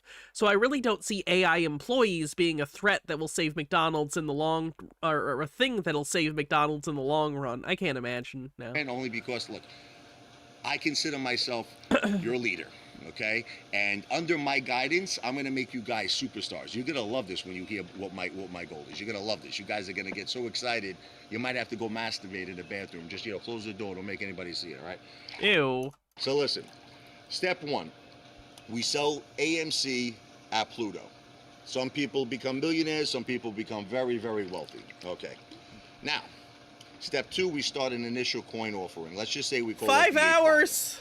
We're gonna raise money to brand our movement all over the country. I'm talking about restaurants, gyms. It could be anything, okay? Anything. You name it, we're gonna do it, okay? Now, that's step 2. We will brand every industry, every business with our movement. I'm looking to take over the world, guys. And do you wanna know why? Because the world is unfair. Wouldn't you agree that the world is unfair? You know, we have been living in this world where... So the world is unfair? So you think you get to just create a magical company and put your name on stuff and make money for no reason? You're not Trump. You're not allowed to do that. So much corruption in the government, corruption with hedge funds, corruption with the media, name it, okay? I don't want to live in that world anymore. I want to live in a world where we make the rules. Okay, here's going to be my quote that I want all of you to always quote if you want to do hashtags or whatever. It's called, give the power back to the people. Okay, that's what I'm about. It's a bad hashtag. I want to take all the power in this corrupt country that we live in this corrupt world that we live in, and I want to give the power back to the people, us, okay? And we're going to start by doing that initial coin offering. We're going to buy every business you could imagine, and we're going to basically have the Ape Father theme, okay? That's going to be our logo, our theme. Now, that's step 2, guys. You know what step 3 is? The White House. That's step 3. Step 3, leader of the free world. Okay. Once we get to a level where we build our ape army into the hundreds of millions of people, Ape Father for president, baby. Okay? And let me tell you something. If we get the White House, if we get the presidency, we take over the country, we take over the world. Now, there's a lot of people who might hear this and say, my God, this guy's nuts, this guy's crazy. I'm not that crazy. We have 10 million apes in our army, but unfortunately, a lot of them are not strong apes. Where are you getting that 10 million number from? Not like me and you. He has 17,000 YouTube subscribers. This video has 11,000 views. Where is he giving the 10 million from? Weak apes. They're chumps, okay? So let's take about 5 million out for the losers and leave about 5 million strong apes.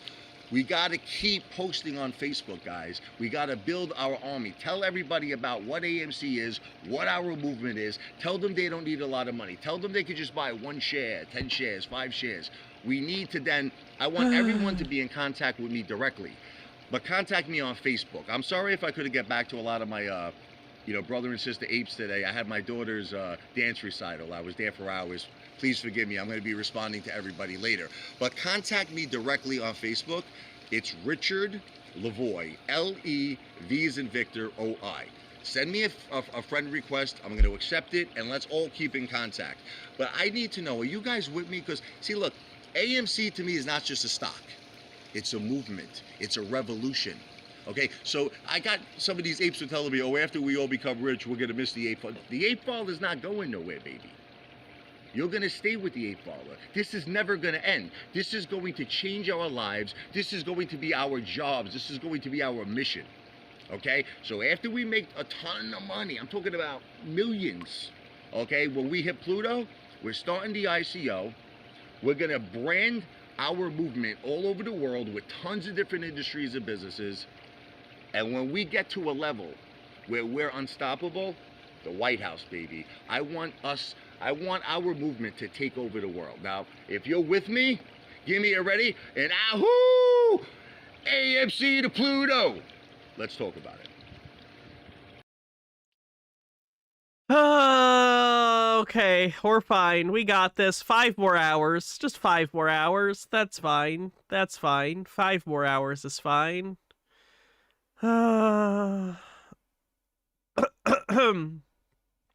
Excuse me.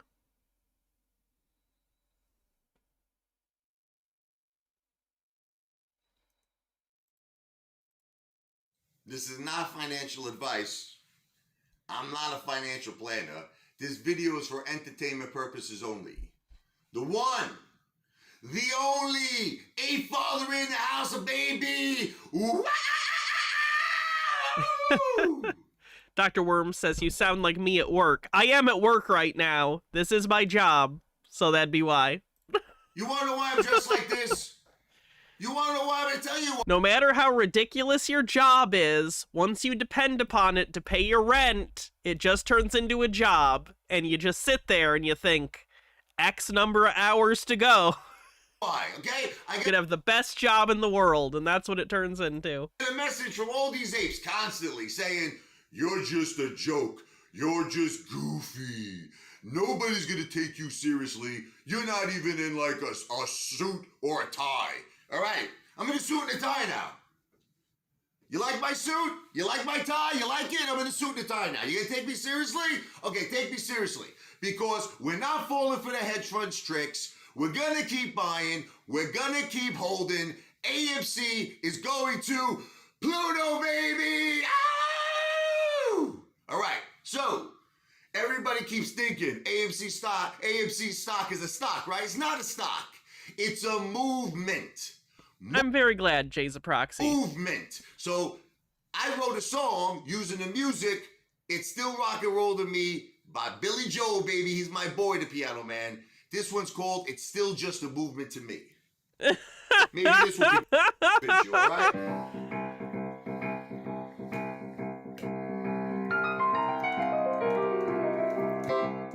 What's the matter with the weak games, baby? You just sell every chance you get. Strong apes keep buying the dips. Nothing's ever gonna make us sweat. Where have you been hiding out late? Citadel, you can't talk trash, cause we're taking all your money. Everybody's talking about AMC stock, but it's still just a movement to me. Oh. What's the matter with the car I'm driving? It should be a Lamborghini. Oh, that doesn't fit. All the fun and the price getting lower. Hedge funds are never gonna trick me. Don't you know about the new fashions, honey? All you need are looks and a whole lot of money. It's the next thing, life-changing wealth transfer, baby. Still just a movement to me. Oh, it doesn't matter what they say in the papers. The media's corrupt. There's a new band in town called the Retail Investors. So why don't you shut the fuck up? AMC is going up. What's don't you know that they're out of touch? You don't have to be a straight into the baby. We're gonna drink and party too much. Don't you know about the new fashions, honey? All you need are looks and a whole lot of money. It's the next phase, new ways, dance craze. Anyways, it's still just a movement to me.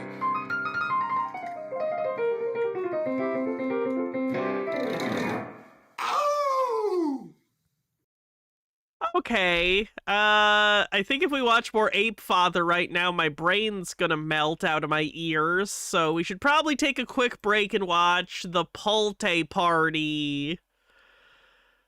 Ice Pard says, so you're gonna be doing this to yourself for another 5 hours? Yeah, I wish I had some kind of drug to make me disassociate. This is hard. Anyway, here's the Pulte Party.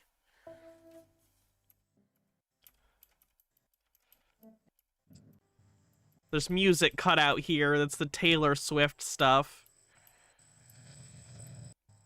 We're outnumbered this time. Have you guys? Do I have any Houston Wade stuff? I didn't pull any up. If you have any suggestions, I'll watch it. I just don't know how interesting his stuff is. Have you guys heard this song? Fellas, how the fuck you doing tonight? Right on. There's a lot of degenerates here tonight, huh, Pulte? We're the chief degenerates. We're the chief degenerates. Amen. Can you turn up that volume a little bit? Yeah, the audio's crunchy because they had YouTube take out the music. Man, I can't believe we had such a strong turnout, man. You know, a lot of supporters, whether people are here for Bed Bath & Beyond, PHM, GME, you know, it just goes to show how big of a fucking community we have. And this is not even 1/10, not even 1/100th of what the power we have, fella. The silence. 5,000 people watching live right now. 5,000? 5,000, yeah. Wow, that's a lot. So thank you to everybody who gave money. You know, we'll talk about it later, but this obviously costs a lot of money to do this. I covered the helicopter, so your money didn't go to that. True story.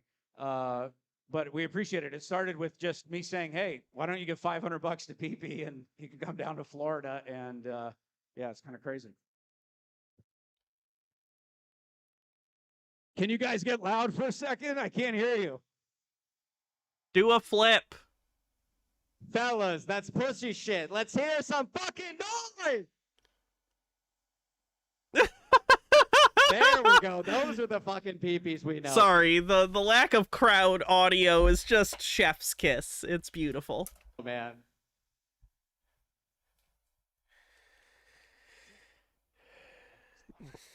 All right, so I got some questions for Pulte here, like a lot of people probably do.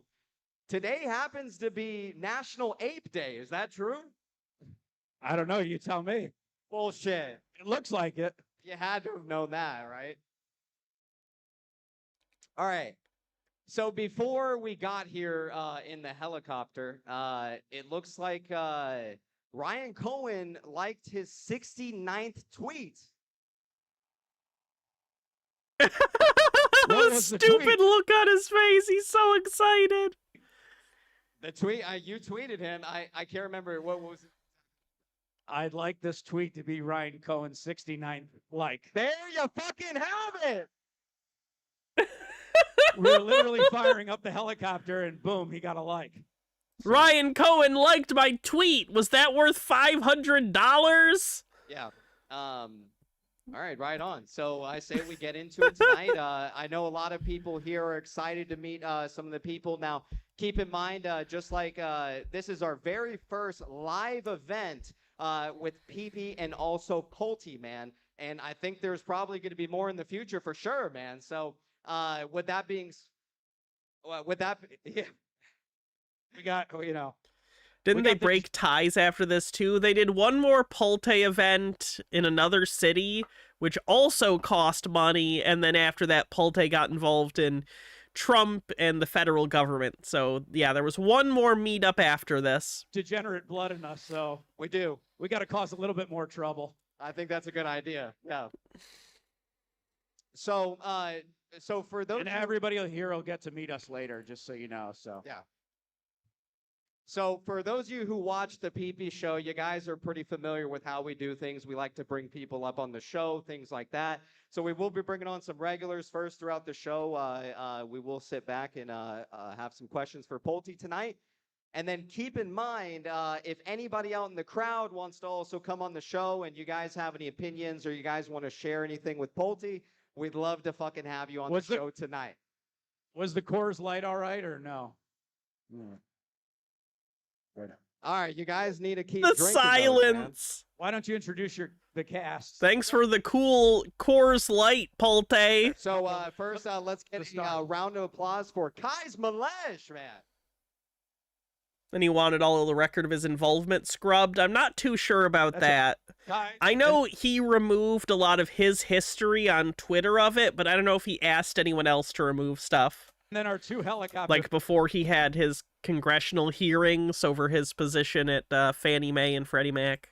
Yeah. Let's go ahead and bring in also, give a round of applause for Travis, the stripper. Just silence. Good to see you, man. All right, let's also Jay's a proxy says, Bill Pulte is fucking up my job. Many people are confused as to what the fuck Freddie and Fannie are doing with their rules. Yeah, he's incompetent. There's a bunch of incompetent Nepo babies fucking with the government because we elected the world's biggest Nepo baby psycho to be the president after we already did this and realized it was a bad idea. So yeah, everything's going to shit. I really don't know what to tell people. What did you expect? People voted for this. People voted for fucking nightmare because they're idiots. Round of applause for Michael.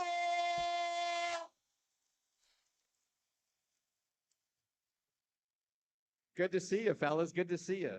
Cry, Cole. Cry, Cole. Cry, Cole. Story yesterday, you came to my office. Yeah. And he started telling my dad that he had an effing show and a dildo. And I said, why the heck did you say that to my dad? He says this, he's going to meet 1 million of us tomorrow night, so he might as well know it now. Yeah, the first thing I said to Pulte's dad was, hi, sir, my name's Pee-Pee, and we run a stock show, and we talk about dildos. Yikes. All right. Good to see you, man. All right, so, Bill, I gotta ask, man, I'm sure a lot of people have the same questions. What the fuck are we doing here in a fucking hangar, man? You know, what's the deal? Stroking Pulte's ego. That's it. Chilifish, thanks for a 60 stream streak. Because this is just the beginning. We're just starting. This is a revolution. And, you know, people underestimate it. They underestimate it everywhere. They underestimate Ryan Cohen. I think that, I don't know what's going to happen with Bed Bath & Beyond. I mean, I know we're going to talk about that, but I just don't underestimate Ryan Cohen. And I think when people underestimate Ryan Cohen, you got to be careful what you wish for. Amen. Because you might just get it. And, you know, this guy's brilliant. He founded a multi-billion-dollar company in Chewy. He's not a scammer. He's not a fraud. People think he's a scammer, he's a fraud, or, you know, the mainstream media tries to paint him as that. The people who say that, they're the scammers. They're the frauds. No, you! Ryan Cohen is not a fraud. I mean, he keeps taking the ape's money without giving him anything back, so that's something. Hydrate will do. Fuck scammers. Ryan Cohen is the man. Amen. Yeah. He's the real deal, man. Like how I talk about you. You know, I think you and Ryan Cohen are the real fucking deal. And to be honest with you, you know, I wonder if PP at this point knows that Pulte fucked him over. Like, obviously, Pulte must not respond to this guy's messages anymore, when he probably used to, right? But all of a sudden, he stops responding to PP's messages. Like, PP must feel some way about that, right? Well, we're this generation. I mean, if we had more Ryan Cohens, in my opinion, you wouldn't have corruption. You wouldn't have this problem with short sellers. You wouldn't have this problem with executives who get to put risk-free compensation in their pocket and just get to walk away. If we could take Ryan Cohen and multiply him by 500, you'd have the biggest economy that the world's ever seen. I mean, these CEOs, they get paid 10, 20, 30 million dollars just to sit on their butt. Ryan Cohen, does anybody know what Ryan Cohen, how much compensation he makes a year? 0. I mean, you know, you put your money where your mouth is, or what does Cohen say? Talk is cheap. It takes money to buy whiskey, right? So, you know, here he is putting his money where his mouth is. Meanwhile, and I have nothing against General Electric. I have nothing against these CEOs, but, you know, they're getting paid how much money to run General Electric. Ryan Cohen could be, you know, robbing the shareholders like some other tickers out there, you know.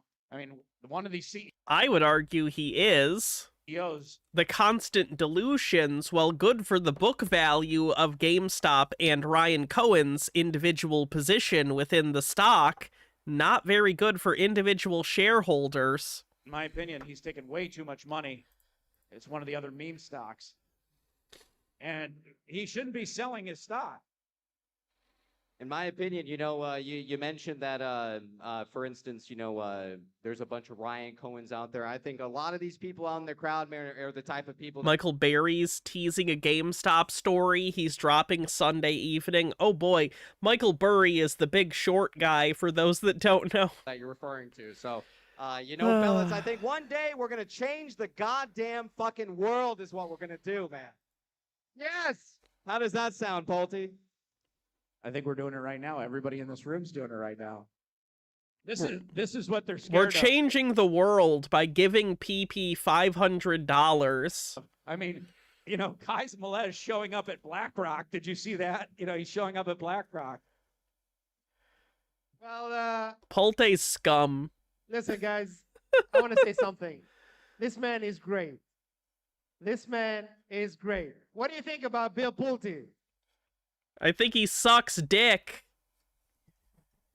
He was mentioning Ryan Cohen. For me, there are two. If you go on to my X account, you're going to find that those two, Bill Pulte and Ryan Cohen, are my two heroes.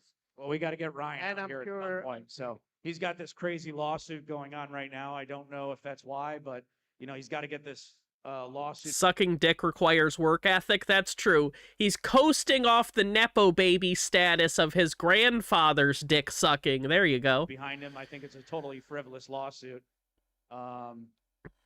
Everybody knows about that, right? Yeah. So how do you want to go? Do you want to ask some questions, or what do you want to do, people? I do have a question as well. Yeah, I wanted to, you know, a lot of people, including myself, you know, and you make a good point. You know, Ryan Cohen's being sued for a pump and dump lawsuit pertaining to Bed Bath & Beyond. And, you know, the only thing that I see is that, you know, you're interacting with our community from Bed Bath & Beyond so much, and Ryan's interacting with you so much. So, you know, to be And altogether, that means nothing. honest with you, you know, I think that kind of tells a lot in terms of his actions and what he's doing. So.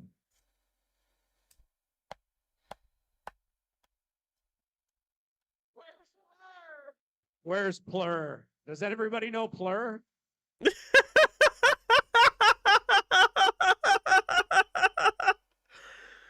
Thunderous Creeper with the 5. Where's Plur? I'm sure he's in the chat somewhere.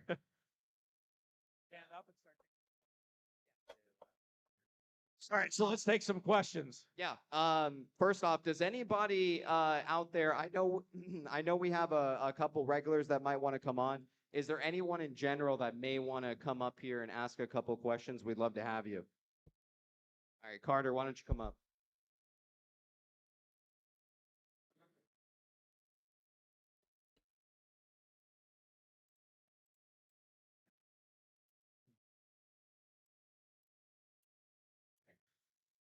Oh man, what's that?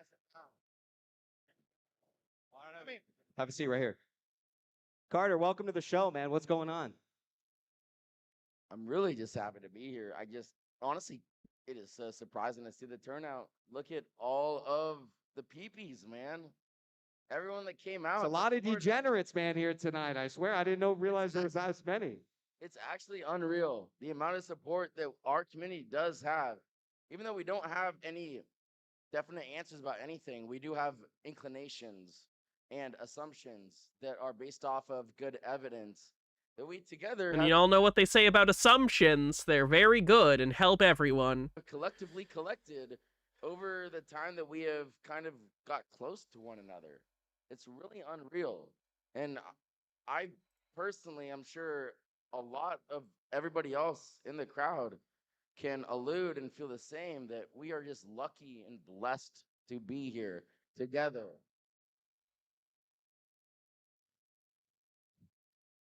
Seriously, you know? And whether it's like, it's like, you created the show, man, and you had probably at the beginning no idea of the inkling of like what it was gonna do, probably, right? What I guess I have a good question for you, PP. What did you think when you began and created the show? What were your thoughts of like where it could possibly go? I think the sky's the fucking goddamn limit, man. And with the backing of great people like Pulte, we can go fucking anywhere, fellas. Boy, I sure hope he doesn't drop you immediately when it's no longer politically convenient for him. This is why you don't take handouts from scumbags. Your incentives only align for so long. Can't argue with that in the slightest whatsoever. Can't argue with that. That's absolutely. Hydrate. Tell him what you told me last night at dinner about, everybody says, oh, there's their conspiracy theories and the stuff isn't actually happening. We're still looking into that one thing right now with that guy you told me about. But one of the big market makers allegedly has somebody who's running one of these Reddit groups against everybody in this room. Yeah, You know who it is? It's not BBBY remastered. So if you guys want to know really what the truth is, well, there is a lot of you in the crowd that does know the answer to this, but I will say, you guys know where this foyer began in 2021, January, when the buy button was turned off for a lot of equities out there. All right, guys? That's You're goddamn right. It's,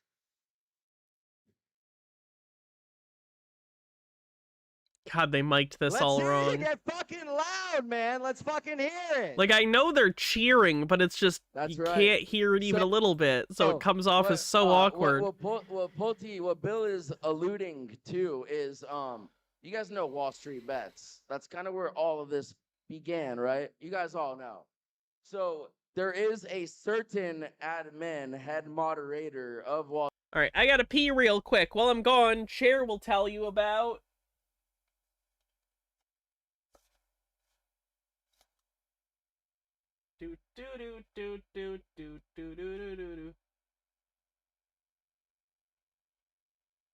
What the fuck is his name?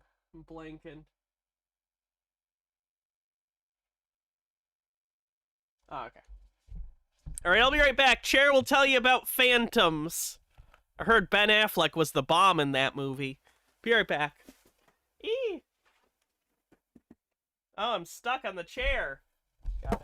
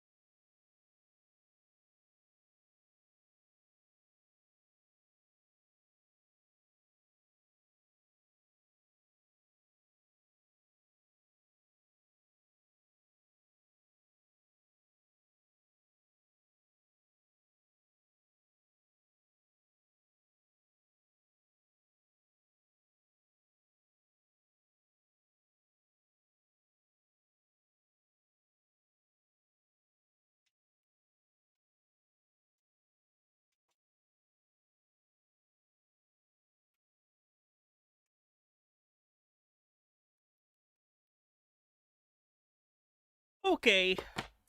Wall Street Bets. Opinion is unpopular. His opinions really are unpopular. Just but you guys probably know. So long story short is what we found out is the head moderator of Wall Street Bets, when he was censoring all of the information between GameStop, any other illicitly shorted companies, we came to find out that he is a software engineer at Citadel Securities. That's how they control the narrative. So, how do we have a software engineer at Citadel Securities being able to moderate and control the flow of information in such a large forum, right? It doesn't make a lot of sense, but So if anyone works at Citadel, they're not allowed to moderate a random internet forum? That seems odd. That's what makes it make a lot This young man sounds like a flat earther. He sounds like a conspiracy theorist. of sense, right? Yeah, it's very weird. So we're looking into it and hear more soon on that. We gotta get our facts together first. Absolutely, but clearly we all got congregated here together because we all have that inkling, like I said earlier, that we know that maybe there's something bigger going on.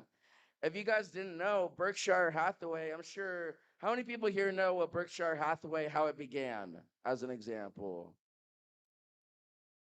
Yeah, it was a textiles manufacturing company, right? And Warren Buffett wanted to keep the name, and it was a textiles company. But what did Berkshire Hathaway become? That's the big thing here, really. You know? Well, it'll be interesting to see what Ryan Cohen does with GameStop. I mean, I don't know about you guys, but he has how much cash does he have on the balance sheet? 1.2 billion. So this guy has $1 billion worth of cash. He's brilliant. He's a multi-billionaire. He's not brilliant, and you already said billionaire. Everybody's against him, including the shorts.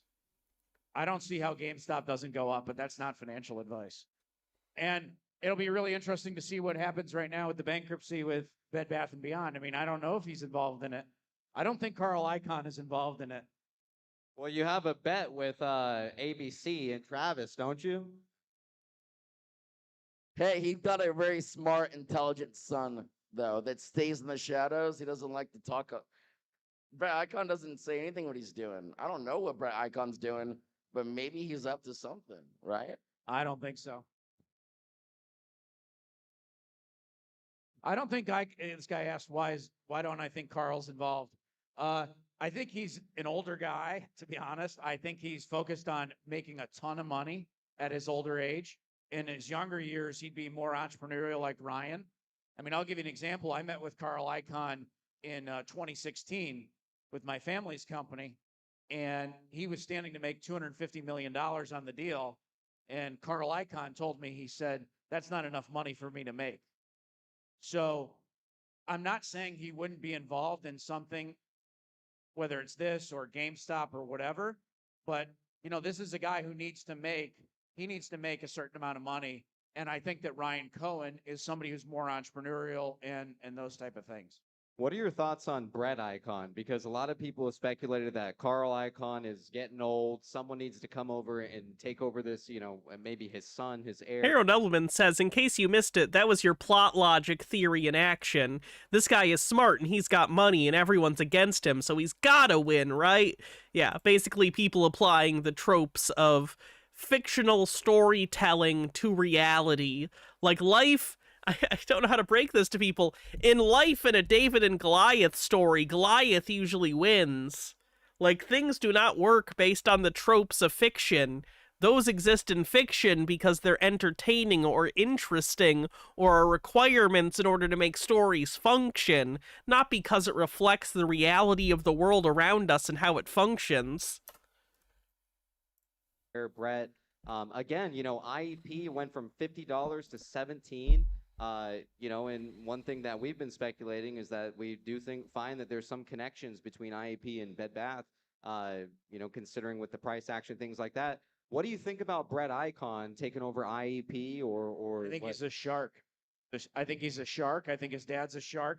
I mean, when I met with Carl Icahn, and I don't know if you want to get into it, but he is ruthless. I mean, Icahn is ruthless. And just the way he looks at you, the questions he asks you and stuff. If he's trained his son to be any semblance of him, Brett Icahn is going places, in my opinion. So I keep an eye on Brett Icahn. Right on. Carter. Can you guys hear us all right with that, with the audio? Okay. Because it sounds weird here, but I think that's because it's going out that way. Can you guys hear us in the back? And if anybody wants to talk, it's just really, it's hard to hear up here from your guys' questions. So I hear in the back corner, people want to talk. If you want to talk, if you guys would go outside, you guys can hang out with the Melturds, GME Meltdown. Do you guys know them? So you guys can go out there if you want. Yeah, you know, those GME Meltdown assholes, man, must be melting down. I mean, shills are in absolute fucking shambles, man. I do remember the live thread when this was happening live on GME Meltdown. Just the disbelief at how much of a shit show this was. It was incredible. Everyone was so excited. The fucking turnout, man. This is like a rally. This isn't even a show. It's true, shows are usually entertaining. Green Guy with a $3 tip says, Hannah, watching this is motivating me to make my own YouTube. I'll just talk about the glass jars I like to keep and my plants, but that's like 10 times more entertaining than this. True. Carter, give us some closing thoughts, man, and we're going to go ahead and bring someone else up here. Let's hear it, man. Absolutely. Trey says, this is actually something I come across a lot of that thing that I've worked on, you know, the one. Historically, the number one purpose of stories was lessons first, entertainment second. Culturally, that's how history was passed on, was from stories and often told from one person to the next. And there's a certain aspect of our brain that bases our expectations for reality on stories as we're told. Current generations have never had a day where they did not have access to more stories than have ever existed before. For these people, they feel wronged, not because someone did something to them, but because they made a mistake. Or because... I assume by that you mean because their expectations weren't met based on what was told to them within fictional stories. H-Baird with 40 bits says, do you think anyone has an urge to pick up Carl Icahn, drag him across the floor, drop him at the end of a hallway, and say, I dragged and dropped an Icahn? Or is it just me? That was a long way for that pun. Icahn. Wait. What are your thoughts, man? What can I really say? I think I have a good idea. H-Bear, I just read that. I just read that 10 seconds ago. We're only halfway through this, Hannah. You can't snap yet.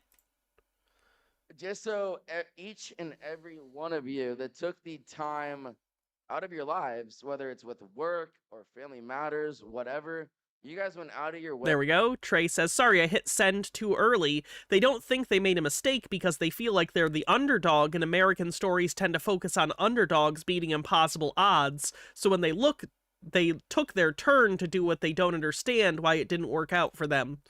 Yeah, we have told people stories that have made them very unprepared for reality and the unfairness of it, quite frankly. I'm here to congregate with like-minded individuals that kind of share a common goal. That's right. I'm extremely happy. I'm super proud of each and every one of you. It seems like everybody in this room wants to make a difference in the world as we follow with what Ryan Cohen wants to do as well. So my closing thoughts, thank you to all of you. You're all matter. You're all fucking, you're all important to what we are trying to do here. We don't have the exact answers. We don't have non-public information, but we have good hunches, right? And we have great How do you know your hunches are good? Family together. And that's all to me that personally matters. So again, thank you to each and every one of you, man. And let's get to work. And it's a revolution, and in that revolution we have to be all together, united always. Absolutely. Thank you, guys. Hey, Cardi, Drop it before you down. leave. Go ahead. Cardi, night. See you, buddy. And I see my mom's over here. Mom, if you want to move over here because it's loud, you can. You're right near the speaker. Oh, I was just gonna add on real quick to what Cardi was saying. I heard some people were making bets how long it was gonna be before I cried. I mean, just know the implied volatility of that call option is 1,000%. So, I don't Oh know. yeah, his mom and dad were there, and someone brings a dildo on the stage, factored in the wind, slaps someone with it. but it's actually making it a little bit harder. But you know, one thing about this community is like the opportunity to meet you guys one-on-one, kind of before the show, and you guys are amazing people, and it's just I feel so honored to be part of this community and be able to interact with you guys as we build something that's never happened before. Okay. Stop! You guys are gonna make Michael cry, man. That was Michael. That was Micah, guys. Polte's about to lose his shit. Hey, that's shorting and distorting, guys. You can't manipulate the market like that. But last time it was actually Polte that got me. Oh, he seems stable. And it was because, you know, I saw that there was a fighter that was like in a fight with us and help us against like what seems like insurmountable odds. But when This guy's super into conspiracy theories now and connects everything to the JQ. So yeah, I don't think his stability's ever been great. like meet you guys one-on-one, I see that not only you guys like here, you made an effort, you go get stuff. You guys are very intelligent and very genuine. And, you know, it's just amazing that like this is happening. This is all of us. It's as decentralized and we're making a difference. And so, you know, I appreciate every one of you guys, and I think we're gonna do amazing things. Wow. Beautifully said, man. Wow. You know, I mean, this is a big community. People come from all different walks of life. You know, take Jake 2B, for instance, man. Like, the guy's like a fucking computer. Where is Jake? Bring Jake up here. Where's Jake at? Jake, get your degenerate ass up here.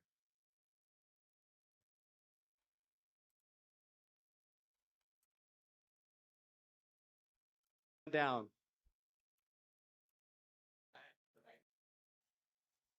Man.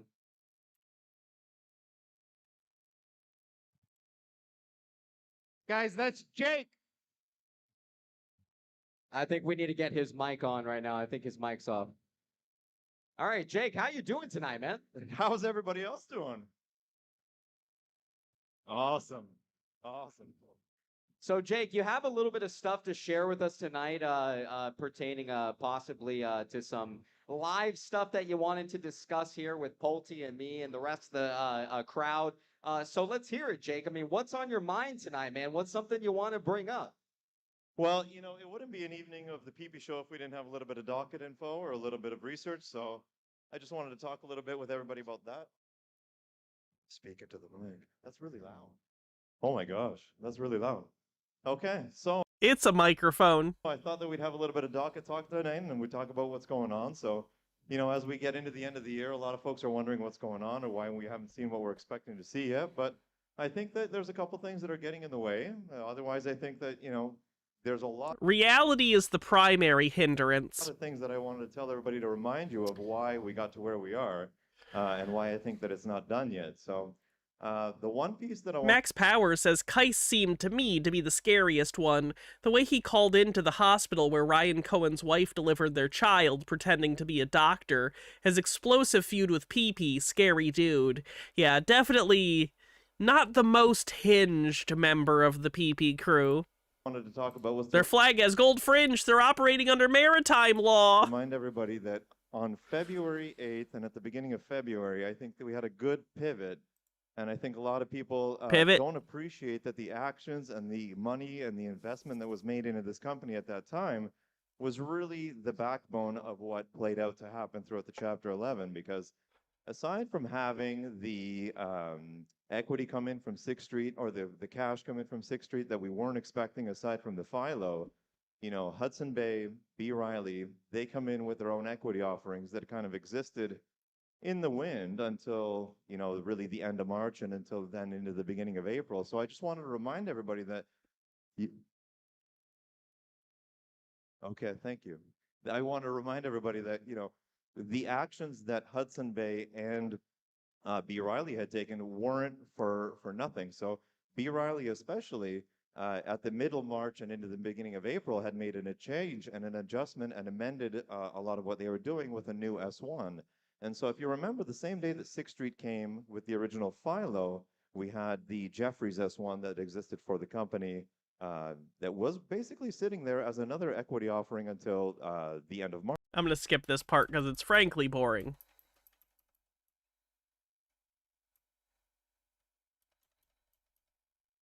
And we're going to tweet it at Ryan Cohen. Do you think he'll like that tweet? Everybody. I like being a 69th tweet. So I want to ask Pulte, man, for you guys who watch the show so much, you know that he's basically becoming a regular at this point on the PP show. So I got to ask, you come on the show, Pulte, you show off the Teddy books. You remember you came on, you show those Teddy books, and then your phone dies, and then Ryan Cohen drops new Teddy book. That was weird. That was weird. That scared me. Scared me. The timing was highly interesting. I don't know. That was very weird. That was very weird. What are you saying? 741. 741.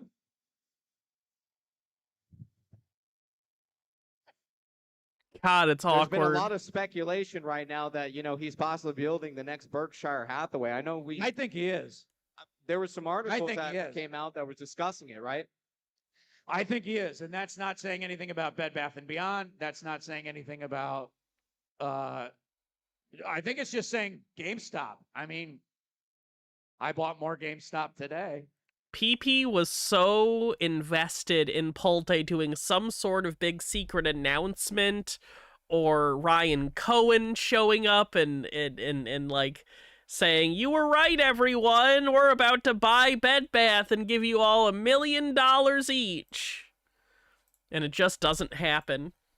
Does anybody own GameStop in here? Does anybody own Bed Bath & Beyond in here? No, the stock was already canceled at this point. Has anyone in here hired a lawyer to fight for Bed Bath & Beyond? I thought we already won. That's what PP told me. You guys need to. There was somebody has, right? So we have an update in terms of Pacholski. There was actually some people that we had got with. I think there was a guy, Skywalker, that possibly wanted to come on, talk about the possible Pacholski stuff. If you ask me, look, if they're about to pull something big off with this company, they're not going to let things leak to lawyers, things like that. And again, the whole play just in general with 6th Street. What do you mean? You got to get a lawyer. You got to get a lawyer, and you guys got to get a waterfall, and you got to understand. A waterfall is just a fancy word for math. Where did the money go? I mean, the lawyers are the people who are owed debts of Bed Bath & Beyond. Make more money than you guys. They're at the bottom. Like, PP were class 9, I think, out of 10. And the money just ran out when they were paying off their creditors, like, way before class 9. It's not hard to understand. On this deal. Like, it literally, in terms of math, this is just subtraction. It's just addition and subtraction. How many debts do they have? How much money do they have? Their money minus their debts. Oh, wow, there's still outstanding debts. Some people don't get paid. Basic math. And get the waterfall. They don't get anything, Pulte, because there's not enough money. Where's our waterfall guy here who talks with Pacholski or they hired an attorney? Yeah. Let's fucking hear it. Somebody talked to the bankruptcy guys yesterday, right? Yeah, they did a Zoom call last night, so it'd be worth talking about tonight. Where's our guy at? Where's our guy? Was this guy the guy who had his own weird, scummy stuff going on? I mean, but in my everybody here, whether it's for GameStop, Bed Bath & Beyond, you guys are the owners of these companies. They're shareholders. And the days of these executives making these decisions, pocketing all this money and running away are over. And they can hide behind bankruptcy judges. They can throw this stuff into bankruptcy. But at the end of the day, they need to answer for whatever. And by the way, if you want to get anybody prosecuted for what's gone on, and I'm not saying that they need to, you need to first have the math to be able to go to prosecutors. And people are saying, oh, the DOJ, the FBI is investigating this. Well, how can you even say that if you don't get the math to know where the money went? And you got to know where the money went. You got to follow the money. The money went to the creditors, Polte. I say in my businesses, people lie, cash doesn't. And where did the cash go? Where did your cash go? There's only one person I trust with my cash, and he's Ryan Cohen. So, and just to add on to that, Ryan Cohen is a creditor, co-debtor, and interested party in Bed Bath & Beyond. yeah, I mean, it's not a crazy conspiracy to think that he's looking at it. Whether he is or not, I don't know. Nothing I say by Just says nothing. the way is investment advice, financial advice. Nobody has any weapons here tonight, right? I hope.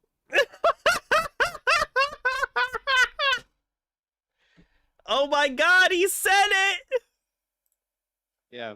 How about these guys coming up with these killpulte@gmail.com things to send us in stuff? All What? because I'm helping you guys. I'm just saying, look for the math. Look at the numbers. The fuck is this? All right, we got Skywalker here pertaining to that. We're just not. We're not gonna address that at all. We're not gonna address the kill Polte thing. Okay, we're moving on. What the fuck? Come on, Skywalker. Yeah, bring that guy up. Your lawyer, talk to him. Fonzie as well. Yeah, bring him too. Bring both these guys up. Yeah, they talked about the waterfall with Pacholski. Let's get some fucking answers, man. Just angrily yelling on the stage. Everyone's wondering who the fuck did this, man.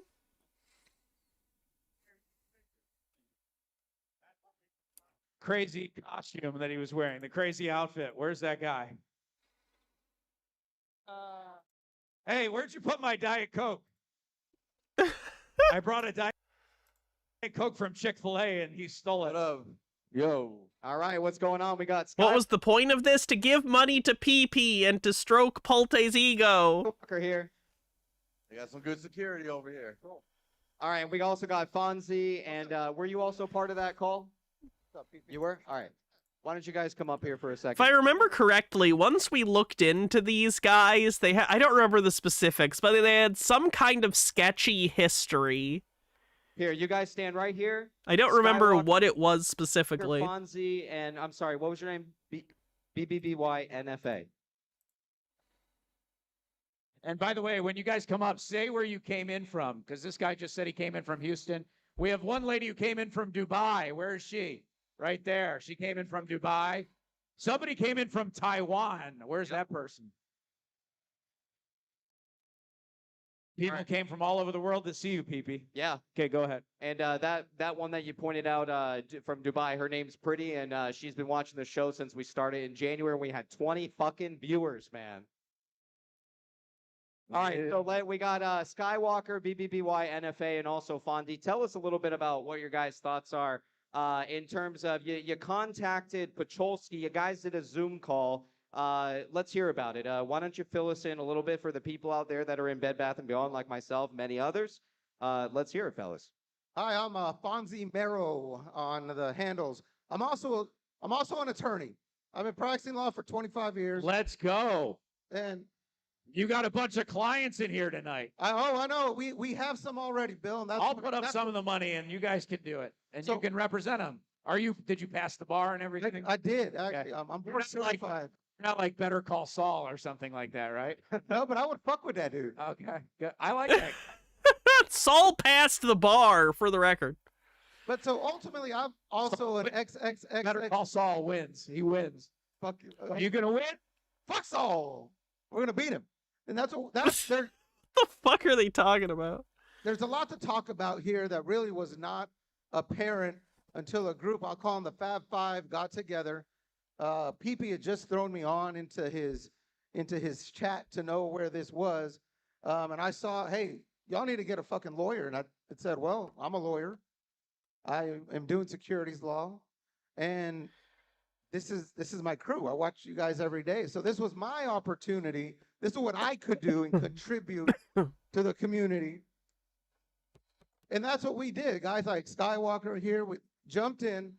We got ourselves activated very quickly. There's a process here. There's always a process here on getting these things together. We got a letter out within 2 days to the plan administrator. Wow. It got to the plan administrator really quickly, or maybe it didn't at all, because we got a response from Bradford Sandler. Let's hear it for him, by the way. You're a lawyer, you stepped up, you did something about this, and you got it done. That's the power to the people. That's what they're afraid of. And we come from all walks of life. You look around. Rich people telling a bunch of poor people this is the power to the people is really frustrating to me. The ease with which people get taken in by the wealthy kind of throws me the fuck off, I'm not gonna lie. Because it's like, doesn't seem difficult for them. Like, it feels like they just have to pay rhetorical lip service to shit they've seen in movies, and, like, poor people just eat it up half the time. They'll go, yeah, rah, rah, rah, power to the people, we the people, blah, blah, blah, blah, blah, and then they'll just eat your fucking slop.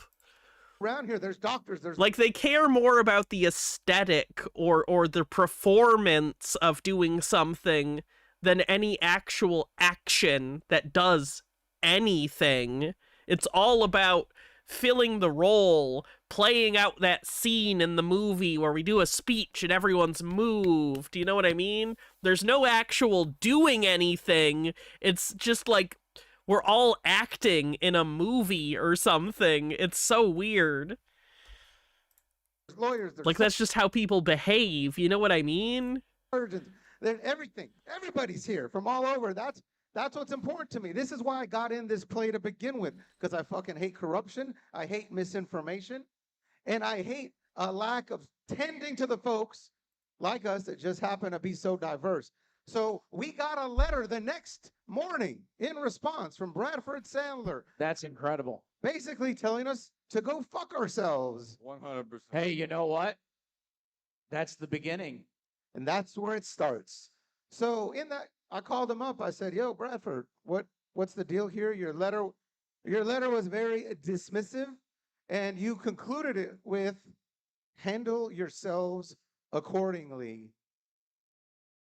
Well, that didn't sound like something to me or someone that actually has the shareholder interest in mind.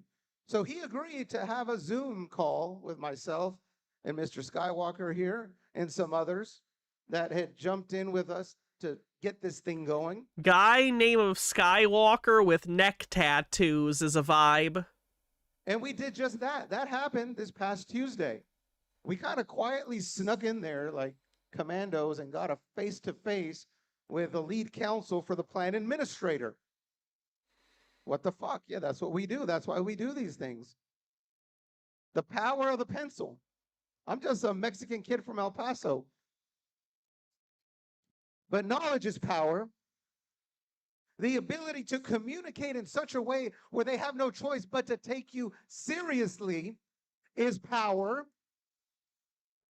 And not willing to concede to it is power. What it became clear that our mission here was to go out and get some information.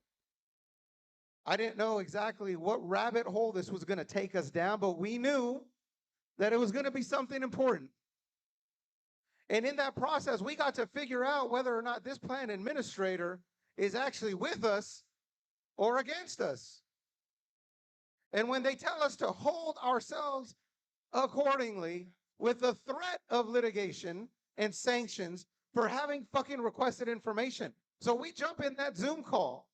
Hey man, if he's threatening to sanction you, it's because you're doing illegal shit, so probably stop it. 5 of us. Also, we are halfway through the stream. Thank any and all deities, demi or full-blown, whatever. We're halfway through. We only have 4 more hours of this. We got this. This is fine. This is fine. 5 amigos, and we asked some serious questions. He came in, 5 guys, baby. He came. That's right. Fucking 5 guys. There, a coincidence? I don't know. Fucking 5 guys. I don't think I so. mean, good for you, but I don't need to hear about it. So now he's having to listen. He did not realize who he was dealing with. He thought he was going to go ahead, and even though he didn't have to, because he told us all our rights dissipated in a 2-paragraph letter.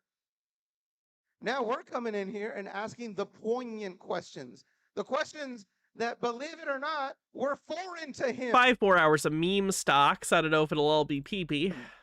He did not know that there's a $10 billion claim on the dockets. He had no clue. How the fuck is he the plan admin? He doesn't know there's 11.8 billion claim on the company.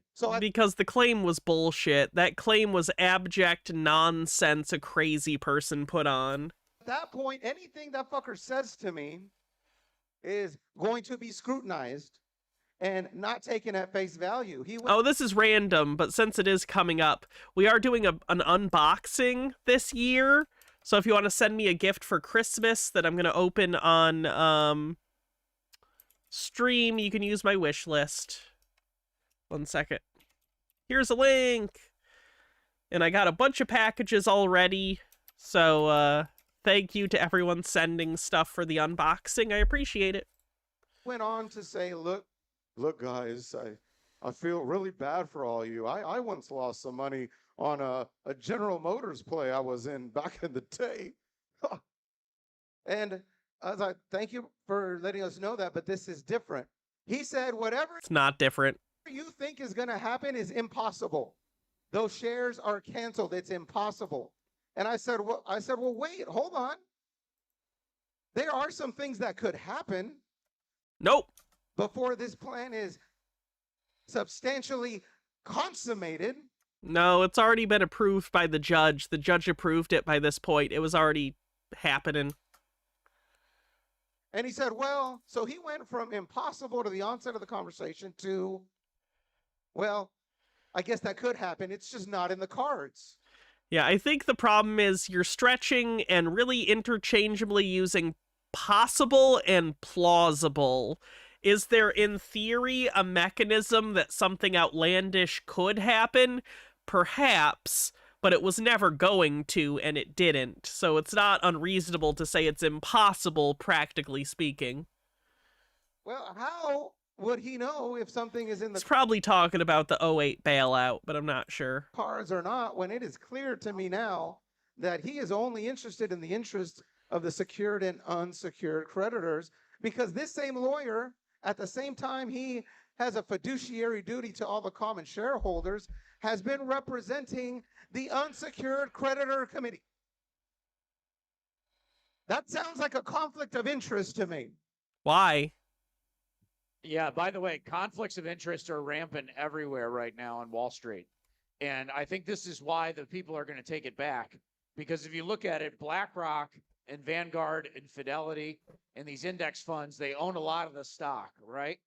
But I think over time, what you're going to see is people like you and people who have these pensions are going to start to even stand up to, and I, they voted for me when I was the director, nothing, whatever. But there is going to come a day when people are going to DRS their shares and people are going to start voting and taking back the power from these people who hold 3 or 4 of these companies. We're going to take back the power from the 3 or 4 people who are largely in charge of Wall Street. And it's happening. It's happening with Ryan Cohen. It's why they're trying to take out Ryan Cohen. It's why they're calling in death threats. And we literally have to have people check you all who are good people for weapons because they want to take me out. They want to take PP out. And really, they want to No take one you wants to take PP out. Fuck off. And that's what this is about. The delusions of grandeur where they think that people are like, they're so important, people must be out to get them. Out. No one cares. And that's why we have to protect Ryan Cohen at all costs. Amen. Yes. And we aren't fucking leaving either, are we, Pulte? No, we're going to hunt him down in our helicopter, figuratively speaking. Hunt. We're gonna hunt him down in our helicopter, metaphorically speaking. You know, that old idiom. We're gonna hunt him down in our helicopter. He means it metaphorically, not literally, like in his literal helicopter behind him. He means it figuratively. On that note, I have one more thing to add on that. All right, let's hear it, and then we're gonna bring someone else on stage. We asked him specifically, what's the deal with the plan administrator jumping in to this lawsuit in the place of Judith Cohen? He said, well, you know, the whole waterfall thing. We decided that we need to go and take any avenues we can to try to recover monies for this waterfall. So the question in my mind now is, are they really going to try to fuck with Ryan Cohen? I don't know. But we have a lot of answers that questions. Say your name again. So the plan administrator is Say your name again. I think you should give everybody an update in like a week, and because you're going to be the lawyer that stepped up, and I think, you know, legal's the only way to go at this point. To this guy's question, he said for 8 or 9 months. Time has run out. You guys need to get going on this legally. All right. We appreciate having you guys up here. I'm smart enough to let the lawyer talk. Yeah, right on. All right, fellas, we're about to bring someone else on stage here, and we appreciate you coming on the stage and sharing that tonight. Fellas, let's get a round of applause for these 3 gentlemen.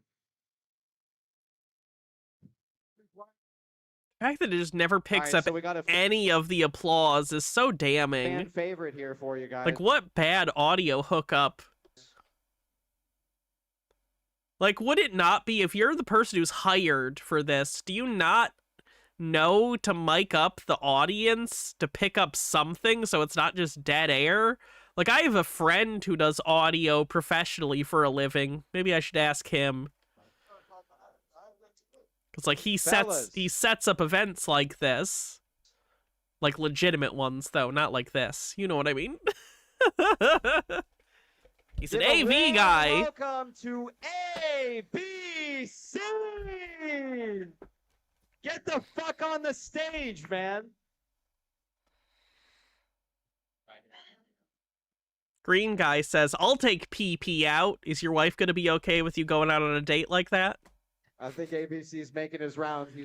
He's very famous. Give him a minute, fellas.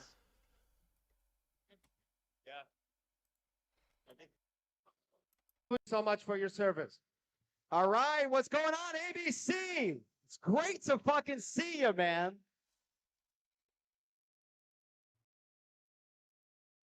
All right, so you guys definitely know who ABC is, man. Let's get him a mic. ABC, have a seat. Let's hear from you, man. All right, so what's going on, man? What do you think about this? Fucking look, the PP show, you know, remember when we were streaming 20, 30 people? Look how many people we have fucking live, man. Let's go! Sorry, the way he yells cracks me up. Let's go! We have fucking live, man. Let's go! So ABC, what are your thoughts, man? You know, we've been discussing, for instance, Bed Bath & Beyond's bankruptcy for over 10 months. I know that you love the tinfoil as much as I do. I'm sure a lot of people out there love the tinfoil as well. What are your thoughts, man? I mean, with some of the stuff that we've been, you know, discussing the last couple months and where we're at today, you know, if you ask me, I think this is coming to a conclusion soon.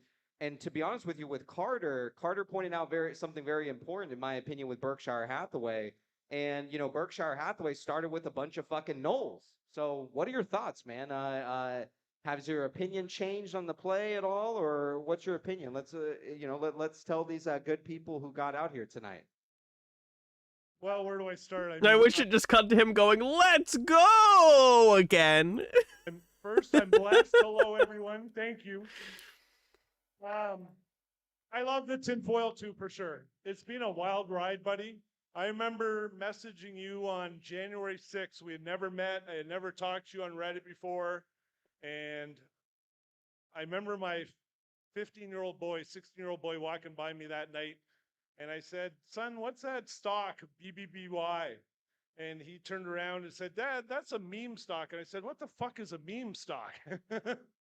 And the thing that'll from that ruin point your in, life. I hopped on Reddit and I read, I got to tell you, I don't know how many of the OGs are out there, but thank you. I have learned so much. And from that day forward, I think I messaged you. I started giving you a little bit of karma. You started messaging me because I posted the picture of the Buck Bunny and the Bye Bye Baby shit. And from that day on, PP and I kind of hit it off. And it was 18 hours a day from then on, man. Just reading dockets, messaging you. We started on the PP show. I think you started, the first week of January? I think it was about the second or third week I hopped in. Thank you for the invite.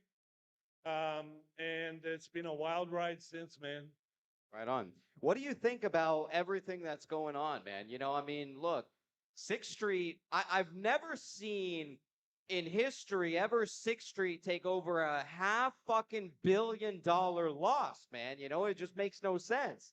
What are your thoughts, man? Because what I see is that JPM, they gave him the middle finger, told him to fuck off, and they're gone now. 6th Street pretty much owns the whole fucking company. How do you think it plays out from here?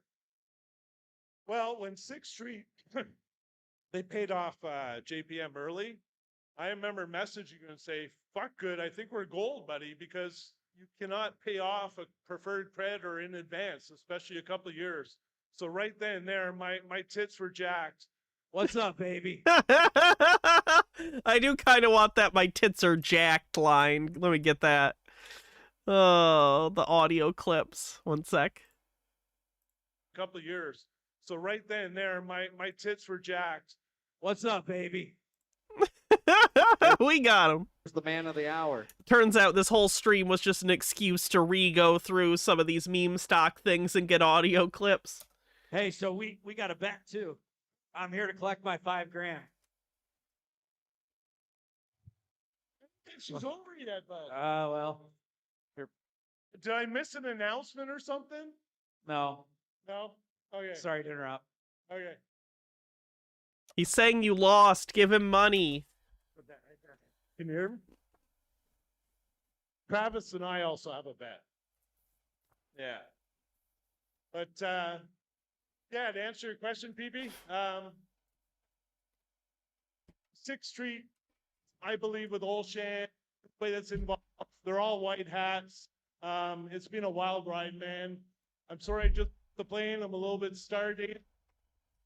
We're here. Yeah, throw me another question. So how many people out there in the crowd fuck with these fucking Teddy books, man?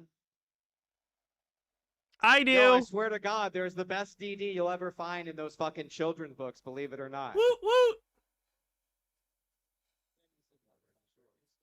Yeah. You're in charge. All right, we also got Houston Wade backstage. So, chat, let's give a warm welcome to Houston Wade.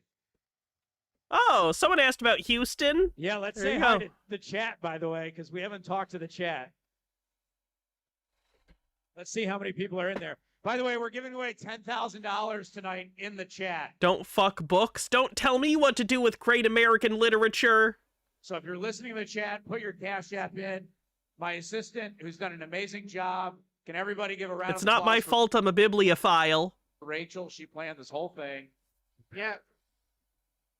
I don't know where she went. She probably did. But tomorrow she'll look at the chat and we'll get to the bottom of the $10,000 that we're giving away tonight. So we're giving away 10 grand, by the way. All right, I didn't right tell on. you that. And we still need to do $1,000 that I owe you to advertise the PP show. Remember I said that one night? Yep. And I think some other people matched us, so we need to get square on that. Right on. Anyway, we have Oh, a new my guest, back. right? Yes, he's Houston Wade right here. Oh, what's up, baby? I was looking for you. Come on. Houston Hello? Wade, man, tell us, man, what's on your fucking mind tonight? I mean, look how many people are out here in the crowd, man. I mean, what would you like to, what's on your mind, man? Let's hear it. This is the weirdest event I've ever been to in my life. I've got to piss so bad, but that line is so long. Hello, everybody. Yeah, you just say that on stage, right? This is surreal. This is Are there actually good books for children? No, they're terrible children's books. They're just capitalism for toddlers. fantastically weird event, and I'm so stoked to be here. I guess we should talk about Bed Bath & Beyond, maybe? Is that what we're here to talk about? Yeah. So, years ago, I used to teach this Intro to Logic course to art students, and it was kind of like teaching like 5th grade common sense to art students. But you cover certain things. Whoa. You cover certain things like syllogism, and in Syllogism? in doing this, you teach lessons like if then else. Like if Billy has a smoking gun and Shelly is dead, Billy may have killed Shelly, right? So you got to think about like the way that the bankruptcy documents have all been laid out, and you see things like they sold off their physical assets and their IP for $50 million. They spent $50 million establishing, establishing, the environment for a credit bid. So why would you establish a credit bid situation and not have a credit bid? Especially when, creditors could have got that $50 million, right? Right? Yeah. So why? Presumably because they hoped they would be offered more money but weren't. There's an answer for you. Altered Undying with 100 bits says, my outfit for Pissmas has gold fringe. Will I be under maritime law? No, I think you'll be safe. You'll be safe. All will be safe on the holy day of Pissmas. I like fighting shills on Reddit. It's a heartwarming. Everyone that doesn't agree with me is a shill. I'm very stable and I believe every conspiracy. Everyone's a shill who doesn't believe the same things as me. Pastime of mine, and they never have an answer for it. Like, why would you spend $50 million when the creditors could have got $50 million? How the fuck is the company gonna fucking sell the IPs for less than $50 million and spend way more than that on fucking lawyer fees, man? Oh. Because lawyers cost money. Period. They still need to do the bankruptcy and they need to hire attorneys. Like, I'm sorry that the expenses are so expensive, but that's just reality. Reality doesn't care if it's inconvenient to your personal bottom line that lawyers are expensive. Makes no sense. They need lawyers. Doesn't smell right here, fellas. I'm telling you. Whether it's tinfoil, Is it your flop sweat coming from the inside of the too big suit? DVD, whatever the fuck it is, there's a reason why so many fucking people believe in this shit.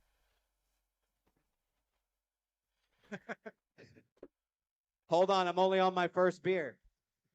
Yikes. Dude, I'd have to say, live pee-pee with an audience is actually a thing. Like, he's more in his element now than ever, dude. PB show for life, man. By the way, we are talking to Larry Chang tonight. Oh, yeah. So when's he coming on the show? 7:15. 7:15. He's actually going to zoom in and we're going to bring a TV up and everybody can watch him. All right, right on. I can't believe Larry Chang is actually coming on the show tonight. Has Super Stonk ever been able to get someone like Larry Chang or anybody? Fuck Super Stonk. Have they ever been able to get anybody like Larry Chang, or has anyone ever been able to do an interview like that with Larry Chang before? I don't think he gives a lot of interviews. So why is that, you think? I don't know. I don't know. Most people aren't willing to pay him. I had to twist his arm. So. You paid him money. You had to call in a favor, huh? I don't know. He has a gift he's giving away, and I have a gift that I'm giving away too. So later tonight we'll talk about it. But yeah. It's ice cream. All right. And Pulte home stock. Guys, can I say something? Go ahead, Cass. Chad, he knows it. Can I say something on the spaces? You know this guy behind, next to me, right? It's Jake 2B. Jake 2B. And this is a sofa. Why the fuck are you not sitting on the ground in front of it, Jake? Something doesn't feel right. Yeah. Sit on the ground, bitch. There we go. Now That's we can right. talk about Now we're DC. talking. Much better. Much better. There we go. Now we're back. Now we're right on, like we are in the show, man. Right on.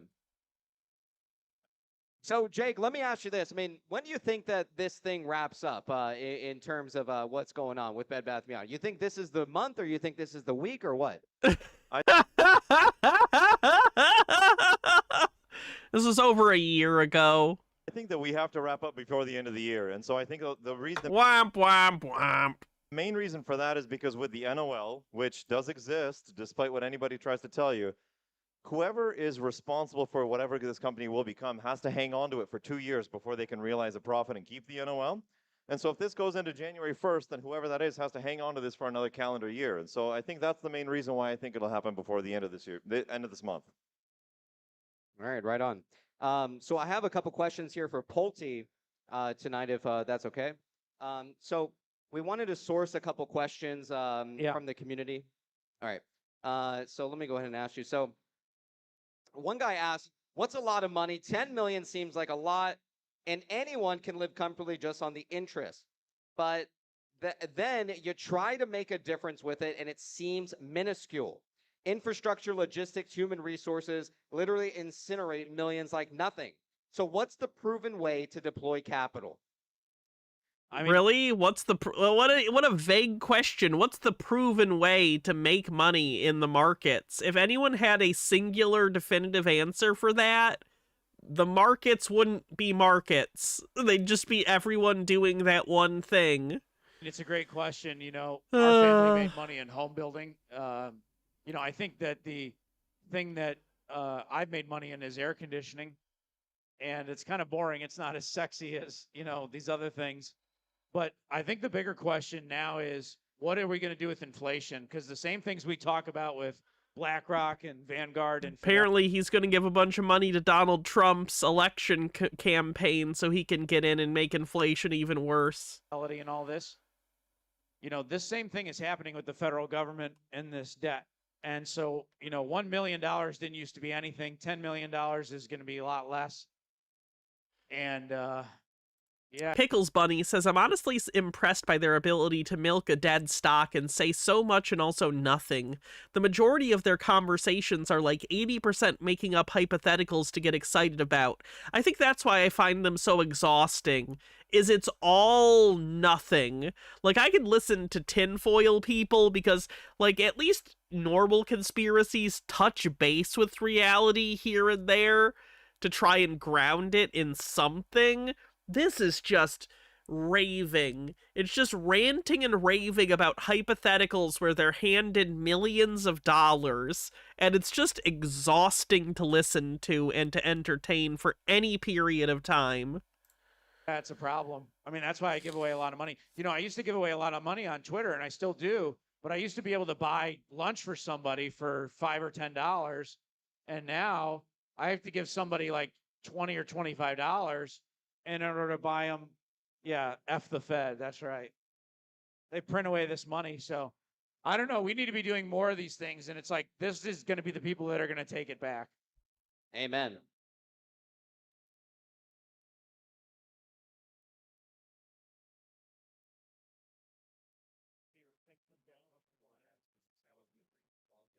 Yeah. I mean, we can start pulling people out of the crowd if you want. I say we do that. Getting people up here on the crowd, yeah, saying shit. Yeah. I think they would put everybody doing it. Yeah, for sure. Yeah. Come on. But you tell me. I need to know, like, the specific question. What's the Pulte plan? That's a good question. You're not a plant, are you? He doesn't have one. Not a plant. It For doesn't sure, I'm not a plant. exist. I'm just a firefighter in Texas. That's all I am. Looking to the Pulte plan. I think the Pulte plan is going to make a lot of people a lot of money, but, you know, that's my opinion. How so?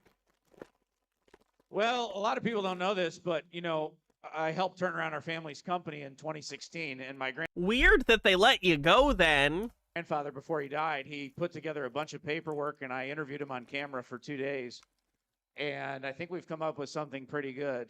and people say that I'm full of shit with regard. Remember in front of a university class how Bill Pulte said one of his grandkids was incredibly lazy and unmotivated and didn't really know what the fuck they were doing, and that was exhausting? I wonder which grandkid he was talking about. Hard to it that he didn't make it up. He made it. And I don't know. I think the Pulte plan's not ready to be released, but when it is, this community will know first. And I think it's going to be, I think the Pulte plan is going to be huge. And I think, I can't say what it is, but it involves my dead grandpa, who's very much alive through his plan. And I don't know. There's going to be, I'm working on getting other people too. So yeah. I'm not trying to deviate your question. I don't think that's what the NDA was about, though. So if you have a... It's all Trump speak all the way down to the hand movement. It's called malignant narcissism. Specific question that you feel I'm not answering, you need to ask me. And if anybody remembers what that comment was, please, yeah, do you remember what it was? He's going to ask you right now. You were smoking a cigar and a no, on Twitter. No. We need to know what the fuck's going on. That was in July. That was in July. That was in July. One more month. No, see, you tried to get me. That was in July. Okay, so 6 months would put us to what? December, right? January. And that's partially, yeah. Well, from the bottom of my heart, I appreciate everything y'all done for this community. I appreciate y'all keeping us sane through the last year that we've been in this play. Well, it's been him. Yeah. He's done it. He's done a great job. Everybody. Well, I've had the backing of a great man like Pulte, man. How can you not fail, man? Yeah, So. Yeah, I Right future. appreciate y'all. So you came in from Austin, and you're a firefighter. Correct. That's legit. Yeah. That's legit. That's What's in your legit. hand? We got stickers for everybody out here. What are they?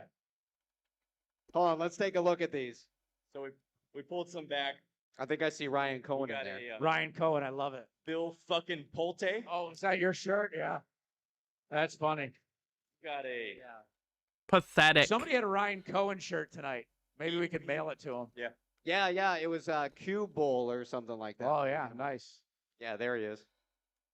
We're out of these, but I held some back for PP himself. It's PPBBBY on board. All right. Hell yeah, I love it, man. RC Warren Icon. Oh, I love that. I like that a lot. That one man. goes hard.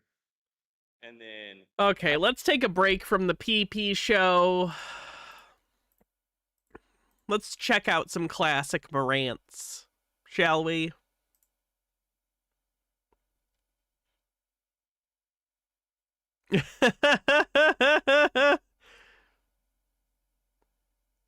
Do we need to talk about Morantz's reaction to Dan Olson's GME video? Hi, guys, and welcome back to Morant's Rants. Plenty of good information, a little bit of motivation, a whole lot of truth, no financial advice. This is a one-take session, no edits, no cuts, about, well, propaganda. Now, I know there's a guy out there called Dan Olson. Never heard of him a day in my life, but apparently he does documentaries. From Canada, cool dude from what I could see initially when I saw his documentary about GameStop this morning.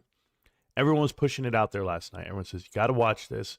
This guy's creating FUD. This individual's attacking investors, and he's telling the story in the... He's not attacking investors. He's attacking your investment correctly with evidence.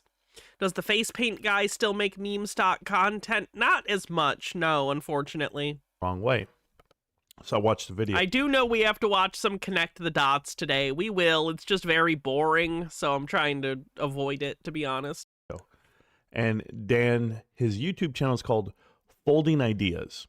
I push play, and I let him speak. And he talked for a long time. A lot of word salad. I mean, just throwing up all over the... You not knowing the definitions of words doesn't make it word salad. I'd suggest you buy a dictionary. Think of it like a fork for the word salad that allows you to get it into your mouth. Microphone as far as what he felt, how can I put it? Our motives, why we're invested with GameStop, what this movement is. And I think he has me confused with like a ton of other people. You know, I've never sat here and said 10 million a share. I've never gone out here and said these outlandish things that he was promoting. I know that he took Cosmic for his word. He clipped a lot of people. He clipped Tetron Invest, Tobit, myself, so many people. And he used that part of the doc. The documentary is 2.5 hours, guys. And I watched it at 0.15 just because I don't have 2.5 hours to sit there. Obviously, I sat there this morning while I was still making videos and doing some research that I do. But I'm just curious, Dan, the timing of this documentary is impeccable, by the way. Yeah, he just accuses Dan of being a shill. Surprise! The guy that calls everyone shills calls Dan a shill, which is funny because Dan literally addresses that criticism in the documentary about how they just call everything they don't like FUD. But, you know, I guess we're going to ignore that and just do it anyway. It's coming out to create this narrative that we're still not here, that we left or we gave up.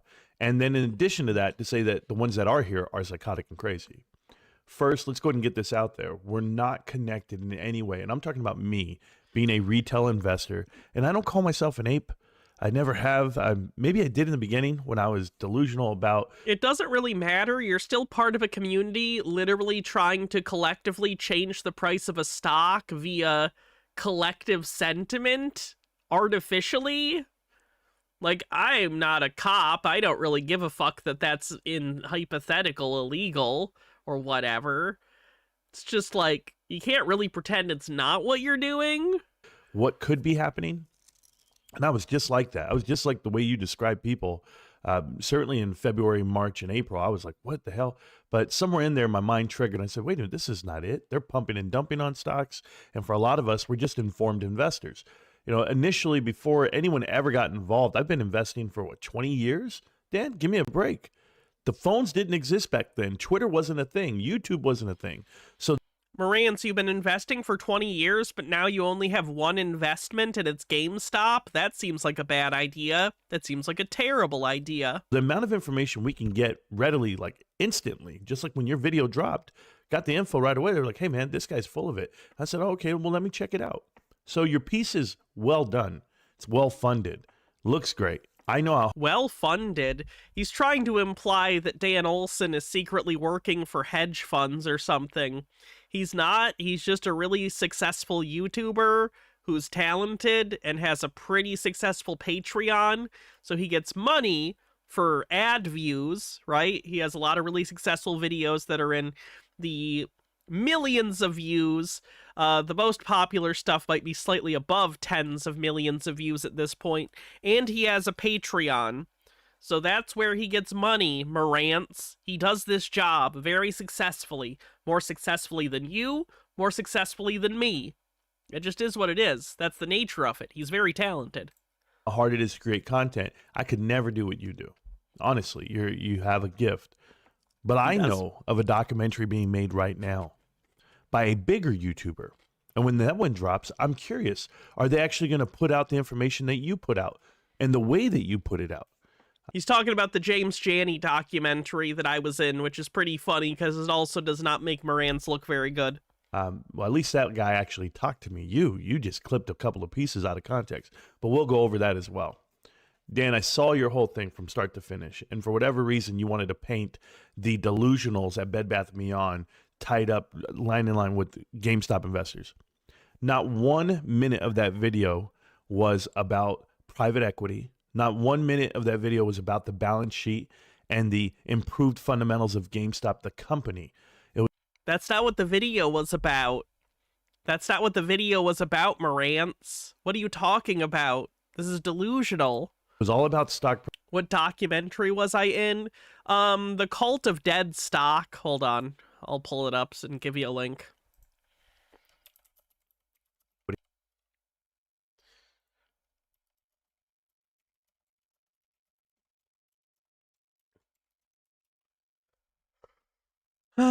Ooh, it's like 2 million views now. That's not too bad. Here's a link. I'm in a lot of it. James Janney did it.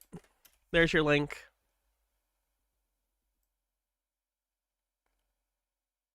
Oh, I was in my cat shirt. That's not a bad choice, I guess.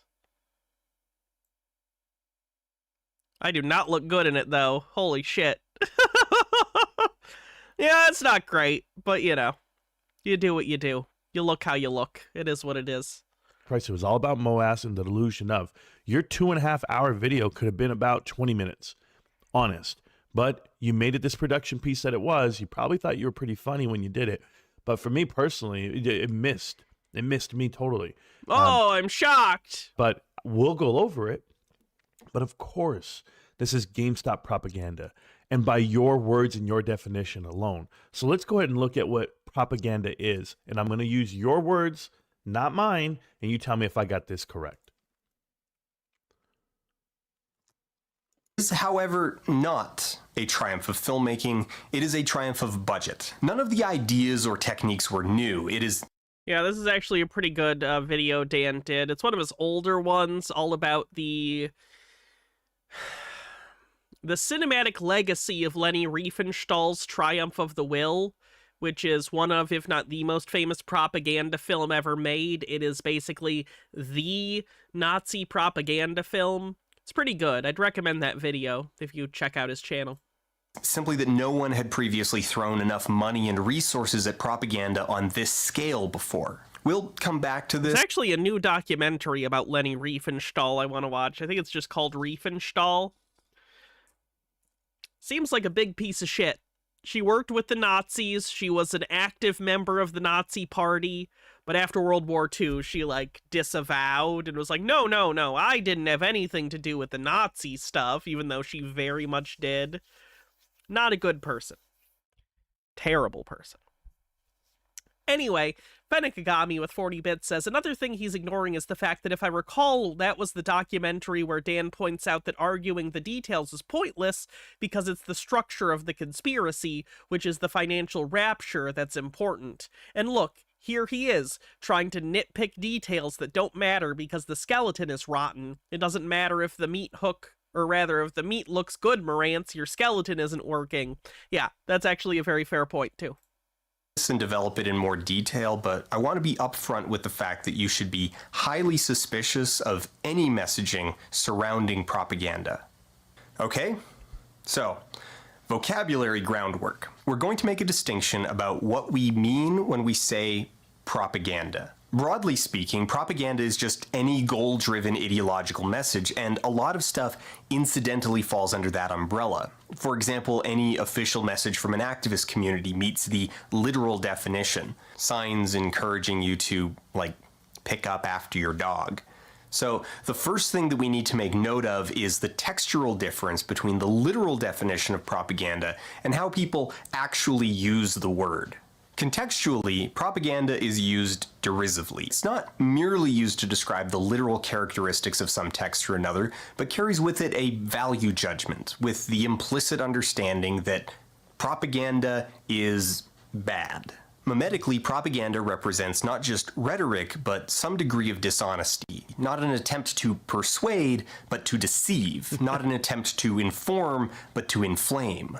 And even by this metric, there's still plenty that qualifies as propaganda, from white nationalists spreading false statistics about crime, to corporations trying to paper over the damage they do, to vloggers being paid to pretend to like a video game. So I ask, who pays you?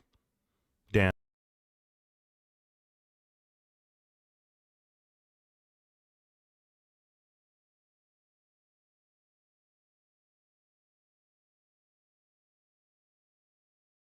Also.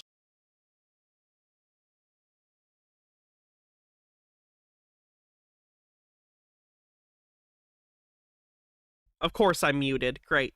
Sorry about that. Marantz, many people are successful on YouTube and get money from their audience to do this as their job. Dan is one of those people. Like, I'm successful enough at this that I can do this as my primary job. I have a secondary part-time job I do for extra money, but, like, I'm not even that successful at this. I'm sorry that you find it confusing that people do this as their job, Marantz. I don't know what to tell you. Because by your definition, propaganda, I mean, someone's backing it, right? No, did you listen to any of what he said? It genuinely concerns me that that's what Marantz got out of what he just said, because that's not at all what Dan said in that section. So, like, is Marantz he's not reading, he's listening, but is he the listening version of illiterate? Like, can he not listen to words that people are saying and parse them? Is this a problem? Because it might explain a lot of why he's wrong about so many things if he genuinely can't listen to a short 3-minute, like, thing and parse the information that is being given to him. Might be indicative of bigger processing problems on his part.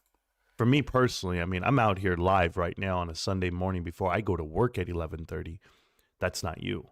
I believe your nickname was Too Depressed to Work. That was your old nickname, I'm being told. I don't... Okay. Are you making fun of someone for having depression at some point? And, like, that's a weird thing to do and makes you look like a douchebag, but also, he's more successful than you now. So kind of regardless of what you try and hit him on before, his videos are popular, get views, and make people think. Your videos are primarily used for the internet's version of toilet paper, which is reaction content. Hi, welcome. Yeah, we basically primarily use your channel to laugh at, and it's disposable, and we flush it down the toilet when we're done. Does that feel good? Because that's where you're stuck. I don't know much about you, other than the fact that you've cleaned up, hopefully, and you're not too depressed to work, but not, you're coming out. But let's go ahead and take your video, your propaganda, by your definition, and I hope everyone understood your definition there. But this is where you take... Your video is also propaganda by that definition, Marantz. That's why he makes a distinction between propaganda, capital P, and lowercase p, because if you use the general propaganda, then basically every piece of messaging is propaganda. Take me out of context. And so, of course, I'm going to come out and let you know what it is. This is just supply and demand. All I have to do is buy one stock, GameStop, feel good about it, and watch the world crumble. A thing that's kind of beautiful about a short...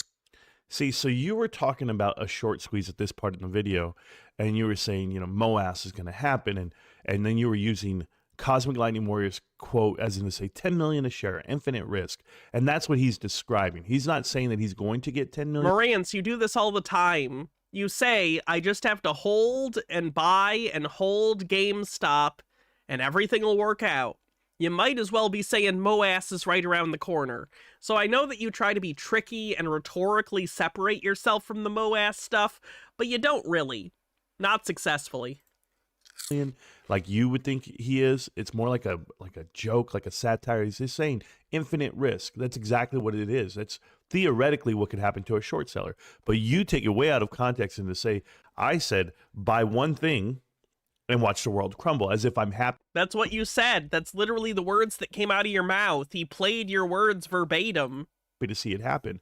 But if you look at the video you took that clip from, that's from Connect the Dots part 24. Just so happens to be the Michael Jordan story. So what I was saying was, okay, when I buy one stock and I watch the world crumble, I'm not talking about the actual world. I'm talking about Michael Jordan's world, the billionaire world of owning a sports team, how he leveraged his position against GameStop. Now, this is all known, but you took it out of context just to... A, that doesn't make a lot of sense, and B, I don't think that doesn't mean what Dan is using it for.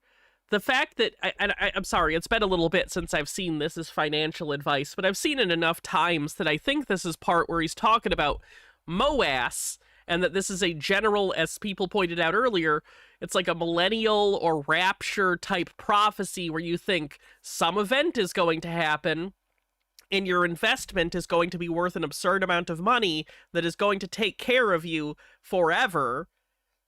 And that's basically what you said. It doesn't matter if you're doing it in the context of talking about Michael Jordan or the market as a whole. You are claiming that you get a stock, in this case GameStop, and you hold that one stock, and miraculous wishes of wealth are going to come to you if you just have faith. That's the same thing. It doesn't matter. You're trying to draw a distinction, and it doesn't have a difference. There's no difference in the distinction you're trying to draw. Steve with a Q with 100 bits says, just got back from errands and I see Morantz trying to debunk Dan Olson. I had not seen this. Glad I got back in time. Me too. To, I guess, take that part of the video that you needed. But we'll go to another part of this clip that you take as well, way out of bounds. You start putting together PP Seeds, Kais Malej, the rest of the crew that I have decimated. I went ahead and destroyed these guys for their narrative that Bed Bath & Beyond and GameStop were together. But this clip was well before PP Seeds even made a damn YouTube channel.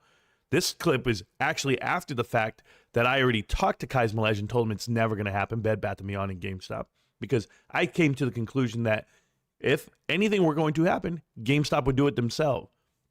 But there's the Teddy clip, and this is from December. And of course, this is what you do.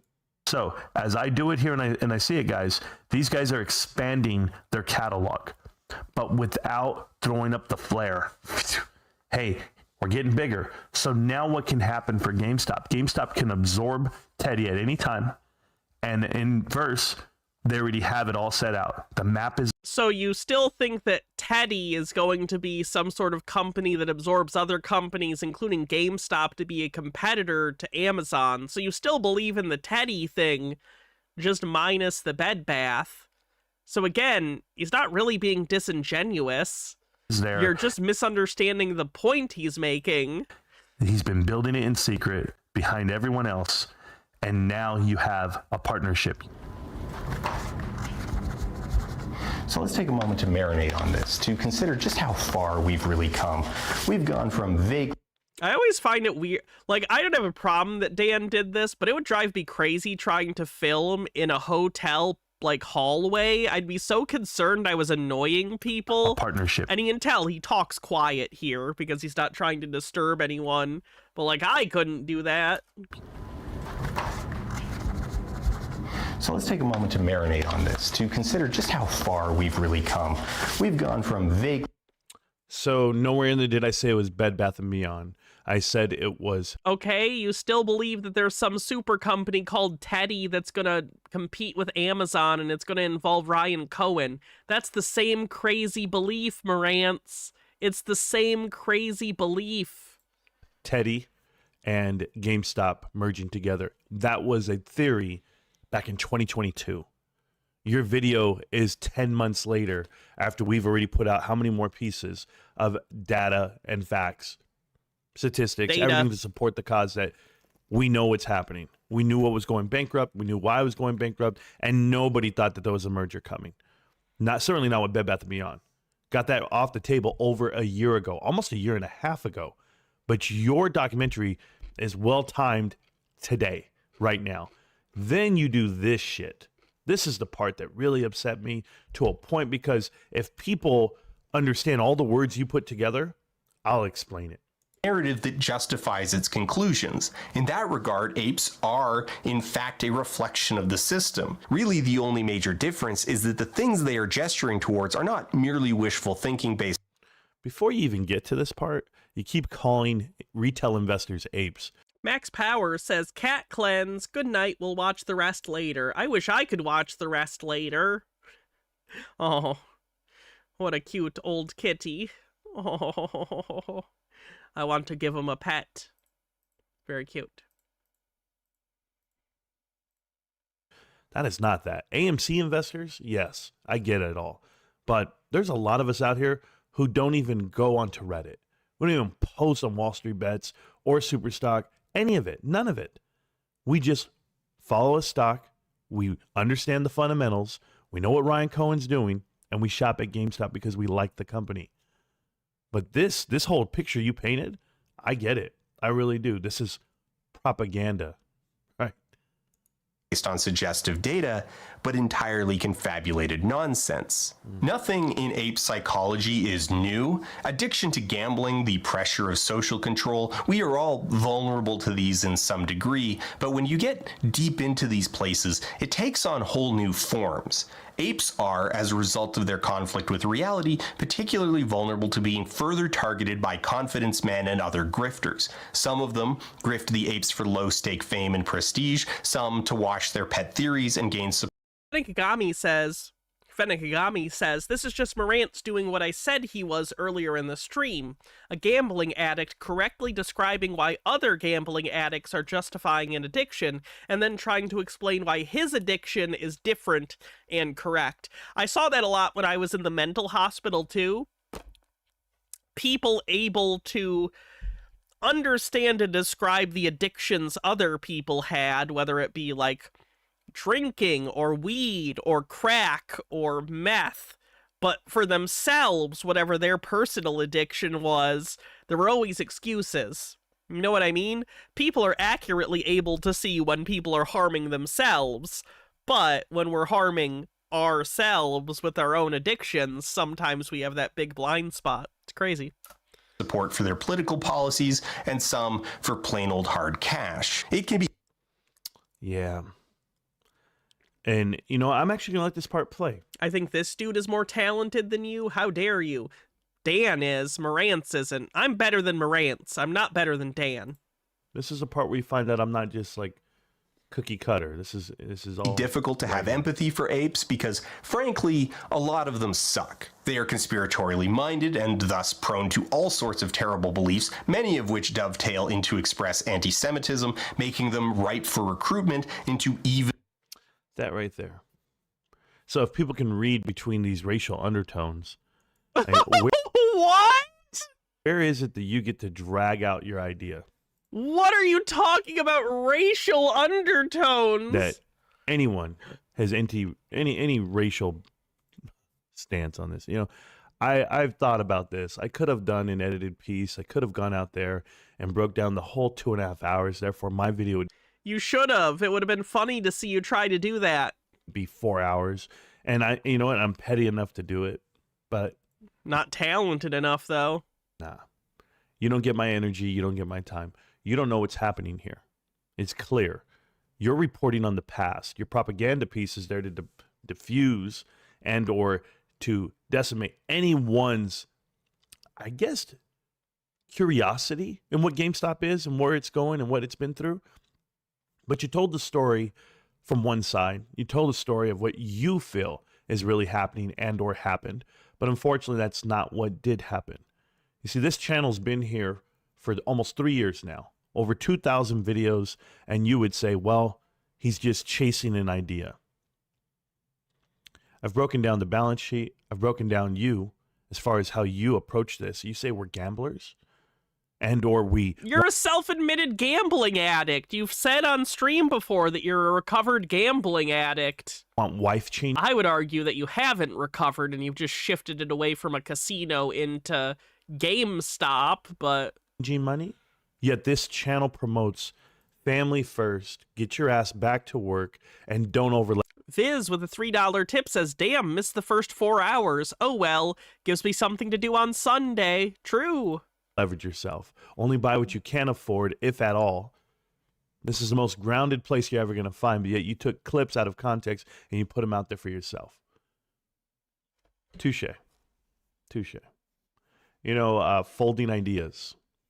Fold this one up and put it away. We're GameStop. Can't stop, won't stop, GameStop. And when I say I'll see you around, millionaires, it's because I have a dream, much bigger than yours, obviously. And the only way that something can actually happen is you got to dream it and think it up first. This was 2 years ago and he's still losing. So that's what I did. And it's been coming true for a long time. 6 months from now, I want to know when you make a new propaganda piece. Because you're going to have to. This one's not going to stand up well against time. It's just not.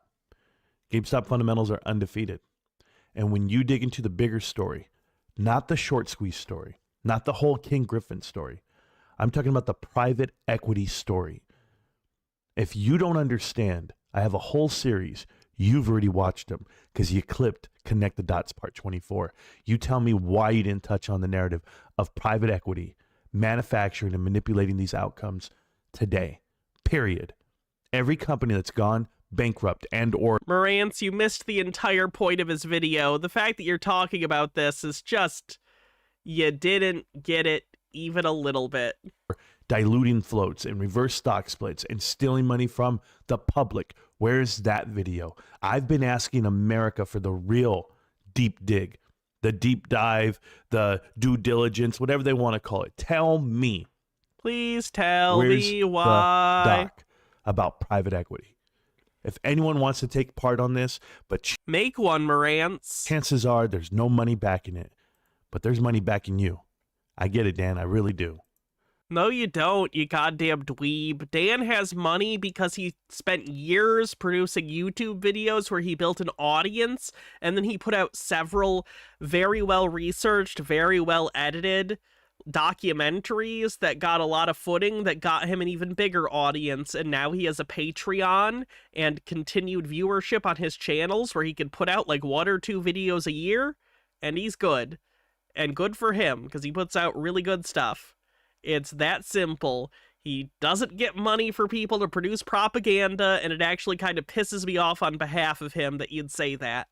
Like, putting out video content can be a lot of fucking work. I can't even imagine the work that Dan has to put into his stuff because it comes off as so professional. And it just pisses me off hearing you, like, denigrate the work of another person who put so much time and effort, and you're acting as though they're being paid off. Fuck you. Fuck you, Marantz, you lazy, untalented fucking hack.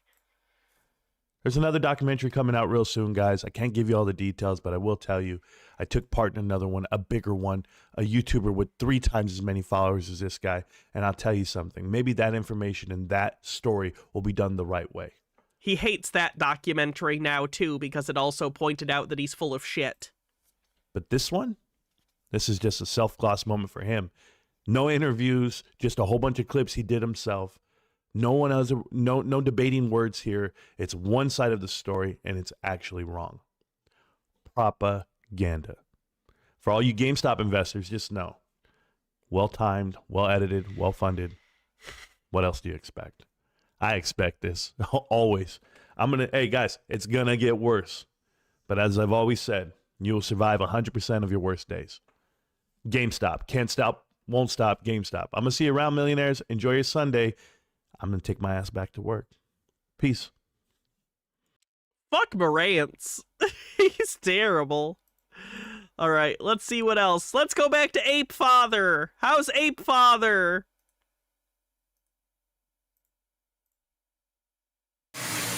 This is not financial advice. I am not a financial planner. It is for entertainment purposes only. Don't get scared right now, baby. The one, the only Ape Father in the house, baby. Wow! We're in Justin's Barbershop in Brick, New Jersey, the coolest and the most talented barbers on earth. Wouldn't you agree? Justin's in Brick, New Jersey. Like I said, the Ape Father, are you ready? Is getting AMC to Pluto. You like this? This is the talented Katie, who is a fellow ape. Show Katie. Get Katie in there. Katie, do a little. I'm so lucky and glad that even before hormones, I was never a hairy person, because holy shit, the amount of hair that you could fit on a human body is, like, shocking. Go, ow! AMC to Pluto. AMC to Pluto. And then, hey, let me borrow this phone. It's Mina. That's right. Mina is a brother ape from Barnegat, where the Ape Father lives. There's the owner. There's Jen, the owner of Justin's. God bless her. The coolest owner, the coolest barbershop on earth. All right, you can take over. Woo! So are we done? We did it? No. Okay, we got a little bit more. A little more. Gotta get this tea going. Watch and enjoy. This is a great video to eat. Elon Musk, while you're eating dinner tonight, I want you to watch this, all right? You understand? I want to go, Elon, you got to put me on the rock.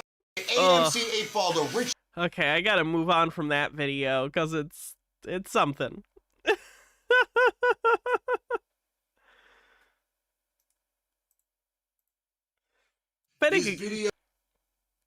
Fennikagami with 40 bits says, and again, Dan points out what he does is propaganda, but propaganda isn't necessarily bad. And Marantz, why would he need to interview you? Are you lying in your videos? Because if you're not lying, video clips should be enough for this documentary. Video is not financial advice. I'm not a financial planner. This video is for entertainment purposes only.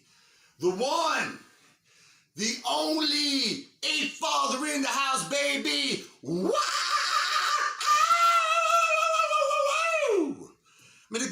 today.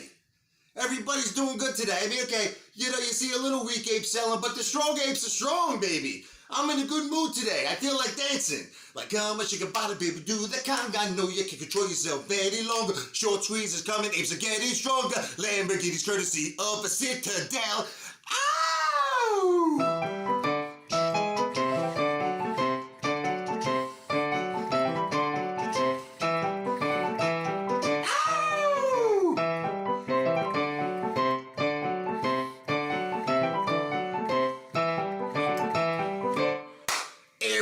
It's a good song. I'm not gonna lie, it's a good song. We're gonna get rich. They're gonna take the headphones down. We're gonna have a gamma squeeze, gonna have a short squeeze, and everyone around is gonna be swimming in Benjamin's, baby. Are you guys as psyched as me? This is the week. I feel it. This is the week. We're gonna get to 100. That's my prediction, and the short squeeze coming. So, as your ape father, here is my order. You keep buying. You keep holding. We're going to Pluto, baby! Come shake your body, do the kind. I know you can control yourself any longer. Play the piano. Short squeeze is coming, it's getting stronger. Lamborghini's courtesy of a citadel.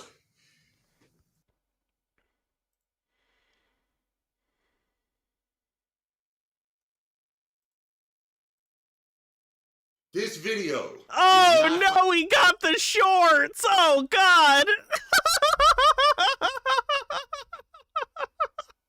Financial advice. Oh well. All right then. All right. I'm not a financial planner, and it's for entertainment purposes only. This is the Ape Father, baby! This is me on costume days in about 5 years. Wow! You want to know why I dress like this? You want to know why? I'm going to tell you why. Another weak ape. Okay, you know, I get a message today. You know what the weak ape tells me? He does not believe that the hedge funds' naked shorts are going to take AMC stock to Pluto. He don't think it, okay? So I'll tell you what, you weak ape. I got to do this again. My naked shorts are going to take AMC stock to Pluto. My naked shorts. These are my naked shorts. Okay? Oh, These no. are my naked shorts. So if you don't believe the hedge funds, naked shorts are taking us to Pluto, then leave it to the ape father, baby. My naked shorts are taking our ape family to Pluto. AMC stock to Pluto. Ow! Ape father in the house, baby. Yeah, no one can complain about Pissmas now. Holy shit. All right, let's see what else we got. Okay.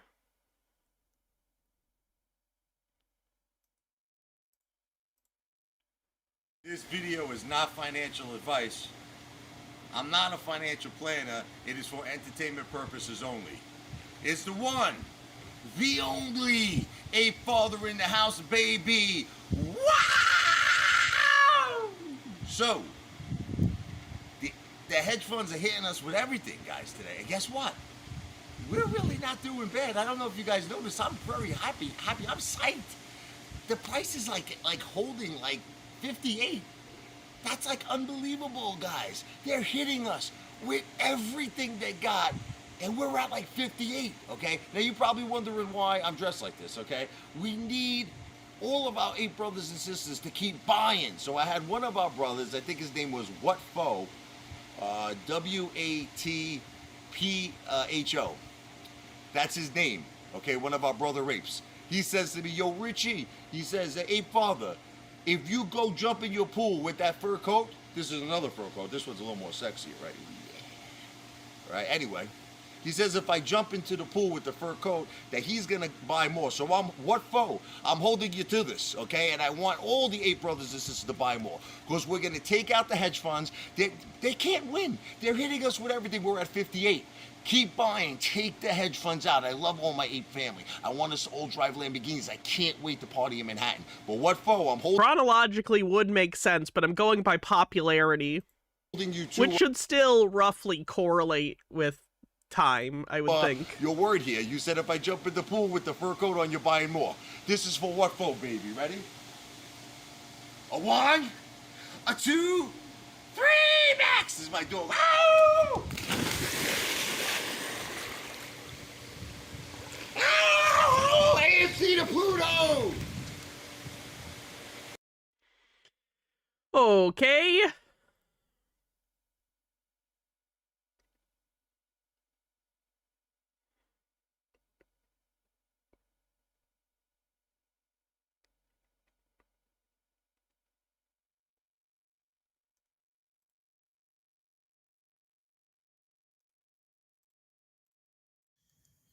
This video is not financial advice. I am not a financial planner. It's for entertainment purposes only. It is the one, the only. A father in the house, baby. Wah!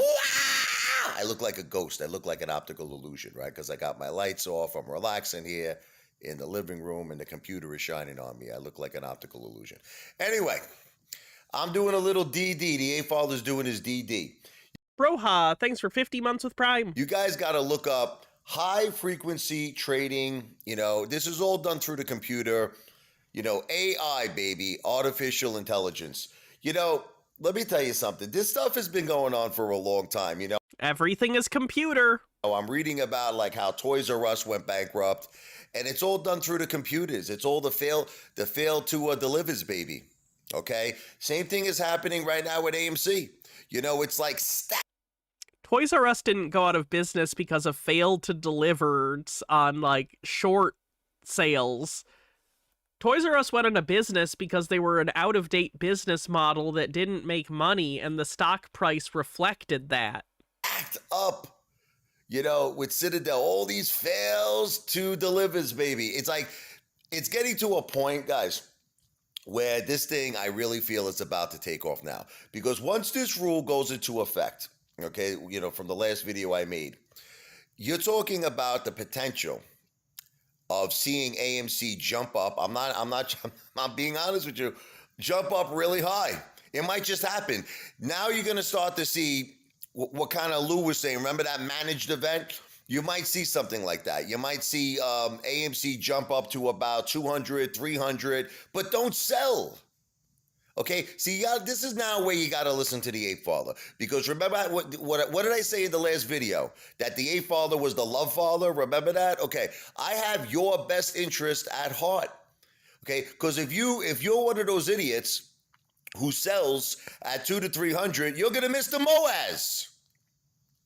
If this rule goes into effect, and if everything that this rule, okay, basically from what I'm reading, is true, then we got a ticket to ride. That's it. I'm not familiar with Lou from AMC, no. Citadel is going to have to start covering their positions. You're going to start seeing all these synthetic shares being bought back. It's going to be awesome, okay? You could see AMC shoot up as high as 5,000, 10,000 a share. But even then, we could go, this is Pluto time. So the reason I'm making this video is for all the apes that are down, for all the apes that you know, been discouraged. You got to hold with diamond balls of steel, because the Ape Father is really... Are the balls diamond or steel? Feeling psyched. Come the end of August, starting on August 24th, we might start seeing something that the apes have been waiting for a long time. Market integrity, baby. Market integrity. What does that mean?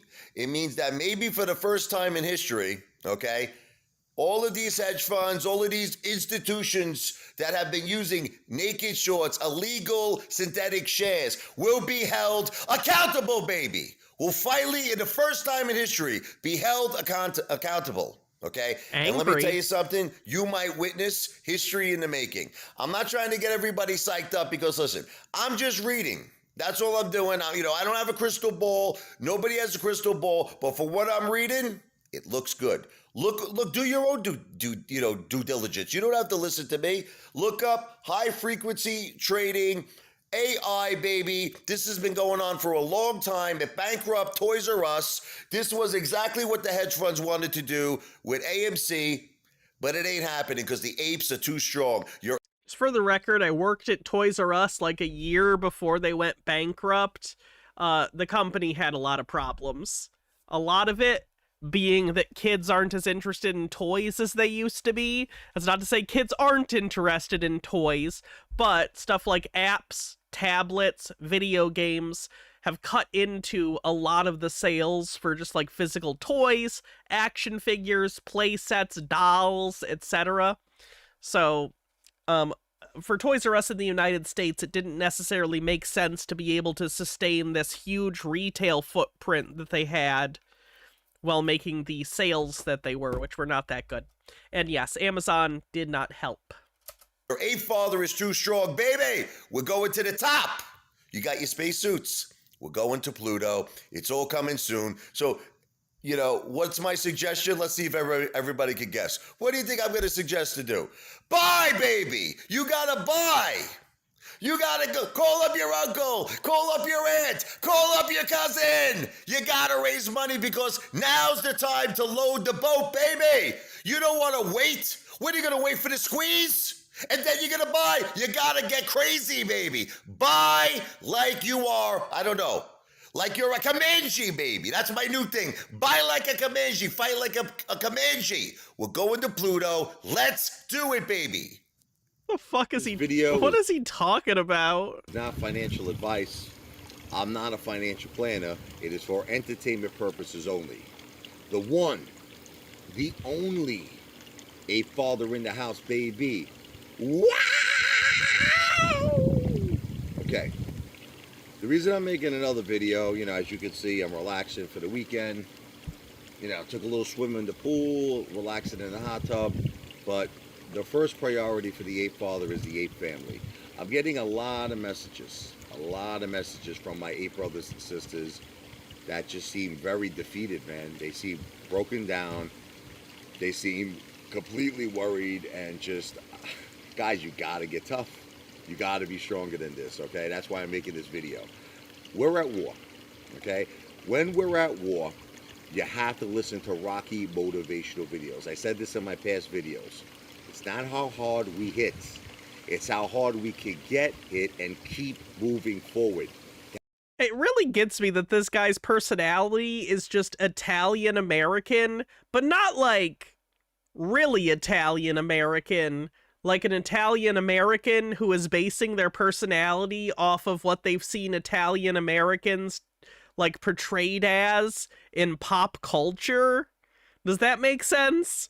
Like, I don't get the vibe that he had this, like, big Italian family, ma. Like, it feels like he's shaping a personality off of things he's seen on TV.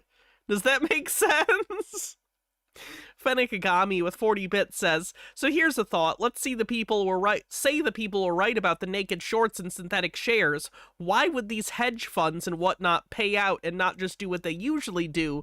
Bribe regulators and judges. Yeah, it doesn't make a lot of sense. That's how winning is done.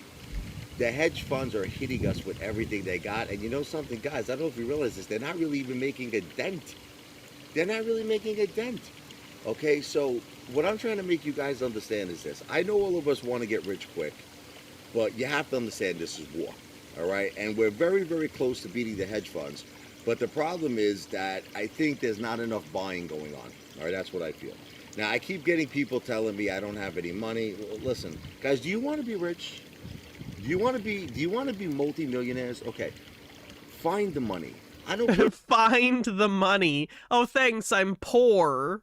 Thanks. You just find the money. Oh, it's that easy. Why didn't I think of that? I don't care if it's $1. You know, I don't care if it's fractional shares. I don't care.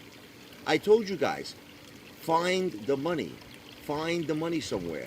Okay, buy consistently. Everyone, every ape worldwide, every ape needs to keep buying. Holding is not enough. Guys, listen, the hedge funds, okay, are in major trouble, but let me tell you something. When we're not buying, they're buying. And they're you know, when I mean they're buying, you know what I mean when they're buying. They're using these fake shares to just knock the stock down. Sweet Lily Love, thank you so much for gifting 5 tier 1 subs. Thank you so much. We are doing a deal today where bundles of 5 or more gift subs are 35% off. So thank you so much, Sweet Lily Love. Fighting the market, and if we're not fighting back, they're gonna knock it down to a price. Marcel says, is he advising us to rob a bank or something? Look, I'm not telling you what to do. I'm telling you to find the money. Capiche? You find the money, okay? Not my job. Your job, find the money. My job, take your money. Find the money. Level, that's going to start scaring a lot of the weak apes. And you just have to have this attitude. Keep buying until we beat the hedge funds. If we keep buying, they can't beat us. Let me give you an example. I think there's around 10 million apes worldwide, and I'm trying to build the army. My goal is to build the ape army to like 100 million apes, if not more. That's another thing. I tell every ape to share my videos. I tell every ape to talk about our movement. And I gotta tell you guys, a lot of you are not doing it. I'm not trying to be, look, I love you guys and I don't want you to get mad at me, all right? But I have to be honest, it's called tough love. I think I saw maybe 20, 30 apes out of like over 10,000 subscriptions sharing my videos on Facebook. You guys... Oh my god, he's so entitled. Need to build... Mr. Blast, thanks for gifting 5 tier 1 subs, and Nemasword, thanks for gifting 10, kicking off another hype train. Thank you for your generosity, everyone. The army. See, this is what I'm saying. There's too many apes that have this, like, delusions, okay? They're thinking that... Oh, I can't imagine. We don't have to build the... 74% to level 5 on the hype train. If you want to help it out and support the stream, you can always use bits or subs. Thank you. Army, they think... Fennikagami says, with 40 bits, if Warner Brothers does get bought by Netflix, there's a good shot that that'll be the final nail not only in AMC, but all theaters' coffins, since the heads of Netflix have explicitly said that it's time for the tradition of movie theaters to die. Yep, and physical media. Very not excited about that. But, I don't want to talk about that, because it's going to depress me deeply. Warner Brothers is one of the only studios that still has a really good division whose entire job is film restoration for home media. And that's about to get obliterated. So that's great. Thinking that, you know... Jeff, thanks for 100 bits. M. Scheffler, thanks for gifting 5 tier 1 subs. We're strong. We're not strong enough. The hedge funds are a powerhouse. The hedge funds have billions of dollars, and we could beat them, but we have to beat them in terms of we got to build our army, and we have to keep buying. Like I said, I don't care if you guys put in $1 a day. I don't care if you put in $1 an hour. You got to keep buying until we drop these hedge funds. And you got to share my videos on Facebook. You got to talk about the movement, because if we do these two things, we're going to win. All right. Now here's another thing I get. It's like, I get messages saying, hey, Father, after AMC, what's the next play? Listen, let's worry about AMC right now, okay? Let's focus on AMC. Focus on buying... Wait till I can sell my bags before we start talking about the next scam. AMC. Focus on holding, but more importantly, buying when you can. And then, you know what? I'm going to make you guys a promise from my heart. The Ape Father is not going anywhere. The army that we are about to build, okay, I'm talking about the army, the Ape Father army. That's what I'm talking about, okay? Will last the rest of our lives. Okay, we're going to own businesses together. I got the Ape Father coin coming out, okay, after we hit Pluto with AMC. We're going to be a powerhouse. I am going to bring the power back to the people. United, we will stand. There's no division in the Ape Father army. There's no racism. We are all one. One mission, one heart, one soul, and God is on our side. We're going to win. But I need everyone to listen to the Ape Father. I am your leader. You have to listen to me. Find the money. I am your leader. You have to listen to me. That's the confidence of a true leader right there. I'm the leader. You have to listen to me. I don't care. $1. Keep buying. Keep buying. Fractional shares. Keep sharing my videos. And we will be together in the promised land. God bless you. Steve says, imagine pledging allegiance to this guy for the rest of your lives. Well, I love you. The Ape Father. Ugh. Terrible. Just terrible.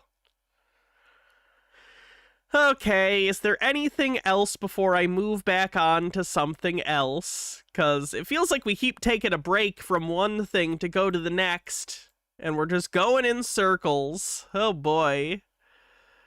Ah.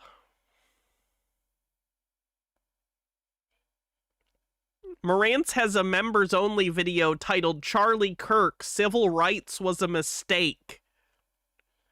Classy, Marantz.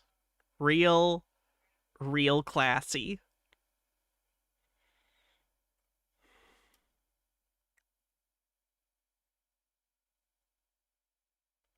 Oh no, his people on the street interviews were pretty bad. Jesus. Remember these? Even know if I'm ready. Yeah, I'm ready. Hi, guys. And so we're out here in Palm Springs right now. We're going to ask this family some questions about GameStop. Dependent on their answers, that'll tell you how much they win or what they win. This young man already ran up on me. He just wanted a bag. Now, do you play video games? What games do you play? Fortnite. Fortnite. Typical Fortnite, right? Okay. So how often do you guys shop at GameStop, if at all? Maybe like once a year for a birthday gift. Okay. So are you aware that they have more now than ever? Like the store is actually expanding. They have the digital footprint as well, the online discounts, everything they have. There's even a credit. It's scary to me that everyone he interacted with this day assumes he works for GameStop, and he just doesn't. Isn't that scary? You think you're talking to some paid guy who works for GameStop, just out here doing promotional stuff, and then you find out, no, that was actually a crazy man. Like, uncanny. Not a fan. Minute left on the hype train. Peep Lord with 40 bits says, the thing that gets me about this guy is the most is that he perceives his own New Jersey infallible turd kingdom to be an aspirational shining palace on a hill, so much that we should all give him our minds and livelihoods. This fake Italian only uses deflowered olive oil. Italian. I get it. Okay. Fedekagabi says, Ape Father needs to see this video. What is it? Oh, no. All right. I've got my 5-man band all packed up and ready to go. It's about leadership. The leader. Anyway, sorry. Thank you for the hype train, everyone. Yes. Were you aware of that? No, I didn't know that. So I'm going to ask you a couple of questions. If you can say yes to any of them, then you're going to get a prize, okay? More so than just an empty bag. So my question is this. Have you ever invested into the stock market? Yes, I have a Bitcoin and Bitcoin isn't the stock market, you dumb asshole! something else. I did it through Cash App. Okay. Fucking hate everyone in the world. Cash App. Now, do you own any? I have so much derision for other people because they're so stupid, and it just makes me a pretentious asshole. So I hate myself most of all for hating so many other people for being stupid, because I know I'm just a pretentious asshole. Any GameStop shares? It's terrible. No. Okay. Are you aware of the company online? Are you aware how that works out?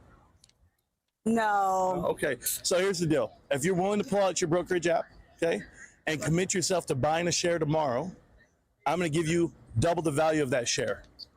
So a share is $25 right now. I'm going to give you $50 worth of prizes if you were to say yeah. Don't even worry about it. I'm going to give you a free gift anyway. Yeah, don't tell people to buy stock in front of you, you psycho. Give you a free gift anyway. You see this right here? Okay. This is going to be a free. It's either 20 or 50. I don't know. $20 or $50 gift card to GameStop for you and your little man. Absolutely free. Okay. Okay. Thank you so much. Thank you for your time. All right, guys. So we're out here in Palm Springs. What's your name now? DJ. I'll go by DJ. You know what I mean? How y'all doing out there? All right, DJ. Appreciate you. Now, you familiar with GameStop at all? Oh yeah, I go to GameStop. I get the games. GameStop won't stop. You know, that's my motto. Oh, really? Yeah, Okay. yeah. So, do you have any shares? Do you invest into the company? I mean, I got a little bit of In fairness, you have to have a fairly large IQ to recognize the great investment that GameStop is. shares here and there for GameStop, man. You know, so here's how it works, okay? If you can show me on your phone the GameStop app, a brokerage where you once bought shares, you do anything like that, or if you even have the GameStop credit card, I'm going to give you over $50 worth of gifts and prizes. I don't got none of that right now. I'm trying to think of my My crypto, let me see. The number of people that come up and talk about cryptocurrency makes me want to just burn every phone in the world. What I got on there, bought on this app. I don't have it on my other one. These kids will never learn. These guys will never learn. Bitcoin on this one. So a lot of games are coming out. Just keep shopping, all right? All right. Yeah, you know, we're going to keep shopping with GameStop won't stop, man. What else you got in this bag? No, you're going to get something. I'm going to get here. Because you didn't have anything, I'm going to give you an empty bag. This will be like a diaper bag for you. There you go, yes. For the baby, all right? There you go. All right, appreciate you. Thank you, man. All right, be easy, D. Thank you. So, hi, guys. We're back in Palm Springs. Obviously, we never left yet. It's still getting cool, as a matter of fact. So, we have right here with us... Grayson. Grayson? Whoa! Hold on, I missed a tip. That was like a very large tip, but I feel like an asshole for missing it. Flame Hazer 10 minutes ago gave a $105 tip. Says, I know it's half a pittance considering what you did for me over the last 27 months. What? Anchorage, Vanessa, Ricardo, Marlboro, and Carlos Montoya Pequeño say hey, sub babies. But I hope this helps y'all this horrid day season. That's not a pittance. That's an insane amount of money. Thank you for sending me an insane amount of money, and I really appreciate it, helping us get to our next costume goal. So thank you so much, Flame Hazer, and I'm sorry I missed that initially. Eric. Carrie. So we got Carrie, Eric, and Grayson. Try to say that 3 times really fast. All right. So, guys, my question that I ask every family, how often do you guys shop at GameStop? 2.5 hours. That's fine. That's like the length of Titanic. I like Titanic. Just imagine the movie Titanic in my head.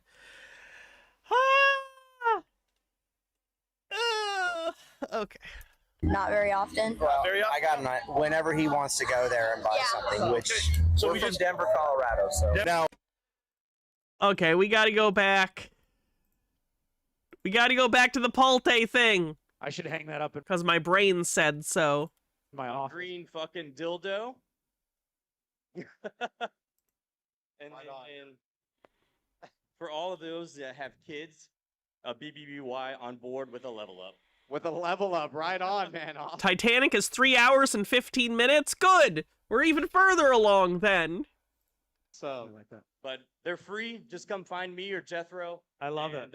Man, we're here for y'all because we should. I'm glad you told me what the question was because I never want to not answer your question. But it was July. All right. Well, we'll wait one more month. One more month. Yeah. Hopefully, one more month. So. Yeah. Never answered the question a month later either. All right, man. Appreciate having you on. Thanks, man. Thanks for coming on the show. And stay tuned for the Pulte plan. All right, let's get a round of applause for this degenerate. There is no Pulte plan. The Pulte plan was to be a rich white guy who fails upward by bribing politicians. Hey, man. All right, we got Pang backstage. We'll bring up Eileen. You can be right after Pang. All right, fellas, let's get a warm welcome for Pang, man. Oh, man, he's wearing the PP merch, too, man. Right on.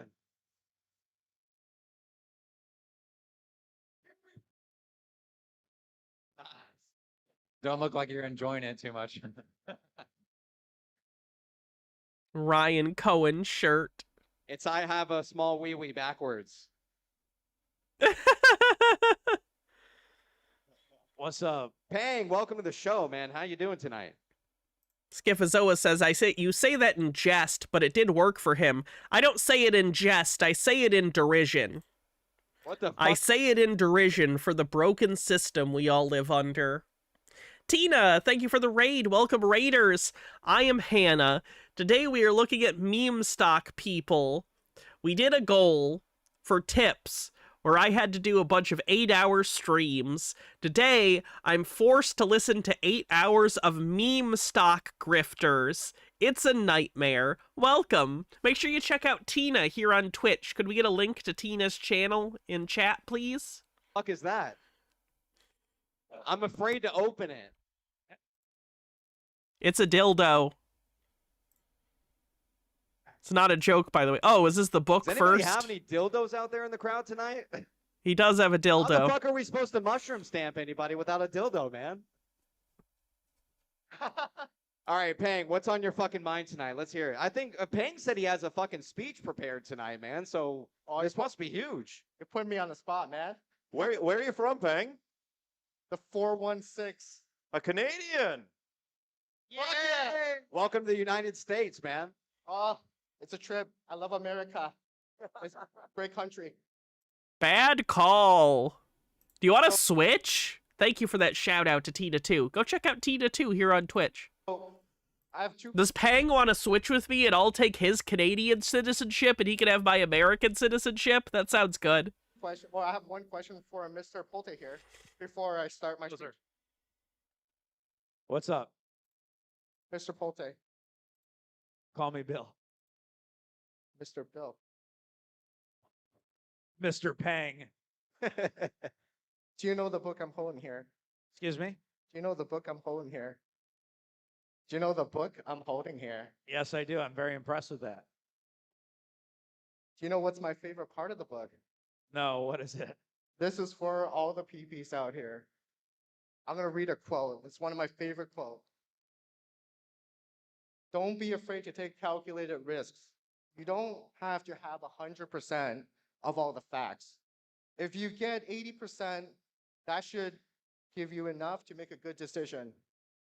If you want to wait too long, the decision may disappear. And the reason why I love that quote is because in our community of a lot of wrinkle brains, I'm a smooth brain. I don't know if you know that reference. But we've all gathered together and collectively got 80% of all the information that we can possibly get. So now we can make the decision of why we're in Bed Bath & Beyond. Thank you very much, Mr. Thank you. Thank you. Ugh. The sycophancy. Yeah. Mr. P. Mr. P. Ping Pang. P. Pang. I'm like the mini PP here. All right, what's the fuck is this right here? Hold on, can we get a camera that can zoom in on this shit? It's the book of DD. It's the book of DD that PP. got deleted. All right, Pang, what the fuck is this? Some sexual erotica shit or what? Explain it. The whole. Why is it that the most homophobic people also make jokes that are the most homoerotic? It's the erotica. I think that's what they call it. All right, right on. The proportions on that dick are way off. Every show I've watched since July, I've taken. Hold on, go back and look at that. Look at how bad the That's so. Oh, the proportions on that dick and balls are so bad. Look at the balls v dick. It's nonsense. It's nonsensical. It hurts to look at. Bumble Homestead says, I'm hoping before long I can switch with one of your crazy Michiganders for my Texas citizenship. Not it. I think that's what they call it. All right, right on. So every show I've watched since July, I've taken the pleasure of the notes that everyone or all the information that's gathered to keep me in the zen. Because, not gonna lie, I've been crapping myself since August when we dropped. So everything in here are hundreds of pages of the notes from the show. Do you want to open it and have a look?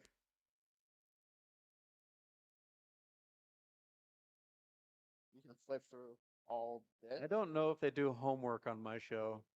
This is every single fucking piece of DD that's ever been done on the PP show, I'm assuming. Yeah. just to keep me in the zen. Yeah, I'm the writer. They can take down our goddamn fucking subreddit, but they can't take goddamn Pang from us, man. All the DDs right here, you motherfuckers. We've done all the homework we can. And it's just as useless as ever. I'm always stiff, big boy. So I just want to have a toast for the crowd. Just a little message, guys. And then I want you to do me a big favor. But you gotta wait. It might be a little cheese. Oh, God. This is my first time doing a Toastmaster without the butter. Let's hear it. Good evening, my fellow degens. I would like to give a toast to the most fucking greatest community ever. Fuck yeah. I came in here in November. Like most of you, I was a lurker, perving in the background, listening, and didn't want to join. At the time, I was just holding out from sheer confusion. And by Just a Peach says, one of your fans is in the live stream Discord. Brain break. Agreed. Let's take a quick break and take a look at whatever this cute. Yes. We need a cute dog. There we go. That is helpful. 2.5 hours, 2.5 hours, 2.5 hours. And then I can pet our cats. It will be okay. It will be okay. some divine intervention, I discovered an open platform where you can share your information with anybody, whether you're Has the audience been edited out? They didn't mic up the audience correctly, so yes, it gets weirdly silent and you don't hear any of the pauses where people are applauding or anything. It's very awkward. or a shill, anybody could come in to this open platform and give your opinions. I fucking love that. Congrats, D-Gens. We made it through the most aggressive FUD ever bestowed on a group of regards. It's kept us, it even kept some of us apes divided among ourselves. It was dilution that, bankrupt this, we're going to zero. But you did go to zero. You did go bankrupt. every single one of you came and picked up little pieces of the puzzle, whether in DD or in little books, that brought it onto the table and took us a village of smooth brains apes to smash our heads together to form one great wrinkled brain. For alone, we are weak, but together we can change the world. Even Citadel once said, everyone is scared of them, except for us apes. Thank you, thank you, thank you. I'm not a self-made man. I'm here standing on the shoulders of giants. I am blessed by Mr. Jamali, Mr. PPCs himself, Holte, Jake, Michael, and wait a minute, where's Plur? Thunderous Queefer's looking for him.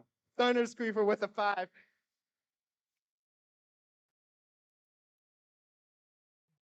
To the whole community, for it takes a tiny bit of spark and a cow to make systematic change. Now, PP, I came here with one purpose, and you know that purpose. I would like to dedicate this gift to you. If you can open it.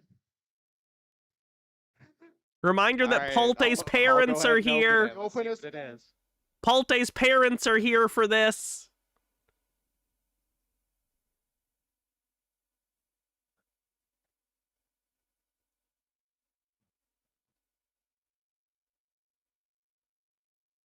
It's a dick. It's a penis. It's a dildo. It's a wiener. It's a dong. It's a cock. It's a dildo. Don't be nervous. There you go. Pang, what the fuck, man? A actual fucking dildo. Before we end this part, for me, I like to sign the tip myself. But would you do me the honors of slapping me off the stage right now? I would be absolutely fucking honored, man. Here's the first ever, man, live fucking dildo slap on the PP Live. Oh, wow. It's not even like a human dick. It's supposed to be like an alien or like a horse dick. See, look at this fucking thing. It's like a bad dragon thing. Come on. Harder, daddy. All right, fine. No. There you fucking have it. The first dildo slap in history live.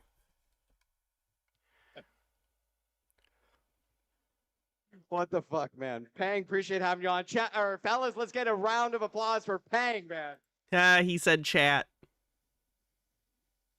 Been here? All right, we have Eileen next. Let's go ahead and give a round of applause for Eileen. Come on, Eileen. All right, welcome to the show, Eileen. Let's hear it. So, I'm a little emotional because how this started was we were in the GameStop spaces earlier in the year, and when the bankruptcy started. I'm going to skip ahead because her section is not very interesting if I remember correctly. We got to get to the illegal potential question mark, maybe illegal, who knows, thing that Pulte had Kais do. Group. And we discovered one of the biggest fucking fraudulent bankruptcies in history, and they nuked our fucking subreddit to kill the goddamn information. You guys just kept breaking Reddit rules. So fuck Reddit. We're going to take them on, man, and we're going to be the new Reddit. Guys, I have an announcement. We're going to be the new Reddit. I have an announcement. So you came from every state. Some of you came from different countries. We have someone came from Taiwan. And we are in a family that I see it's very, very good family. It's a great family. It's the Pulte family. Guys, I said it's the Pulte family. Hey, Fedengami. And so I have a question for you. How many of you own PHM, Pulte Group stock? PHM. Very good. Thank you. All right. So as you probably by now, you know that the CEO of that company, his name is Ryan Marshall. I've been saying he's a very bad CEO. So for those that don't know what this was, basically Pulte allegedly gave Kais this money to hand out to everyone so they could buy a single share of Pulte Home Group, and also sign a thing agreeing that they would never sell it, which again seems legally questionable.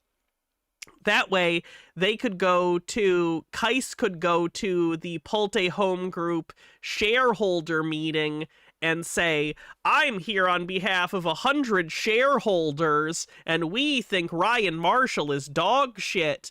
Basically, Pulte was trying to get a financial army of fake shareholders that he could control so he could try to get his family's company back. I say back, really he was the only one kicked out from it. His other family's still a part of it. Anyway, he ended up dropping all these plans once he got picked by Trump to be in the government. So all right, so I was giving Ryan Marshall two options. First one is to resign Dillis Filler says it wouldn't let me add bits on his own. Weird. If not, then the board of directors, they have to take action and fire him. All right, so everybody who came here today, you're going to be shareholders of PHM Pulte Group. All right, so I have here forms, and I'm going to buy from my own money for every single one who came here. It's not his money. One share. You later see Pulte taking from the money and grabbing it. I'm pretty sure it's Pulte's money. Pulte Group PHM.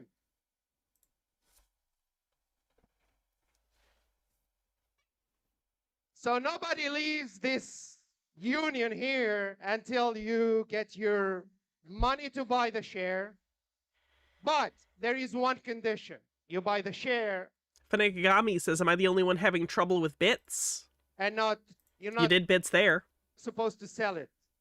We want you to keep the shares so you're going to be a shareholder for a long time.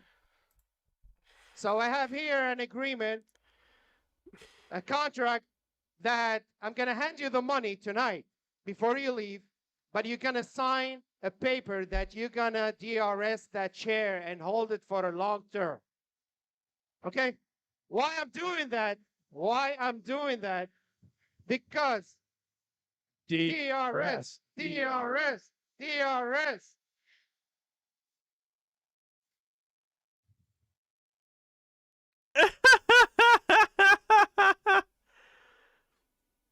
creepy.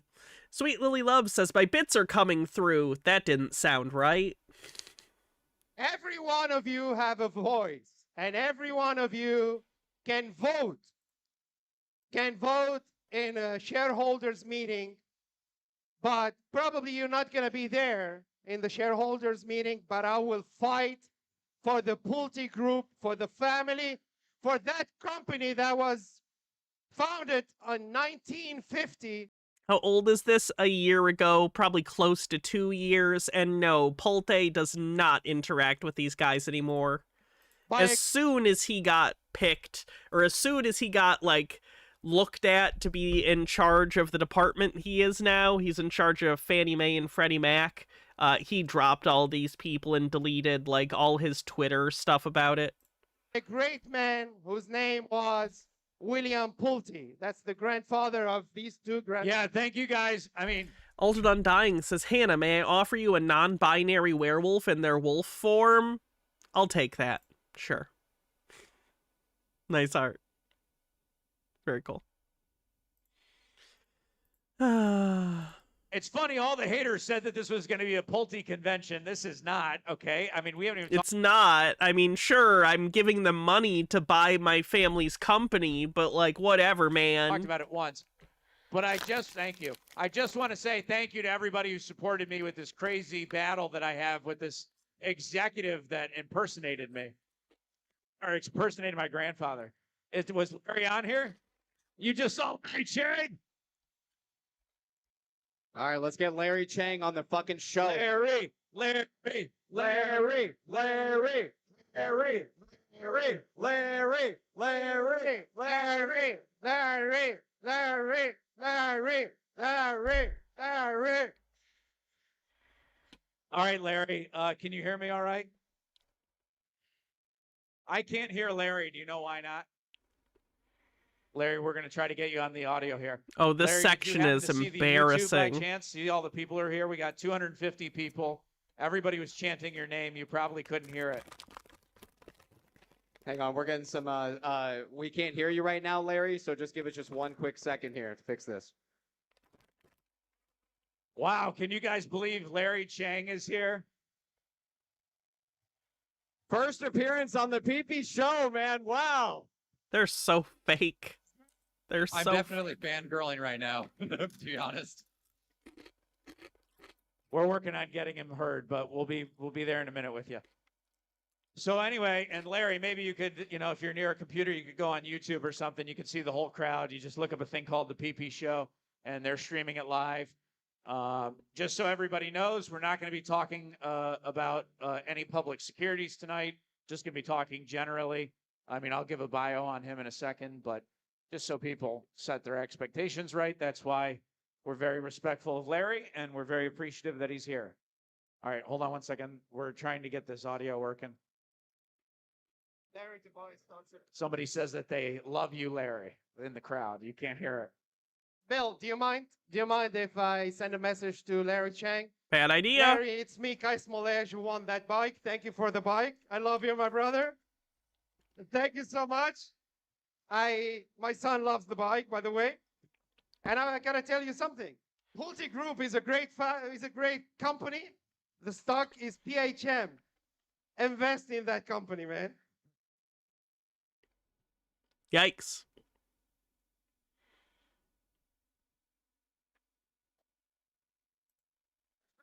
Hey, Larry, do you want to try to talk? Yeah, sure. Can you? Oh, there we go. We got Larry Chang on the PP show, man. Welcome, Larry. All right, Larry. So Larry, you got Bill Pulte here. Hey, Bill. You got the PP show. Yes. Right here. So I'll be asking you questions. First, you can't see everybody. Hopefully you can watch the live stream later so you can see. But I don't know if you can hear in the background because my microphone's actually pretty good. But you've got 250 people all in here, and they were chanting your name, which is pretty funny. Oh, wow. That's crazy. Nice helicopter, by the way. I forgot he mentions the helicopter.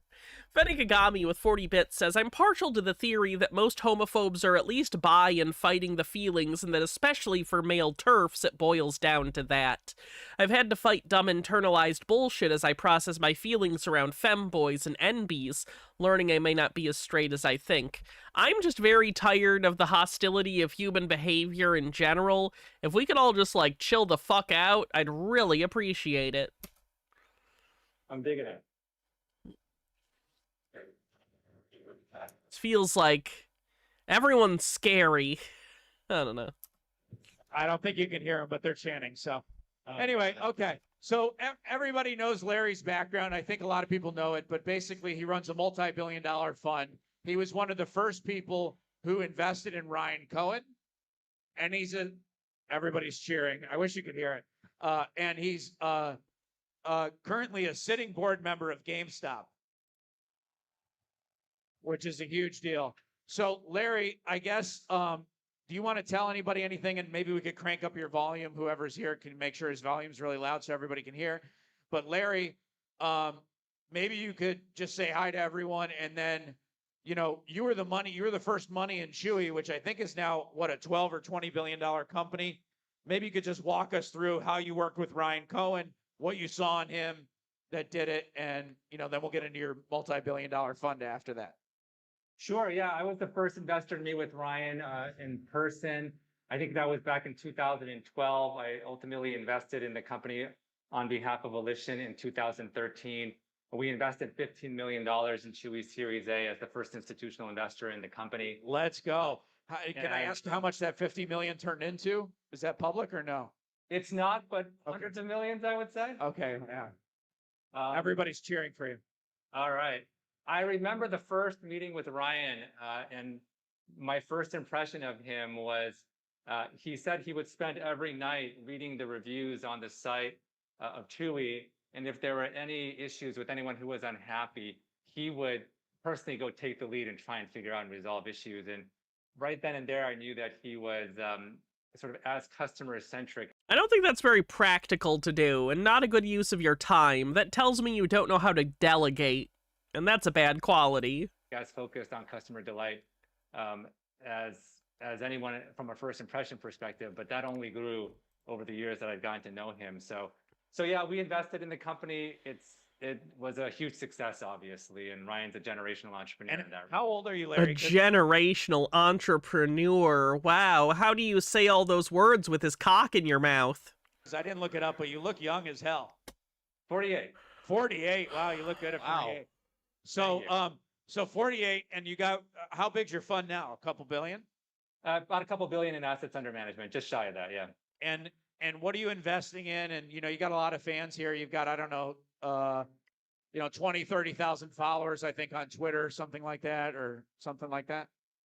Yeah, we invest, Volition's a growth equity firm, so we invest in emerging growth tech companies. So these are companies with 5 to 50 million in revenue in that zone, growing 50 to 100% plus. So really dynamic emerging tech companies. We have two sides of the house. Software and services is one, and internet and consumer is the other. I lead the internet and consumer team. So that's all things e-commerce, digital media, ad tech, transactional services, consumer, retail, all that good stuff, all the fun stuff. Love it. Okay, so is there anything you want to tell this crowd? You can say anything you want. What? I think this is truly inspirational that you guys are all together. You guys are really defining what it means for retail investors to be in community and what comes from that.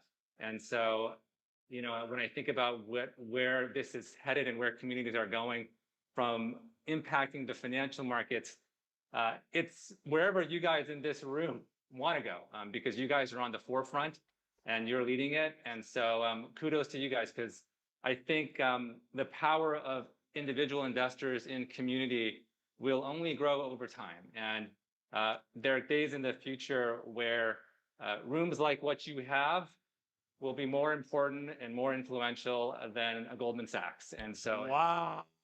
Oh, wow, they had room for all of the cocks of the people in the room to go in his mouth along with Ryan's. That's incredible. No wonder he's so successful. He could suck so many dicks simultaneously.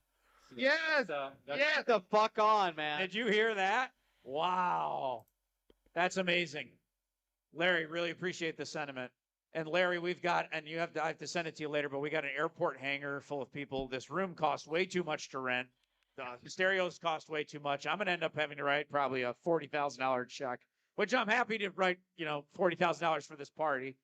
It's basically a party. There's no way that this cost $40,000, and if it did, you got so ripped off. It's an airplane hangar, 2 Coors Lights each, and a helicopter rental. That's $40,000 to you? You're right. I mean, is this not a party? But anyway, we've got basically, we raised money for this. People donated $500. That's a lot of money. $500 is a lot of money. People donated $500 million. $500, soon 500, no.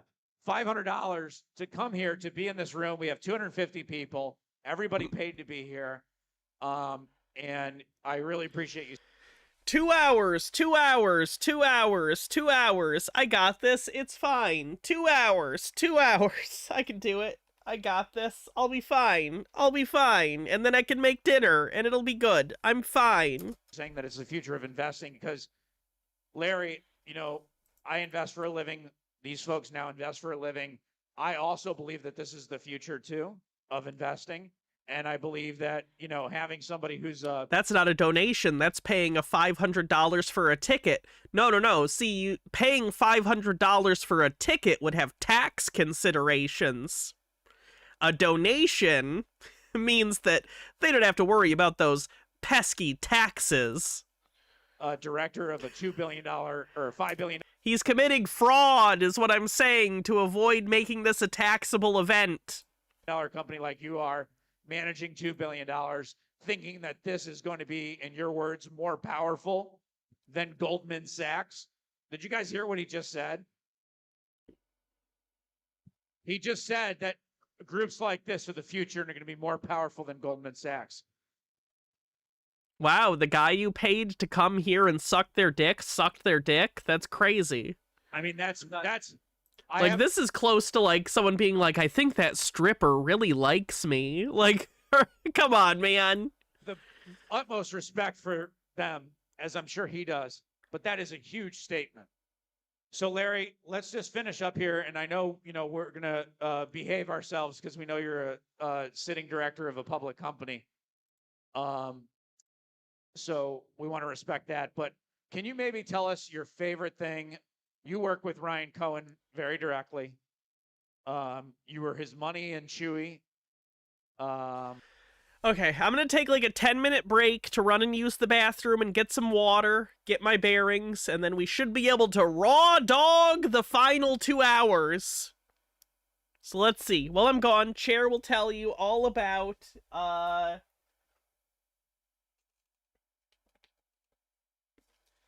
the Peter Cushing Doctor Who films. It's actually, both of them are on 4K as well. It's quite a nice box set from Severin. Please don't fall. You're a rare box set that they're out of stock on. Alright, that seems pretty stable. I'll be back in like 10 minutes. Be right back, chat.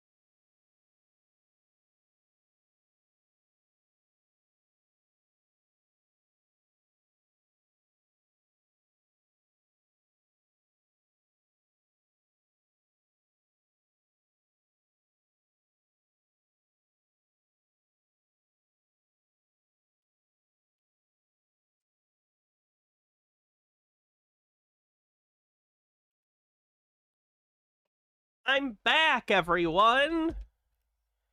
Isn't it thrilling? Okay.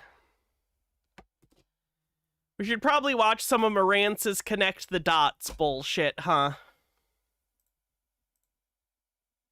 Okay.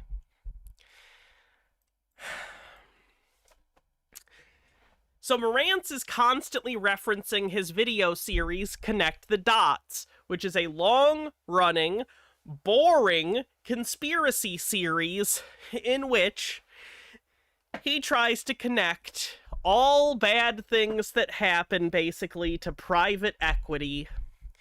So let's check it out. I think it's going to be boring. And it's going to cause me psychic pain. Show you this first. You guys know this is my list right here of hedge funds. It's not my list. It's Oh, green guy with the $2 tip says, eat some food. We have eaten twice already. When people go crazy, why do they do this stuff? Just take care of pigeons or something. I don't know. List I found of distressed credit hedge funds. Okay, and that's what they are. Distressed debt hedge funds is what they call them. As you can see, these are all the shorters, guys. And if you type in a name, you're going to find the one you're looking for. You're going to find Citadel, sure. I just want to make sure you guys can see everything I'm doing. Okay, cool. So find Citadel. You'll find Apollo, right? It's all there. As I go down, and I was going through this, I went ahead and did this way. I typed in Thomas H. Lee, and there he is. He's definitely there, and he's a bad guy, right? So I started looking around, and I started putting things together. And so I go into his damn Wikipedia, which I was reading, and I read up on him, and I saw that he was connected with some really bad people. Remember the Rothschild? Remember I was talking about that? His brother is connected with that. His whole family. Then I saw the Drexel, Burnham, Lambert, and how that all went down when Michael Mikan. I literally was reading this, but this is the problem. This is what was getting me. Wow, this is terrible. This is the first video. This is the first video in the series, and it's not explaining anything. He's just talking. It's like you joined in the middle of a conversation or something, and you're lost immediately. Kohlberg, Kravis, and Roberts and Company. That transaction... So it's documenting Marantz's descent into the JQ, basically. Made him a billionaire. And I was like, okay... This group, this KKR, is who he's working with. They are partners. They're in everything together. KKR. Okay, guys? I'm going to close it out. I'm going to get to the next article, and we're going to go down the list. And guys, this is why. This is why I feel we're invested in the right things. Okay? I'll just give you an example. Like KKR, here we go. This little person, I have no idea who this is. She used to be for Citadel. Okay, so before she worked for KKR, who is partners with THL, remember this, guys.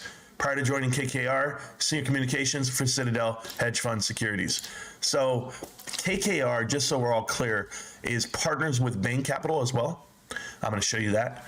I believe THL and KKR and Bain all had a hand in Toys R Us, if I'm not mistaken. But we'll keep going. I want to see if this article is going to load. It does. So, Citadel boss Ken Griffin. Nope, Nemesaur, this is the first video in the playlist. This is AMC and GME Connect the Dots Private Equity. It's episode 1. Episode 2 is after this. It's just badly done. Urges Mayor Eric Adams. Who cares what he's doing? But look at where he's doing it from. And you see right here, Citadel boss, he spoke with the importance of public safety, blah, blah, blah, with the 60 people, including Adams, KKR and Company co-founder, Harris, and whoever, and then the Wells Fargo CEO. So Henry Kravis. So he's at a conference speaking, and KKR is there. I mean, why would you be there, right? Is this literally going to be 100 episodes of Marantz just pointing out the business relationships a variety of hedge funds have with one another and acting as though it's nefarious? Because so far, all he's done is describe banal business relationships with the tone of someone hectically explaining an alien invasion is happening. Remember, KKR and the guy who just killed himself are partners. Partners till the day they die. As I looked at this, who owns KKR? Well, of course, $200 million with the KKR is owned by Citadel. And when they increased their position this past 13F, 265%, the most of anyone in the top 10 other than this damn nonsense here by Wolverine Trading. They finally bought in. But these guys increased their position huge. They do have some type of leverage, as I would call it. So here you go again. Here's the co-chairman and CEO of KKR. He's a fireside chat with Ken Griffin. So do you understand how close all these guys are? I hope you guys know how close KKR is. Oh my God, people in the same business know each other and have business relationships with one another. Oh my God. To the guy who just killed himself and Citadel. So, oh let's my go for God. this guy, Suni, Vishal Sani, or whatever his name is. Joined KKR Plasma, KKR, whatever. And where did he work before? Well, Surveyor Capital, which is, we know, Citadel Group. Okay? So he worked for Citadel, and now he's at KKR. Then we go down this one, Eric Brady. He's a senior associate at Citadel. Where did he work before? KKR. So there you guys go. See if I know any other ones before that. The reasons why I tell you these guys' names and where they work and what they do is because I want you guys to have a good understanding of like recognizing names. When you can recognize a name, it hits you and you're like, oh, wait a minute, that's a bad guy. I shouldn't be there. Things like that. Thomas H. Lee Partners, in a sentence, like what do they do? Well, of course, they were partnered up with Blackstone, the Carlyle Group, Harman, and KKR right here. That's what they do, guys. They're all partnered together. This is a group of misfits. If you look down here, Party, I believe that's his name, Party successfully led fundraising and some of the industry's biggest names, including KKR, Bain Capital. Look at this, Silver Lake, and Silver Lake's just as bad as all of them, guys. And that's why when you're looking at AMC, you guys should be worried too that they borrowed money from Silver Lake at any point. And I know Silver Lake's out now, but that's because they made their $1 billion off the deal as well. And that's all retail money, man. It's not your money. Here's another one. KKR buys 1-800 contracts from AEA, but guess what that is? That is Thomas Lee. So KKR agreed to acquire 1-800 contacts from Thomas H. Lee. They're partners, guys. They do this. They bought them for $900 million. Phenomenal. Phenomenal for them to be shoveling money back and forth to each other. And I read all these articles, and I tell you, it doesn't shock me anymore. But whenever I do read something that shocks me, that floors me, I show it to you guys. And I'll show it to you in a minute, because something here did floor me. KKR and other big hedge funds, they take a swing at the Dodgers. So KKR, Thomas Lee Partners, Highbridge, and now we know Highbridge Capital is one that Citadel is invested in as well. They all bid to buy the Dodgers. I don't think they won because I think the other guy has the Dodgers now. Okay. So what my point is, what I'm showing you guys is all these guys are connected enough to do billion-dollar acquisitions together. Of course they're connected. They're all in the same business in a relatively small, like, high-end hedge fund is a small world, relatively speaking. I imagine they do business relationships with one another. I imagine they work together on things. Sometimes they compete on things. But I imagine a lot of the people know each other. That's not nefarious in and of itself. They certainly have perverse incentives, but that's a problem with the whole system. Like, what is he even trying to say here? Okay, in 2006, a private equity firm, KKR, they acquired a media company from who? From Bain Capital, from Thomas H. Lee Partners, for $3.9 billion. There's a deal between the two. So are they connected? And the reason why I'm showing you all the connections, and we're going to get there, I promise you. And look, even this one here, the Carlyle Group, KKR, and Thomas H. Lee purchased Nelson in 2006. And they did this, and they posted revenues of $894 million, whatever it may be. But they bought $15 billion buyout is what you're looking at. And these are deals that these guys are doing together. And now all the intricate details of these deals, guys, I'm sure there's a guys just like Laser Haas in part of all of these deals, right?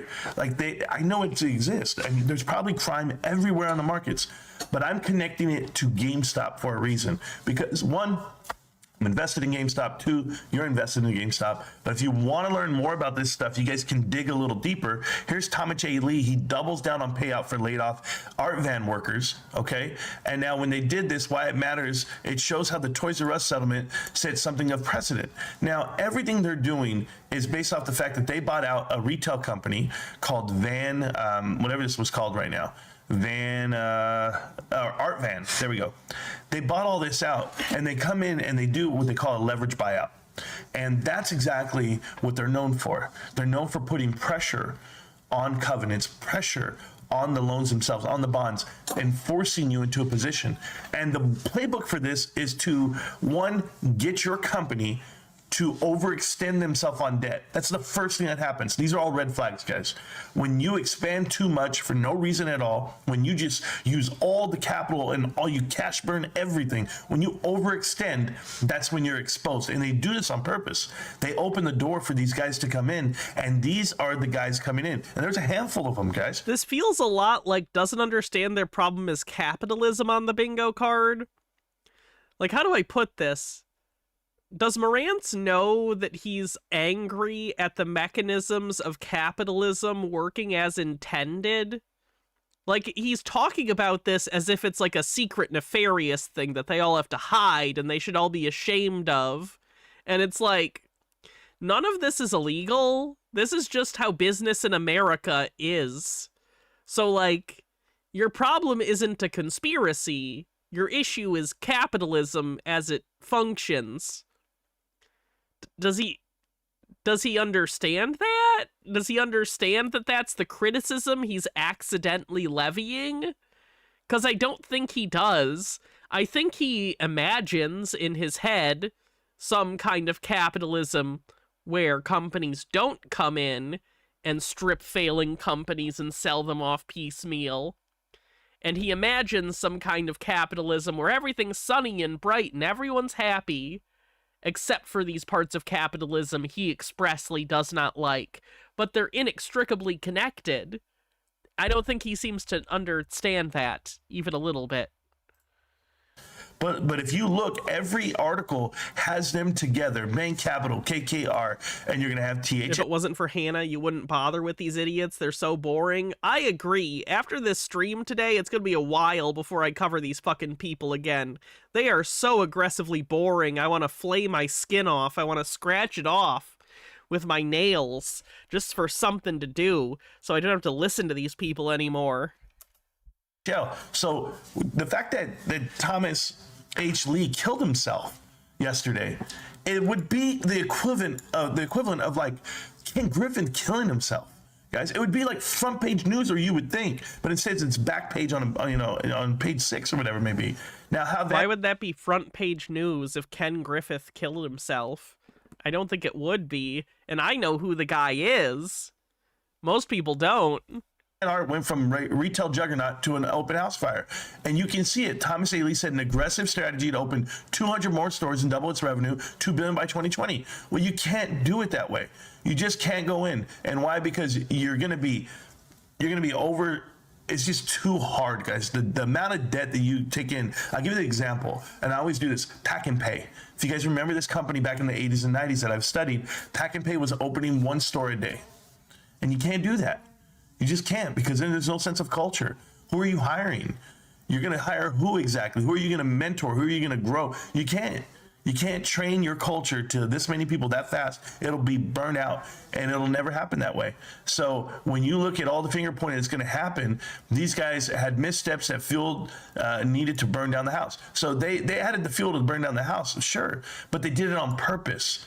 And then I have to go look at, well, who used to own Art Van Eslander, the family themselves, who had a put on it, who had short it. Like, you got to ask yourself all these questions. But what you don't have to ask is too much. And here's why. This is what they did. They bought into this company, okay? TH Lee bought into Art Van. All right, I'm gonna give you an example. Now, this is all the crime that people want to talk about. I don't need to go into conspiracy theories. I don't need to go into any of that. Just read the facts. Okay, they bought in on an estimated deal of $550 million. But go down here and you're going to see exactly what happened.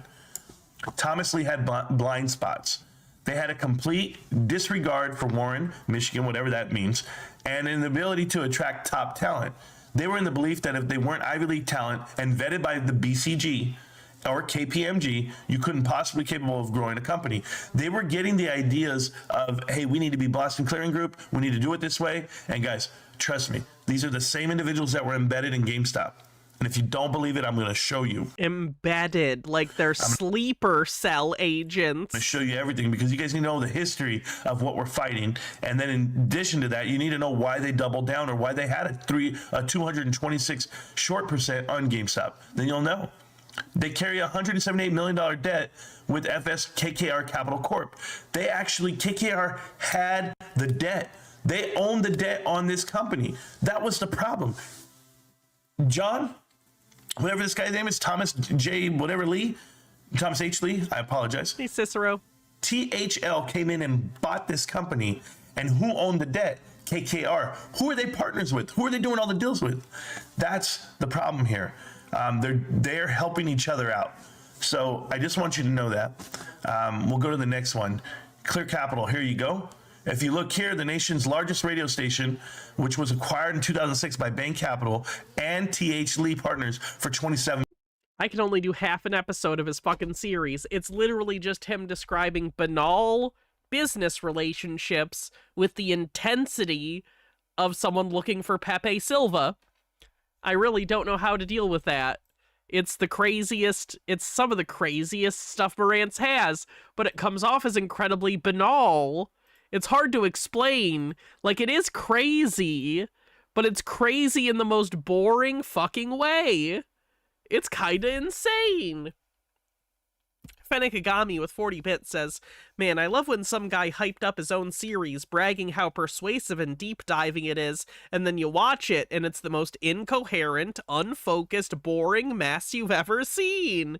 I know, right? This is the series he's on, like, episode 100 on, and he tells everyone to go listen to this series? It's terrible. Jesus. Let's go back to Ape Father.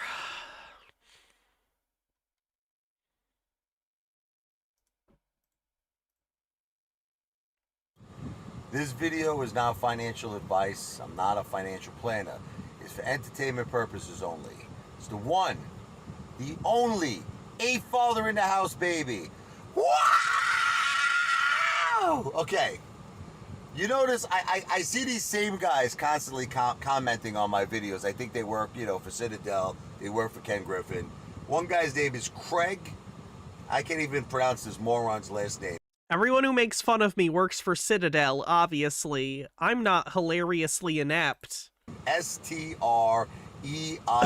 What is it? Styrie? I don't know. Jackass. Jesus Hernandez. You shouldn't change your name to Jesus. You should change your name to Satan. Okay, Jesus Hernandez. Got him. He's another friggin' jerk off. Joseph Hunt. Let's take out the H and turn it into a C. That's what I think of this guy. Got him. Okay, and then there's this new guy, I'm a little surprised, Brian Harness, who says that he's been watching me for day one and I changed now. Now I changed. He doesn't want to watch me anymore. All right, Brian. Brian, let me explain something to you and everybody here. Are you guys idiots? Are you guys stupid? Seriously? What's wrong with everybody? Don't you guys understand that this is all Citadel has left? They only have one hope left. That's it, nothing else.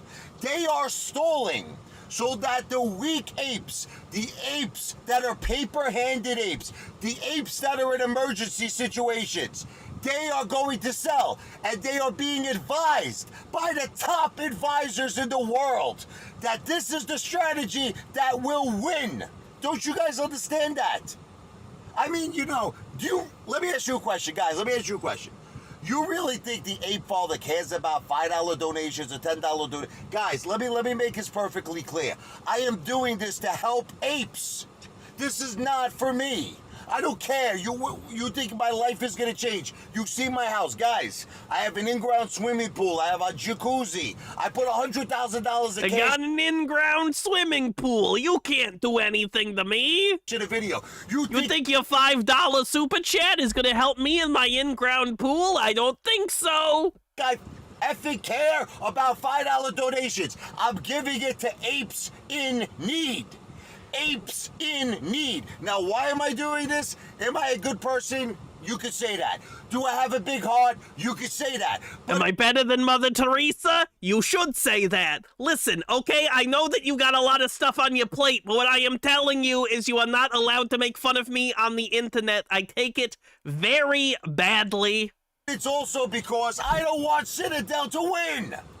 That's why I'm doing this. Because the more and more apes that will hold on, the more of a chance we have to win. Stop this BS that you think everybody's like, oh, we won already. We won yeah, we won. We're going into the 40s. Stop this. Oh, it's consolidating. It's consolidating. Consolidating. This is consolidating. Apes are selling. There's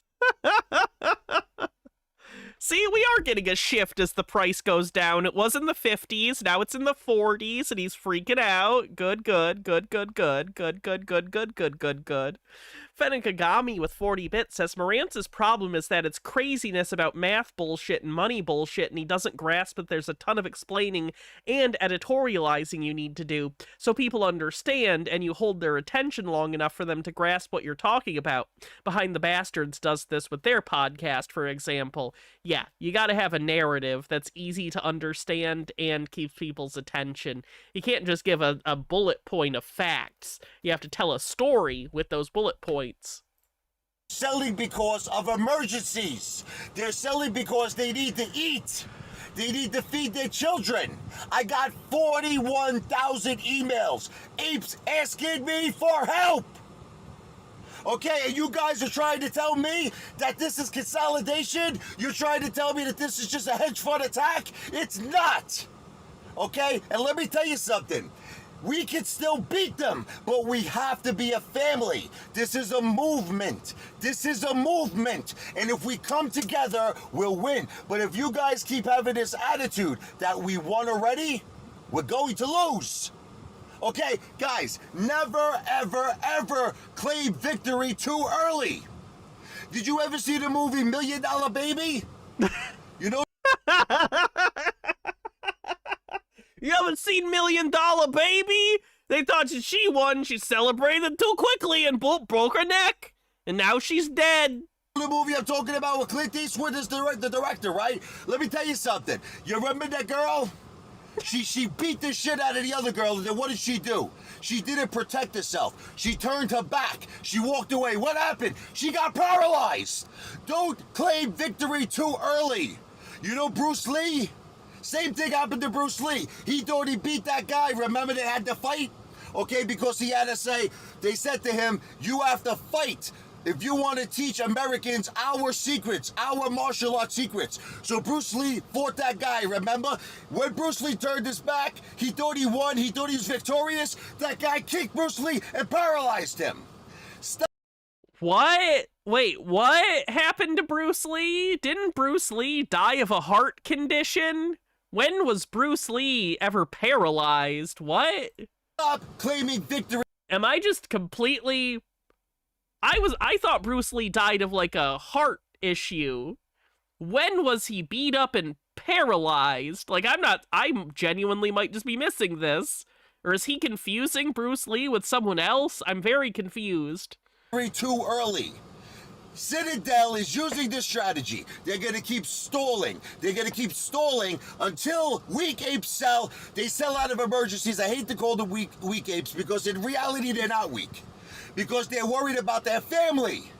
They're worried about their children. But guys, you got to hold on. Because if you really love your family, if you really love your children, guys, AMC is going to make you rich.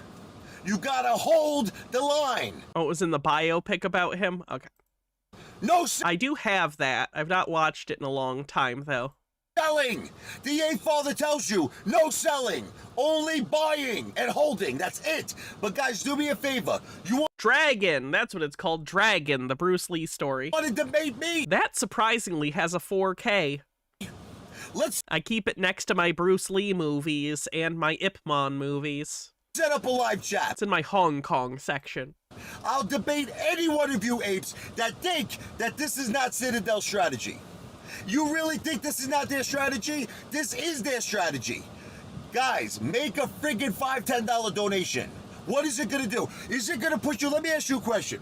If you make a $5 donation, if you make a $10 donation, are you begging in the street with a cup in your hands? Or is your whole life going to be turned upside down? No, help your ape family. Your ape family needs help.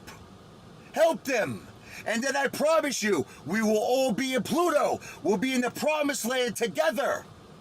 www.gofundme.com/AMC Ape Father helps ape brothers and sisters. I'll put it in the description. Help me help the apes that need help, and let's beat Citadel. Intense. Let's see what else.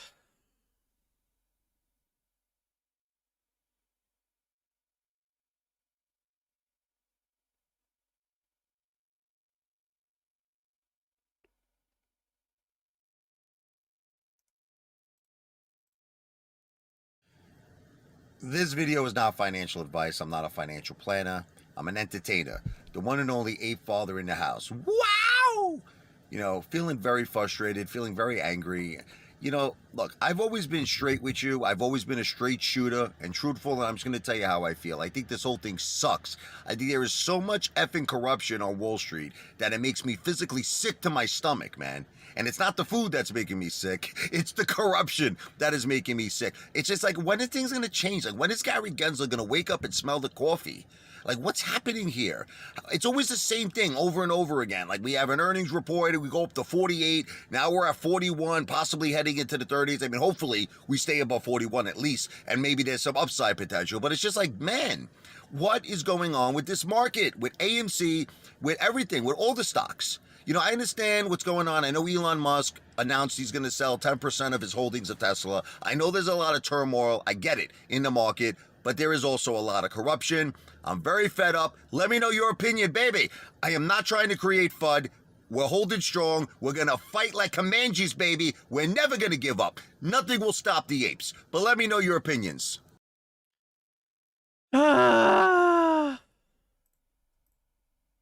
This video is not financial advice. I'm not a financial planner. Entertainment purposes only. It's the one, the only ape father in the house, baby. Wow! Okay. I promised everybody I was going to be a good boy, a good ape, all right? And I wasn't going to start ragging on nobody, so I'm going to keep my promise. I'm going to keep my promise, but I'm going to just say this. Okay, this is all I'm going to say. I'm not going to mention names. I'm not going to cause any trouble. But there are YouTubers out there that are all changing their stories now. They're saying, let's talk about the next plays again. They're doing all of this again. Okay, these are the same YouTubers that said we would be at 1,000 today. These are the same YouTubers that say we're going to go to 30, then we're going to go straight up to 100. And now, once again, for the millionth time, they're contradicting themselves because they don't know what they're talking about. This is what they know. Ready? Look. That's what they know. Okay? That's what they know. They know. What even was that? My diamond balls. Okay? Oh, your balls. Okay. That's what they know. They're talking about. This is what they know. Ready? Look. That's what they know. Okay? That's what they know. They know my diamond balls. Okay?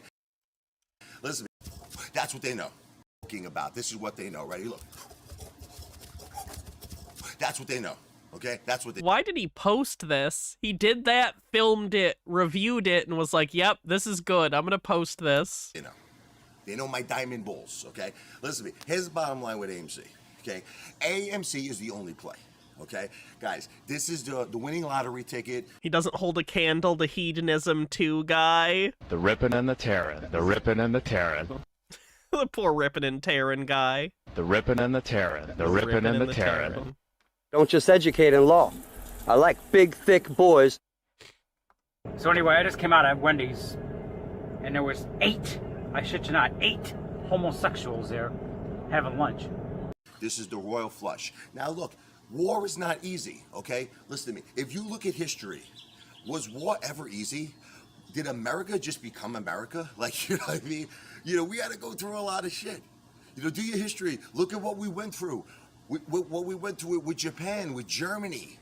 You know, America pretty famously economically succeeded beyond any expectations in the 20th century because we were relatively untouched by war domestically. Just want to point that out. It's kind of funny that he's like, America doesn't know how to handle war anymore. And it's like, America came out on top after World War II because we were too far away from the action for our domestic manufacturing to be affected in any way. Anyway. With the Nazis. Also, yes, the New Deal. You know, we went through a lot. Vietnam, baby. That's why I love my vets. I love... You love Vietnam? Everyone who... Why did you say Vietnam like you're proud of America's involvement in Vietnam? Oh my God. Who serves the military. God bless you. God bless everyone, all the vets, all the active military. Maybe not all of them, like, you know, the war crime ones. God bless America, because they fought for us to have this. See this? I'm about to do a belly flop in a pool, but you want to know what? I would never be able to do this if it wasn't for the vets and it wasn't for the active military. God bless them. But getting back to my point. This is the most vacuous American fake proud of the troops speech. It's so funny. Guys, you know, what did you expect? I really want to have a heart-to-heart with you. What did you think? You think Citadel, which is this freaking multi-billion giant hedge fund. What do you think they're going to do? They were just going to like bend over. You think that's what they were going to do? They were just going to say, take all my money. Guys, wake up and be realistic. Wake up and be real. That's not going to happen. This is war. So they're going to continue to manipulate. They're going to continue to get the promissory notes and the synthetic shares. And you know something, guys? Look, let me put it to you in layman's terms. I'm not going to talk like some of these guys, okay, on YouTube who are the know-it-alls, okay, who got the inside connections, okay? I'm not going to do that. I'm not going to act like I know it all, okay, especially when those guys know D-I-C-K. That's what they know. All right, so here's the bottom line, okay? Imagine you have a credit card, okay, and it's $5,000, the credit limit. You maxed out the credit limit. You max it out, okay? But you're still paying those minimum payments. You're still paying $25 or $50 a month. Guys, that's what's happening with the hedge funds. Let me sum it up. They have to pay about 217% in interest a year. And you know something? They got enough liquidity. I'm just going to give it to you straight. I'm not going to talk like these, you know, the know-it-alls. Okay? No idea, Pickles Bunny. I have no idea how he made his money. Fenigami with 40 bits says, I'm going to be honest, I didn't think this 8-hour stream would have so much half-naked hairy ape father. I'm not trying to body shame, but really don't think hairy middle-aged man is the selling point he thinks it is. Dad bod dilf he is not. No, but it is reality. This is what this channel's all about. It's facing uncomfortable realities. Or something. I don't know how to thematically make this make sense. We're almost done, though. Like an hour and 20 minutes left. Jesus Christ. Make it end. Make it stop. Make the pain stop. Okay? They got enough liquidity so that they don't have to cover their short positions. So they're going to play this out. That's what they're doing. They're paying their interest. And then on top of that, they're doing a lot of illegal things. But that's why we have, you know, we got West, baby. We got Wes Christian in the house, okay? He's going to help us. He's going to be our legal representation, and he's going to prove what Citadel's doing. He's going to prove what Ken Griffin's doing. But then I get a lot of people sending me messages. Oh, hey, Father, this could take a year. This could be longer. You know, I did the FINRA reports like you said, hey, Father. I did the SEC reports, but this could be a year. So what? Listen to me. Are you trying to make me understand that I can't wait a year? Let's just say if it was a year. So, and let's say this went up to Pluto and I have $500 million. So what are you trying to convince me? All these messages, okay? You're trying. It has been 4 years since this video was uploaded, and AMC is doing worse than ever. It is at $2 per share. I convince the father I can't wait a year to get $500 million. Are you trying to convince me that you can't wait a year to get $10 million? Are you trying to convince me you can't wait a year to get $3 million? Guys, listen. Here's the bottom line. Buy the dip. Buy the dip. That's it. What do? We do 3 things now. Remember, I used to have the 5-step plan. I got the 3-step plan. And it's never going to change. I know you want technical. Here's my technical analysis. You want to hear my technical analysis? Here it is. Look. Technical analysis. Ken. Shut up. Technical analysis. This is my technical analysis, Max. You like it?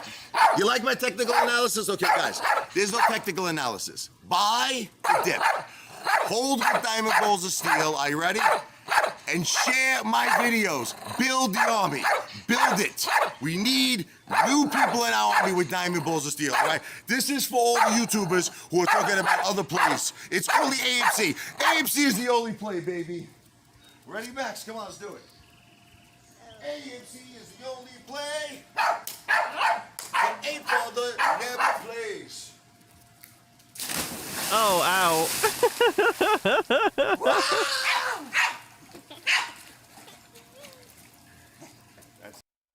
Jesus Christ. That was... A lot of these are just a lot, aren't they? They're just a lot. Ugh.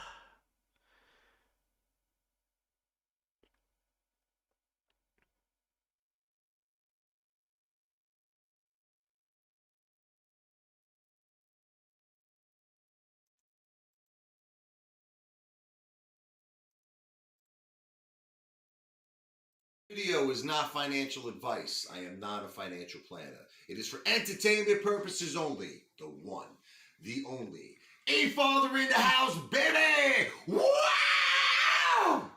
This video, I'm gonna try to reach the one, the only Donald J. Trump in the house, baby. Let me tell you something, Donald. I don't know if you will ever see this video. It's real desperation when the grifters start directly asking Trump for help. I'm going to promote it to Amanda Miller. I'm going to promote it to Ivanka. You know, I got everybody linked up in the Trump organization on my LinkedIn page, baby. And I'm going to share this video to everybody. Okay, to Eric, to Don Jr., to Tiffany, baby, in the house. All the Trumps, listen to me. No doubt about it, Donald Trump was the best president in history. Right, Max? Donald Trump, baby! Best president in history! Donald Trump! Say it! Now let me tell you why he was the best. Because you were for the people, baby. America first. Okay, but just like you had the American dream, Donald, you had a wonderful father, Fred Trump. He taught you everything about the real estate business. He taught you everything. This is way more embarrassing than the Hooters video, by the way. Took that knowledge. This is showing your whole ass. And you took it to another level, baby. You gotta relax. I'm not a steak bone. Donald, you love steaks. I know you love them cooked. Well done. That's the only thing I disagree with, baby. There's my other dog. Donald, you gotta have the steak meat. Donald Trump eats steaks well done? He's not allowed to be right about anything, is he? Holy shit. Medium rare, baby. But anyway, let's forget that. Trump steaks is awesome, too. Donald, have you ever heard of AMC Entertainment? AMC, okay? You know the movie company? Let me tell you what's going on right now. You know Ken Griffin from Citadel. I know you don't like that guy because when he was at the White House, you said, where's Ken? He's probably hiding with his money, right? That's exactly right. Ken is a manipulator, Donald, okay? He's using Citadel right now, Citadel Connect, the dark pools, to manipulate AMC Entertainment stock. He's driving it down with what's called synthetic fake shares, naked shorts. And what he's doing, Donald, is terrible to the American people. We got all of the American retail investors, baby. I'm talking about the hard-working Americans, Donald, that voted for you. They love you, Donald. They voted for you. And now we need your help. We need your help to take on corruption, Wall Street corruption, these hedge funds. It's what they're doing is un-American, Donald. It's un-American. You know and I know. Everyone deserves the American dream, right, Donald? Everybody deserves it, especially that what are we doing? We're grouping together. We're buying. We're holding. We have diamond balls, Donald. Diamond balls of steel. And we're dealing with this fake corruption. Let me tell you something. We want you back in the White House. We need you back in the White House. But let's start, are you ready, with the most important issue? Help the apes. Help the AMC apes. Look us up, baby. I'm the ape father. I'm Richie Lavoie. We met, by the way. We met. When I was in Trump Tower, I met with Amanda Miller, the VP of Marketing, and I stopped you. I was showing you the corporate designs we were doing for the Trump organization. You were a gentleman to me then. Be a gentleman to me now. Look up the Ape Father on YouTube. Look up the AMC Apes. Help us beat Ken Griffin. He's a weasel. Let me tell you something, Donald. You see, if I was there, you see Ken Griffin right in his balls, I'll get him. He's a little, to me, I think he's a, you ever see that animal, the Norwegian weasel? That's what Ken Griffin looks like to me. He's a weasel. You're a champion. We're champions. Help us just like the movie Rocky. I know Sylvester Stallone is your good friend. Tell Sylvester Stallone we need his help too, because we're the real life Rockies. We're the real life underdogs that we're going up against. All this corruption at Wall Street, and we fought together, and we're going to win this war. But if you would stand up for us, my God, let me tell Freyline says the delusional Trump voters have about what Trump believes. It really is like, it's almost like a movie or like a TV show where there's like a kid character whose dad is never around, but like the kid has invested a lot of like mental energy imagining their father, so they like have projected all these weird ideas about what their father wants and believes, even though they're a huge piece of shit.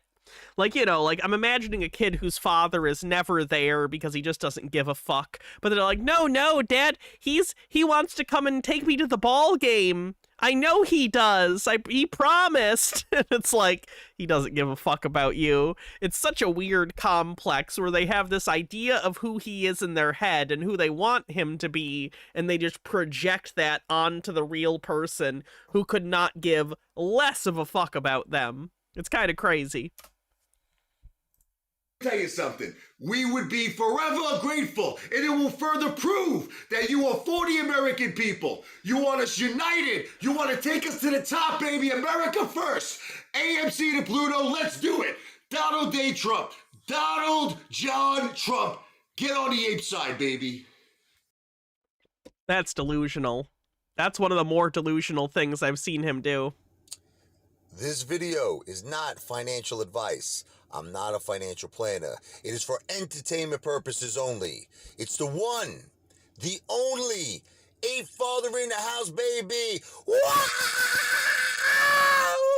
Oh, So that's loud. Please stop. Video. Listen, I want all apes, okay, to have a new attitude. Are you ready? Starting right now, I want all apes. I don't care, strong apes, weak apes, coconut apes, anything. Any ape. I don't care if you're a chump. You're all going to have a new attitude. Every time the stock goes down, every time we get attacked by the hedge funds, I want every ape to be happy. I want every ape to go, ow, ow, ow, ow. Now you're probably saying, Ape Father, are you losing your mind? Ape Father, are you going crazy? Why will we be happy when the stock goes down? I'm going to tell you why. Because that means the hedge funds are in more debt. They're building a castle of debt. They're building a debt the size of the Empire State Building, baby, in Manhattan, where we're all going to party like animals. Oh! Don't you understand? That means more money for us. Every time the hedge funds attack us, they're using more naked shorts. They're using more illegal money. Their cost average is going lower, which means it's impossible for them to make money. It's impossible. Remember your father said that their cost average was like $10? Guys, it's going down. It's probably $7, $6, $5.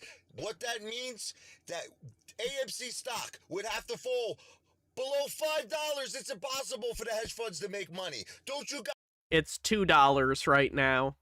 Fenekagami says, it's yet another reason why we think of Trumpism as a cult and religion. It doesn't matter much what Trump says or believes. It matters what the voters project him to say or believe. There's not an equivalent anywhere on the left or even in the Democrats. I would tend to agree with that. Guys understand, we got the hedge fund beat. Everybody say it. We got the hedge funds beat. We got Citadel beat. We got Ken Griffin beat, baby. We got the beat. I want you to keep saying it until it registers, until it's stored in your brain. So here's what we're going to do. Starting today, I want everybody to get happy and psyched up when they see we're getting attacked by the hedge funds. I want everybody to say, ahoo, AMC to Pluto. I don't even want the stock to go up right now. You want to know something? I want it to go down. I want the hedge funds to keep attacking us because we're going to make more money. Like I said, they're going to need the DTCC to step in, which is the Treasury, and they're going to have to spend trillions and trillions. The DTCC is not the Treasury. The DTCC is the Deposit and Treasury. Wait, Deposit, GT... What is it? Oh, fuck. It's the part... They're the ones that actually hold, like, stock certificates. What the fuck is it called? The Depository Trust Clearing Corporation? Something like that? Of dollars to bail these hedge funds out because we got to buy the bulls. So apes, are you strong? Apes, are you gonna hold? Apes, are you going to come with me to Pluto? Say yeah, baby, yeah, ape father. I am not gonna stop, apes. I'm gonna keep you psyched up, hyped up every day until we win the war. The ape father has spoken. Okay. We have about an hour left. Let's see how much of it we can burn back at the PP event. What's your favorite thing about Ryan Cohen? Let's start there. Ryan is I'm gonna move past the Chang stuff, though, because who the fuck cares? the ways. Couldn't you guys get the feel? Hello? Couldn't you guys get that feeling from that video that that's a good dude on that screen? I mean, didn't you just feel that that guy was a good guy? And by the way, I think he stayed in the office, too. So here you got a guy who's worth hundreds of millions of dollars, and he's sitting in his office late at night talking to us, the retail shareholders. What does that tell you? That he lives a profoundly depressing life and no amount of money will fix it? That just goes to show, you know, where his head is, and he believes in, you know, I retail can't believe shareholders. he said that the retail crowd would be more powerful than Goldman Sachs. I mean, this guy manages $2 billion. That's amazing. So, stupid people get power all the time. Fennikagami with 40 bits says, I'm curious about the change to the to Pluto. Did he feel like to the moon is too associated with scams like crypto, so he changed it to keep credibility? I think because the idea is that Pluto's even further away than the moon. So I think it's an escalation. And also, he can make merchandise that says to Pluto. Everyone else already has merch that says to the moon. By the way, that helicopter looks pretty cool. I haven't seen that. You guys should see the video. Oh, you can see it right there, right? That's pretty ridiculous. All right, what else do we want to do? I say we fire up some fucking cigars. Hold on. Michael did have some questions. I didn't give him time to get to those. Sorry, go ahead. Yeah, we got plenty of time. I mean, if people want to hang out, people can leave and stuff if you want. Duh. But stay for the after party. Well, I think we could just keep going and then we could, you know, meet everybody. Yeah, I just want to turn it over to Michael. Michael did have some questions, so I do want to turn it over to him so he can ask you what he wanted to ask. Hey, Pulte, We don't have to wrap up. However you want to be. It depends on what do you think is you just go to should do some audience questions. Pass the mic on the microphone. hey, Pulte, I had a question for you. Yes, sir. You said you wanted a hard question. Yeah, please. And so I think this is probably a hard question for you, but also for me, because like I've been trying to put the pieces together, and you mentioned that there's like a small handful of people in control. I've been looking through Ryan Cohen's likes that you made of your tweets. He also mentions inflation, but you tweeted about Boston Consulting Group and how Boston Consulting Group was having a negative effect at PHM. And so I was just wondering about like I feel like no one wants to talk about the close relationship that seems between these consulting groups and the federal bank. The what? And the federal bank, because yeah, I mean it's we got to just put sunlight on all this, and they don't like the sunlight. You know, BCG, in my opinion, you know, if you need a consultant, and this isn't against BCG, but if you need a consultant to tell you how to run a business, then you really shouldn't be running a business, and that's why I endorse Cohen's lawsuit against GameStop, or you know, not giving him the money, and Yeah, I think like what Larry Chang said about Goldman Sachs, the same applies to like BCG and stuff. I think in 10 or 20 or 30 years, I'm 35. I don't know how old you are. God, I always forget he's only 35. Holy shit. How are we almost the same age? Jesus Christ. 36. Yeah, 36. So like when we're 55, I think the world's going to look completely different. I think you're going to say BCG who? Right. And it just like... All right, I have to run and use the bathroom real quick. I'm sorry, I'll be quick about it. While I'm gone, Cher will tell you about Orca, the Killer Whale by Dino De Laurentiis. They killed her young. I'll be right back. Don't go anywhere.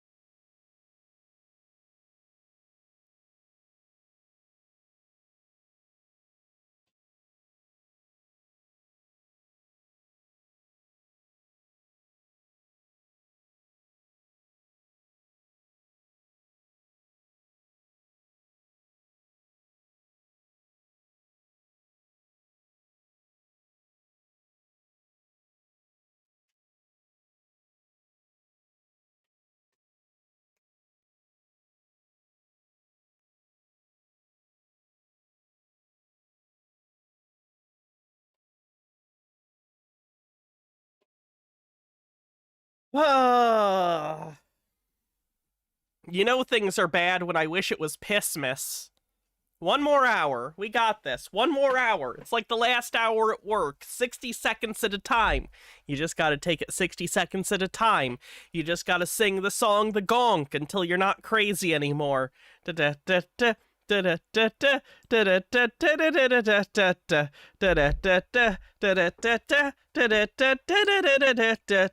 If you sing The Gonk 3,237 times, it'll be time to go home.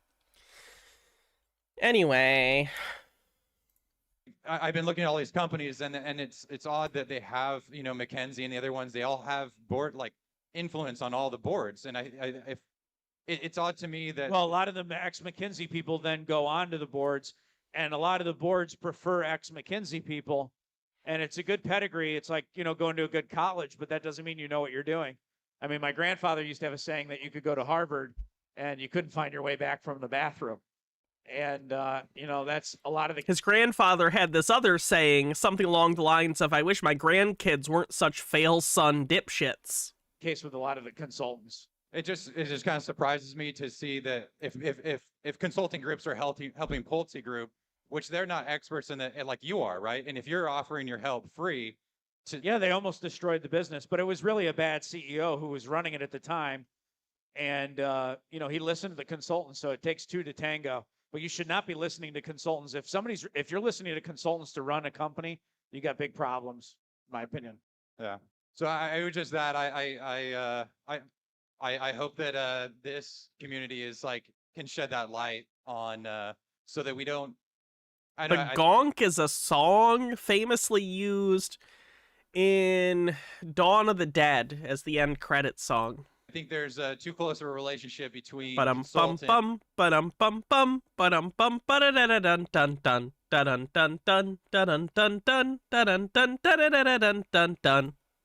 Prime brokers. One sec.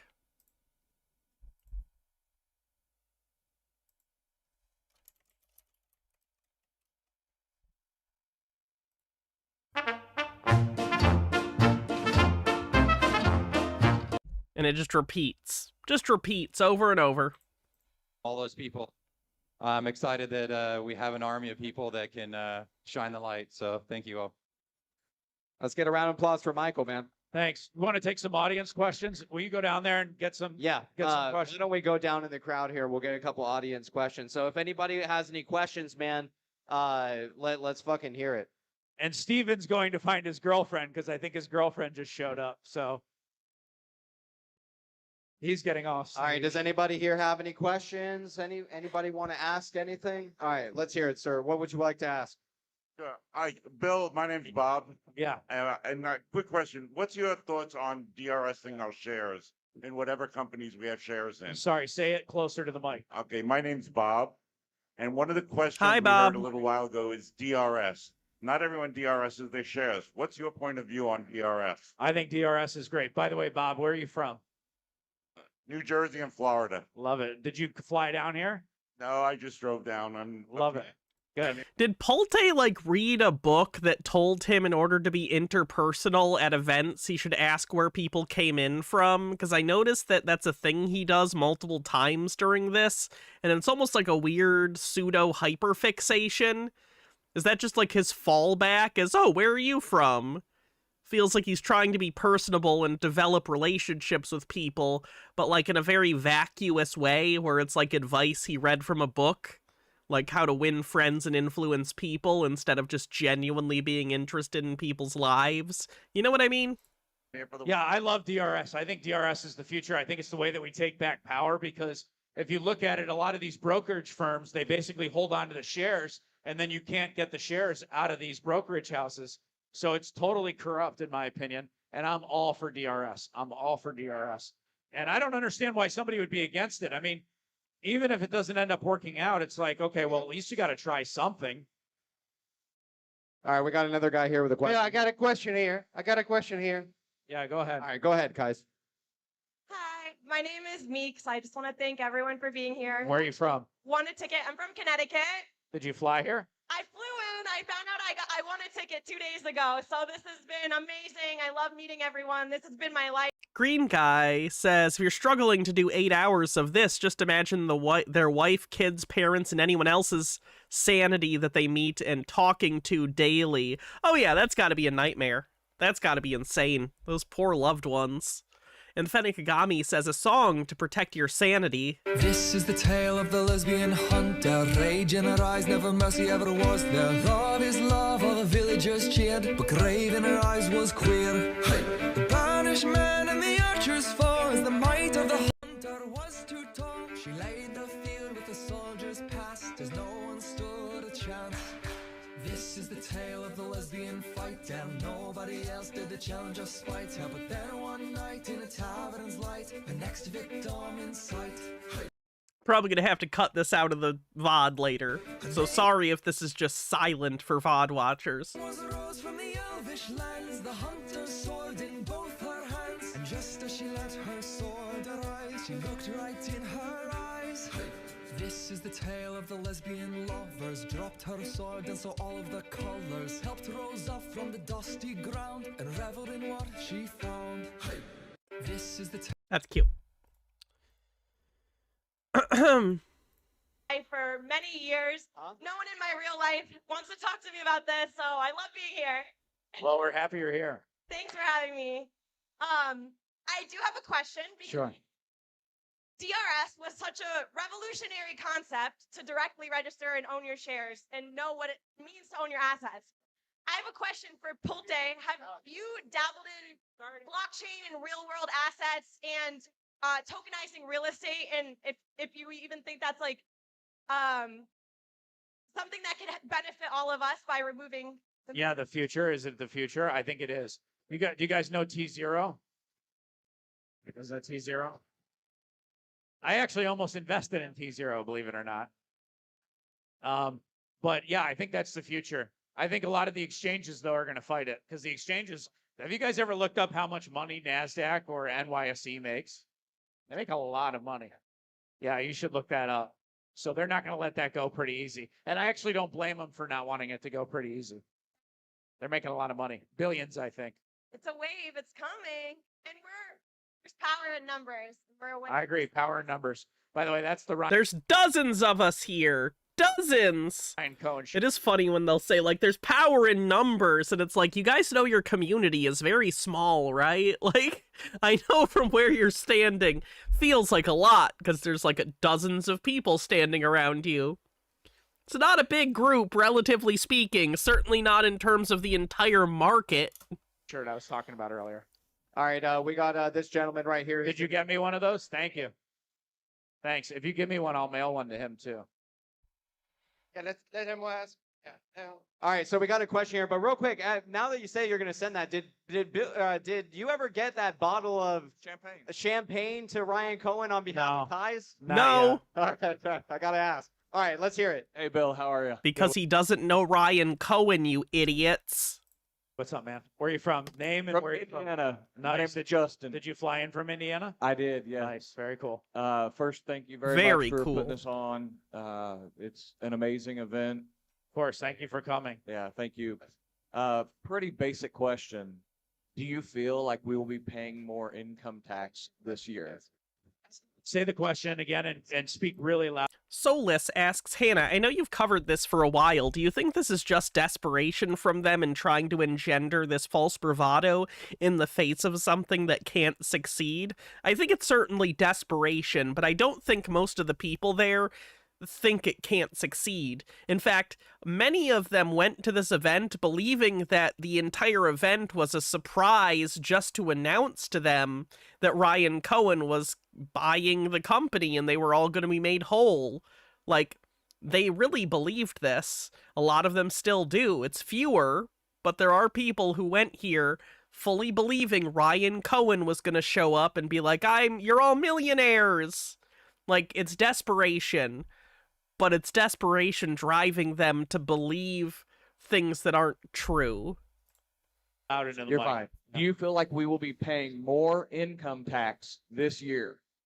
What do you do for a living? I don't think this year. I think the best thing in terms of the BBY is you need to get with that attorney. If I were here tonight and I had any money, or even if I didn't have money, If I had any money, find that attorney and donated tens of millions of dollars to Donald Trump. I'd have him go, and I'd be on every one of those Zoom calls. Because the fact that they responded so quickly to you, too, means they know they have real legal liability. Thank you. Bill, I got a question here. Right here. Yeah, hey. Hey, Bill. What's your name? Where are you from? My name's Mitchell. I am from South Carolina. Very happy to be here and talk to you. Hi, Mitchell from South Carolina. You flew in from South Carolina? I did, yeah. Very cool. You see what I mean? He, like, incessantly needs to ask, like, where are you from? How did you get here? It's like those are, like, bullet points he learned or something. Can't help but notice a change of the tide with social media. And I know that you're very integrated with X. I read this incredibly interesting Twitter post from Citizen this morning about X. Sola says, how do I think they rationalize the stock price falling and the situation deteriorating? Or am I answering it myself by saying desperation again? I mean, at this point, the stock had already been canceled. So it's not even like the stock price was just falling. It was already canceled by the time of this event. They rationalized it to themselves by claiming, oh, there's all sorts of reasons that this must be the case, and we can still make money if we just do this, this, or that. Again, it's desperation. They're desperate. They can't lose because losing would be devastating. So they just sort of push off that desperation, push off that devastation into the future, right? Because they're in denial. X. And I'm curious, do you have an NDA with X? I think I do. Okay. Well, I think I have an NDA with X, yeah. I think I do. You know how you normally forget if you have an NDA with certain companies or not? So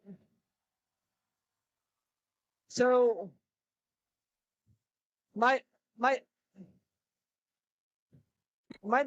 next question. Hold on a second. Is that a fucking ice cream truck?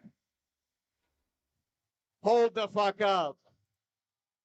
What time? Nancy, are you telling me everybody here is getting fucking ice cream or what? Yeah, everybody's getting ice cream. Hey, Bill. Bill, What time is it right now? I guess we're all having ice cream tonight, fellas. The way he intentionally played into all their tinfoil conspiracy theories is so sad.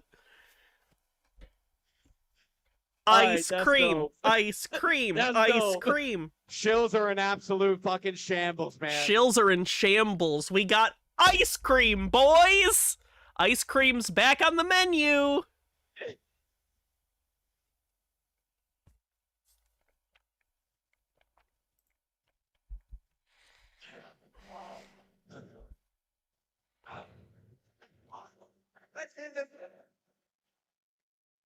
Ice cream, ice cream. Pull up at 741. Fucking tinfoil, man.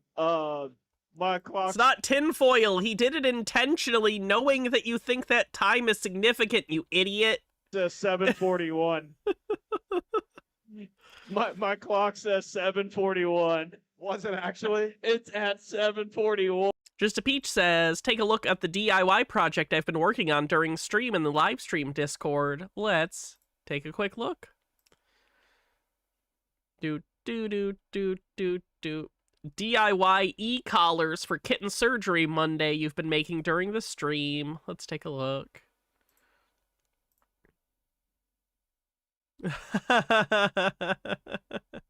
Very nice. I like the actual stuffed animal, too. It's kind of a cute Reese's fox. Oh, good stuff. And the ice cream truck pulled up. We're all having fucking ice cream, man. Right on. I think it's a typo. Must have been a typo. Because it wasn't in the 8K. Hey, Pulte, I had a guy who had a question for you down here.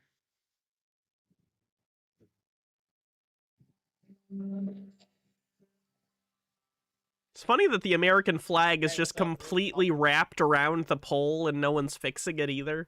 The faux patriotism is always funny. Spongy Lord with 300 bits says, my partner introduced me to Doctor Who. We've watched from Christopher Eccleston and just got to Planet of the Defective Daleks episode. Question, how did you decide on your name? Because there's a character in that episode named Hannah, well, who's trapped in a body that's not them. Hope this is an okay question. It is an okay question. That wasn't the reason, though that it would be a funny reason. I picked my name just because, A, I liked it, and B, it was reasonable that it could have been my name had I been born a cis woman. It's a popular name the year I was born, that I like, that I think fits me, you know?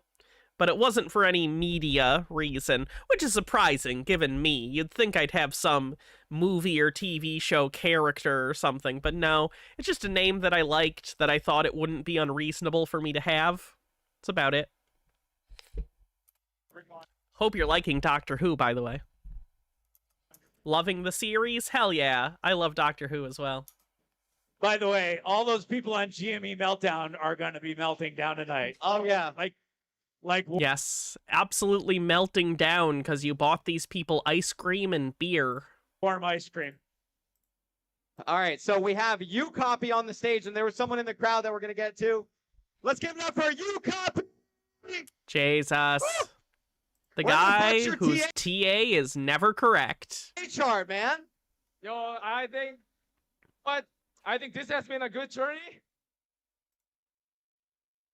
Okay, yeah, you're good. Yeah, it's pretty much done. I was, in August. I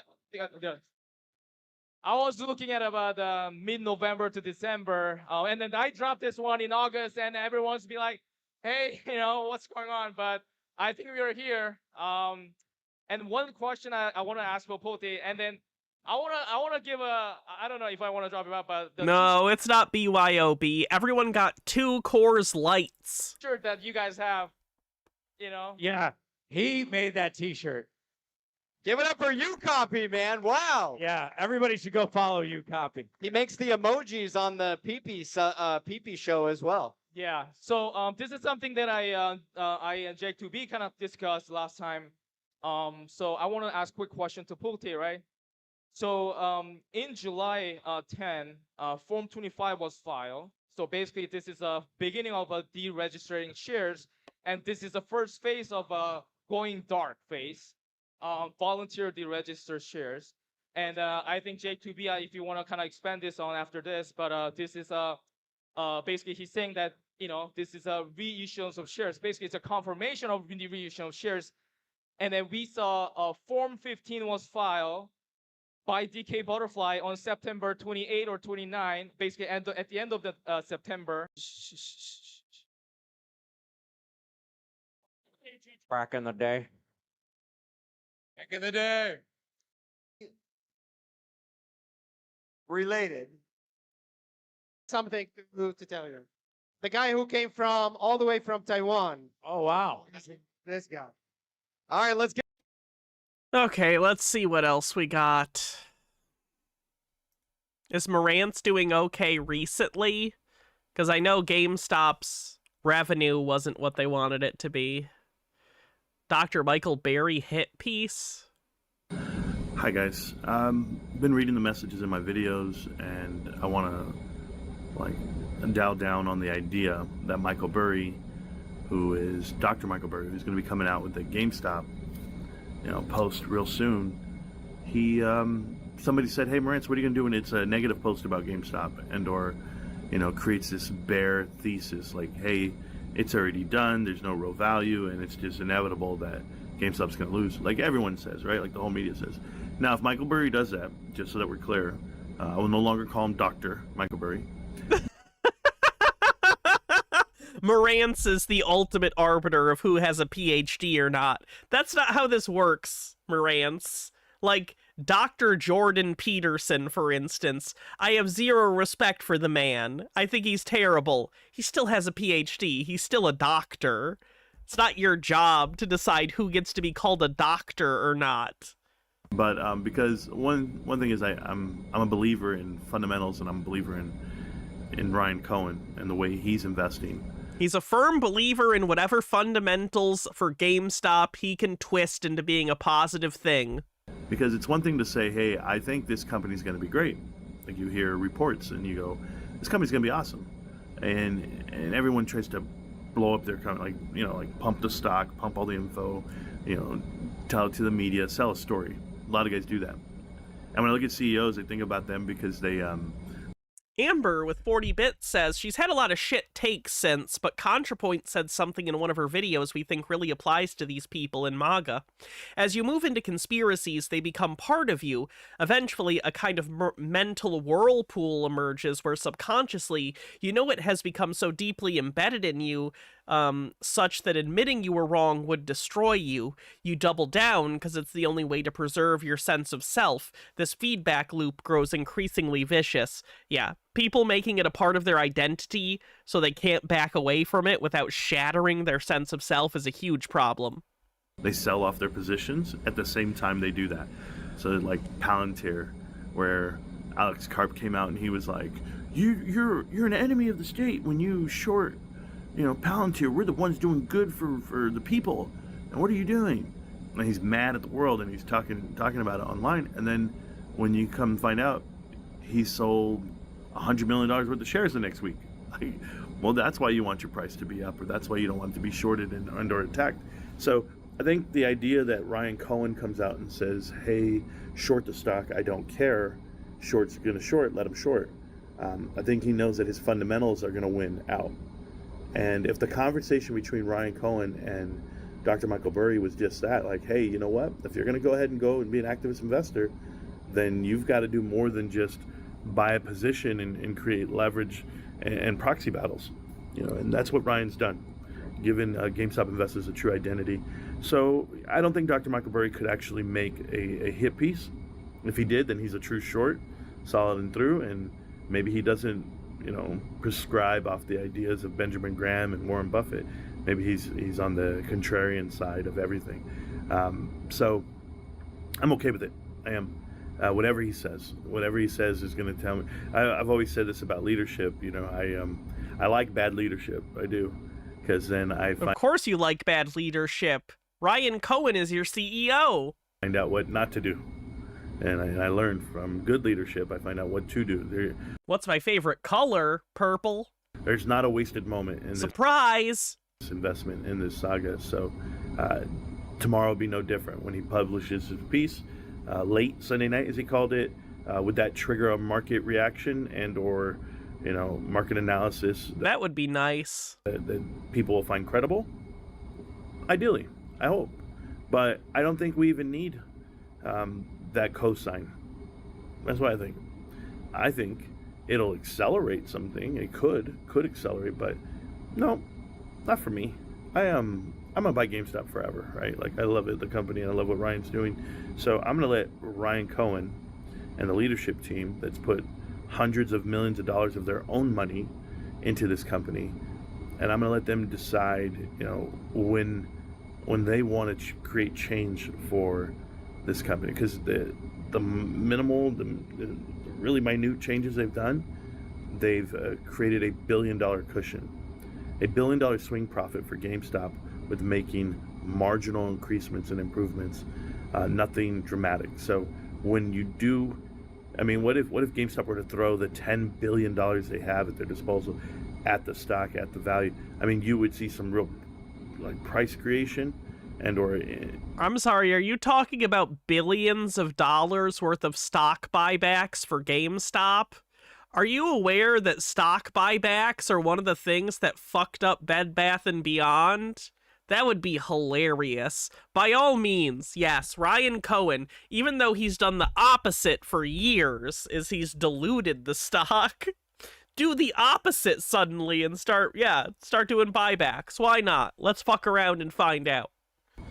You would see profit for that return on equity, and maybe it wouldn't be to the tune of 100% or 50%, but you don't need much, right? When it comes to, let's just say GameStop made 30% on their actual cash. 30% would be like $3 billion. Well, if that's a $3 billion profit, you get a multiple off of that, and so it's not a net loss. It's a path to profitability. It's a path to improvement. It's a path to, real price discovery. But anyway, that's enough about that. I will tell you this, for those of you that are paying attention to the markets and what Dr. Marco Burry can do, it could accelerate, it could go. I'm good with it. Can I just point out that if I ever do end up doing a Marantz, edited video, it's going to be a nightmare. The Cameron video already sucks in terms of having to watch so much of his content because I really don't like his content. The Marantz thing is going to be 10 times worse. He's just insufferable to listen to. He really is a terrible, terrible YouTuber. And I say that divorced entirely from, the content itself. The presentation is just bad. I want you to look at NVIDIA. NVIDIA was at 2 something a share, 210, 211, and now it's down to 180, 170, that range, give or take.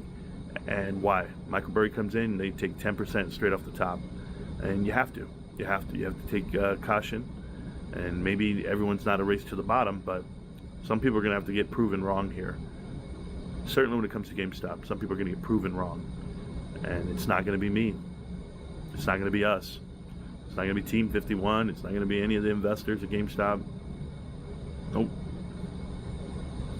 So, Michael Burry, either you're the smartest man on the planet, or you're the dumbest. We're about to find out.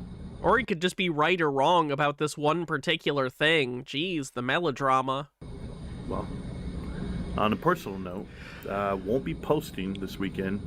Yay! I have a lot of things to do around the house, and my day just got derailed.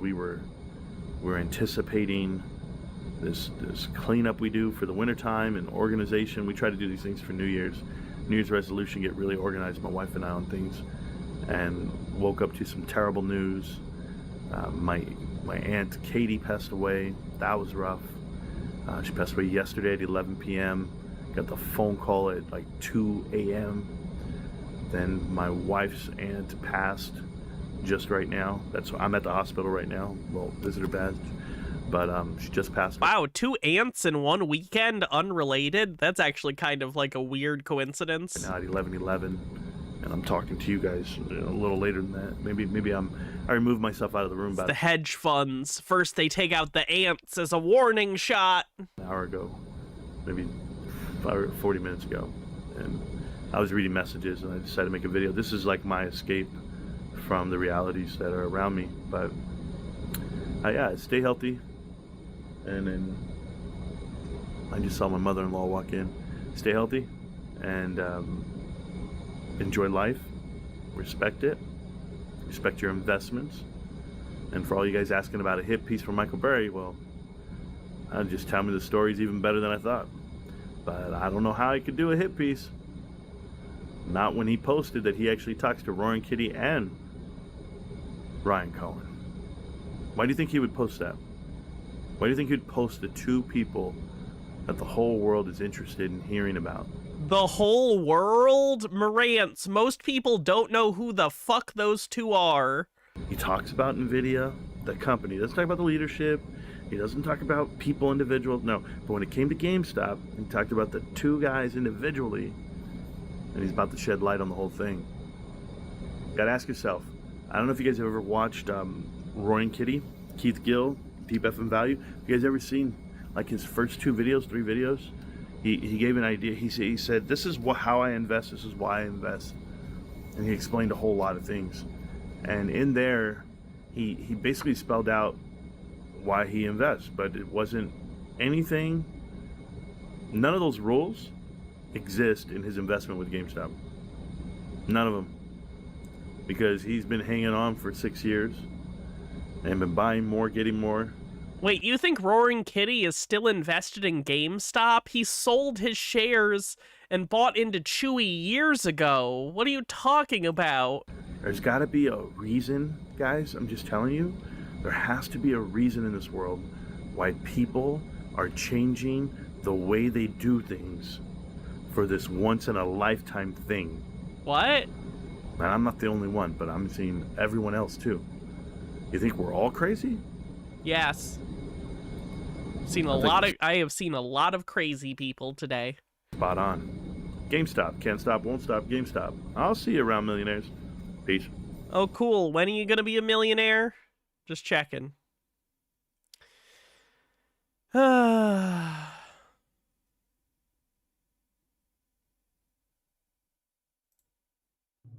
GameStop had a terrible earnings report, as that's what I'm reading everywhere. So I want to do this bonus video for you guys so you guys can get a good breakdown and understand business and why GameStop actually made a... Rubbing My Axe says he doesn't believe Roaring Kitty had to sell to buy the Chewy shares, so he thinks he's been holding GameStop this whole time. Well, that's delusional. Oh, God. A lot of money this quarter, and why it's going to be over $200 million the next quarter. Yeah, that's what I have for you. Here's how it works out. GameStop, yeah, they came in. Also, half an hour left. We got this, and then I can make a grilled cheese. $77 million, that's all they made. And I saw an article, oh, they weren't profitable in certain segments. They weren't profitable overseas. They weren't profitable and you know, it's not that they're not profitable. They're a seasonal business. It's not a year-round. One sec, I just got a thing. What do you mean White Castle burgers recalled nationwide? That's not good. I bought and ate White Castle burgers yesterday. Business. They're trying to be. That's how you connect collectibles. Collectibles would try. That's what I get for walking to my local store and buying White Castle. Keeping you afloat, seasonal. Your e-commerce platform would try to keep you afloat the whole year, only because it's open 24/7. But there are still shopping windows that you would highlight. Well, in this case, GameStop has to increase hiring. They have to increase expenses. Sigrid asks, how do you feel about the notion of Blu-rays having a significantly shorter lifespan than DVDs? I've not heard that. I've actually heard the opposite. But if it's the case, I would still take the trade-off because the quality is so much better on Blu-rays. But in my experience, I haven't noticed that be the case. Just anecdotally. Fennikagami says, treat yourself, make a grilled cheese and egg sandwich, homemade. They are delicious. I have no eggs. I have no eggs. In Q3, like they do every year. That's why their inventory is up and their SG&A is up, because they have to increase it for the holiday season. That's okay. If you're going to judge it independently on quarter three, then traditionally quarter three is the lowest profitable quarter for GameStop across the board, every year. So German Cow JJ, thanks for gifting a sub to Feistiest Bard. That's not like you experience something that you can't come back from. That's part of doing business. That's why companies are judged on the trailing 12. If I look at GameStop's, in the last 6 years, they haven't made a profit quarter three ever until last year. And it was minimal profit at that. It was $17 million. But now they went up another $60 million, $50 million, whatever. Was it 50? 60. $60 million. And yeah, you should be giving them credit for that, knowing that they're performing even better this year. But if you look at it in totality, the trailing 12 for GameStop. You're fine, Baja. The trailing 12 months, the fiscal 12 months of this report, then you would know they're up $400+ million for the year. So, and that's much higher than the 131 of last year. They're already 200% higher than last year's profit. And will Wall Street ever show you that that's creation and that's revenue? No. Because another thing about revenue growth, by the way, revenue is down. I had to hear that on a headline. Revenue is down, Marantz, and the company is continually shrinking. So while their ratio is improving, I don't disagree about that. They're having better profit expenses to earnings ratio. It still isn't enough. They are still overpriced. The value of the stock is not what it is right now. It is way overpriced for how much money they make, for how much it costs to run the business. Closed 1,000 stores last year. So the top line, the bulk number of revenue, yes, that would be retracted. But is it?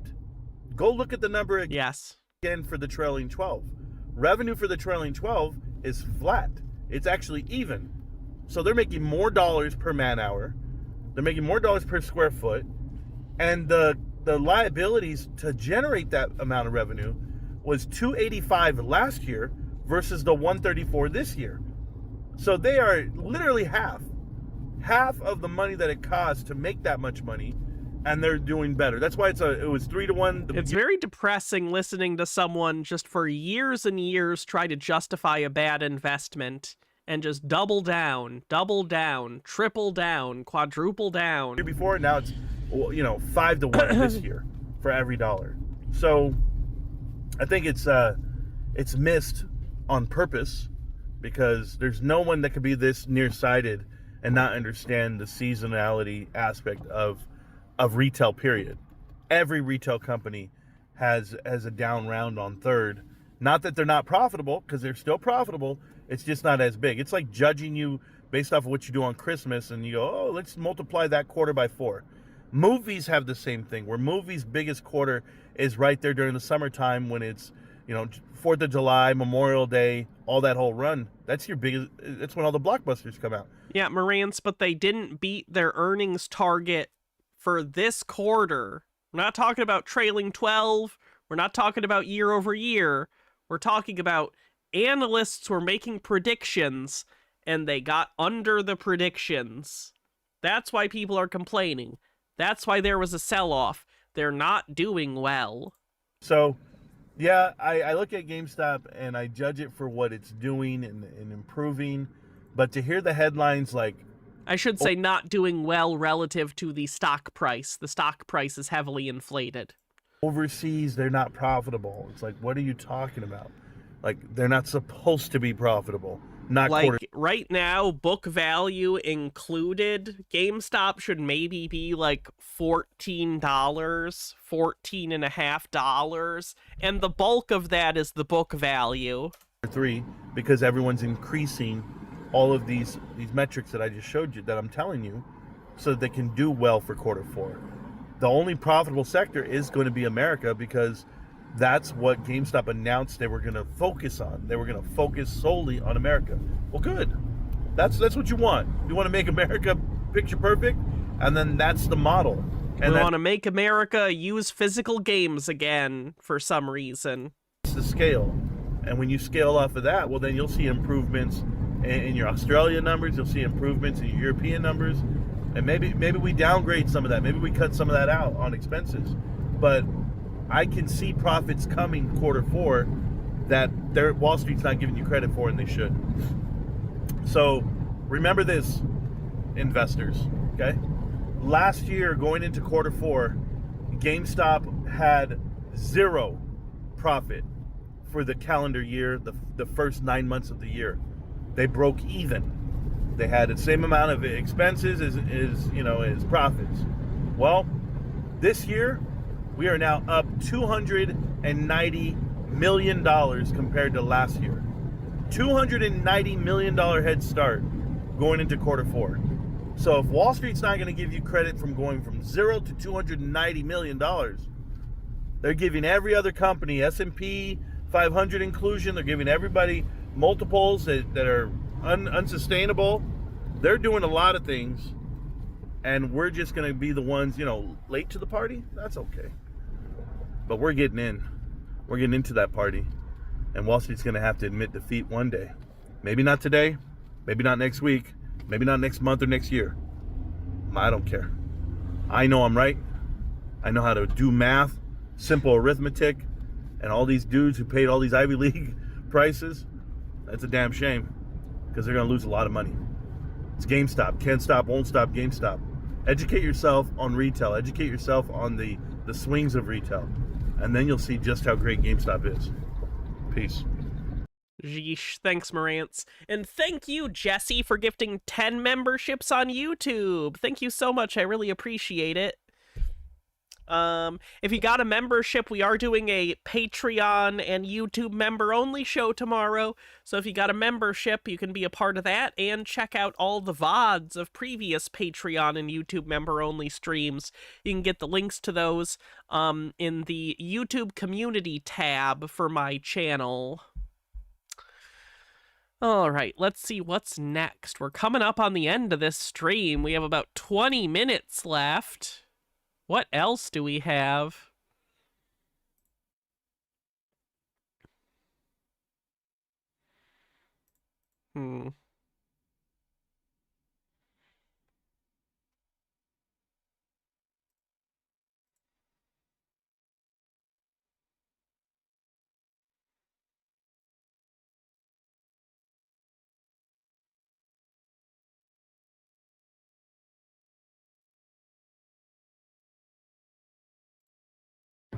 All right, guys, so if you remember that one time Ryan Cohen posted a picture of a ice cream Hope you can too, Nemesaur. cone from McDonald's. Cool. Some shit went crazy with the stock. It was something to celebrate. But you know what?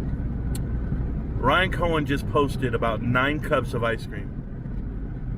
Right in the... Wait, is GameStop on its ice cream Ryan Cohen secret message arc? Because this was like the Bed Bath thing years ago, was the ice cream. Are we on ice cream for GameStop now too? Sure, at GameStop. And I'll tell you, man, if that's any indication about the earnings report, Lord help us all. Oh, GameStop is one earnings report away from that S&P 500. I'm telling you, that's... No, they're not. What are you talking about? That's what this Carvana thing taught me. He's so obsessed with GameStop making it into the S&P 500. It's not gonna happen, Marantz. It ain't happening. The company is continually shrinking. It is not going in the S&P. So tired. Bittergrin with 100 bits says, but what flavor was the ice cream? That's part of the code. And we're in the best praline position possible. Pralines and cream. Because we can do it without the cash. We're doing it. We're doing it, period. And for us to only trade at 2 times book, like price to sales is one thing, but price to book is another. Stone Corbell, thanks for gifting 5 tier 1 subs. And I can't get caught Almost up on a value. hype I already train. told you I can't. I can just tell you, GameStop has crazy cash piles, and the rest of the world is going to figure it out. So, okay, what are they going to do with that cash pile? Bittergrin with 100 bits says, ooh, praline means it's all about the shatter, I'm afraid. Or it's all about to shatter. Cash is going to look good. I think we have 30,000 PSA graded cards for sale online, which is wild. Yeah. And, well, we're what, 2 days away? We're like 48 hours away, right? Yeah, 48 hours away. Now, I will give you this update because I have to say this part so that everyone's clear. On Tuesday, when the earnings report comes out, I'm sure there's going to be tons of YouTubers live and whatever they're going to be doing, following the track and the info. And Unstable Deadbeat says hype train, choo choo. I think it has to be 100 bits. I know it's weird, but it has to be 100 or more. I know that's every so you were 10 away. content Sorry. creator's dream to be live during the earnings report because you're going to get thousands of people to watch and your following increases. But I won't be there. I won't be there. I have other commitments. It's my first earnings report that I'm going to miss live with you guys. He didn't get to live stream the earnings report because he has a real job. I'm still going to watch it live myself. Like, I'm still going to wait for the press release to come out. Oh, you're good, Unstable Deadbeat. But what I'll have to do is that day, family calls, life calls, I've got to go to, you know, the whole routine. So I won't be live until the evening. Now, I will be live on Tuesday evening. There's no doubt. And I will go over the whole chart.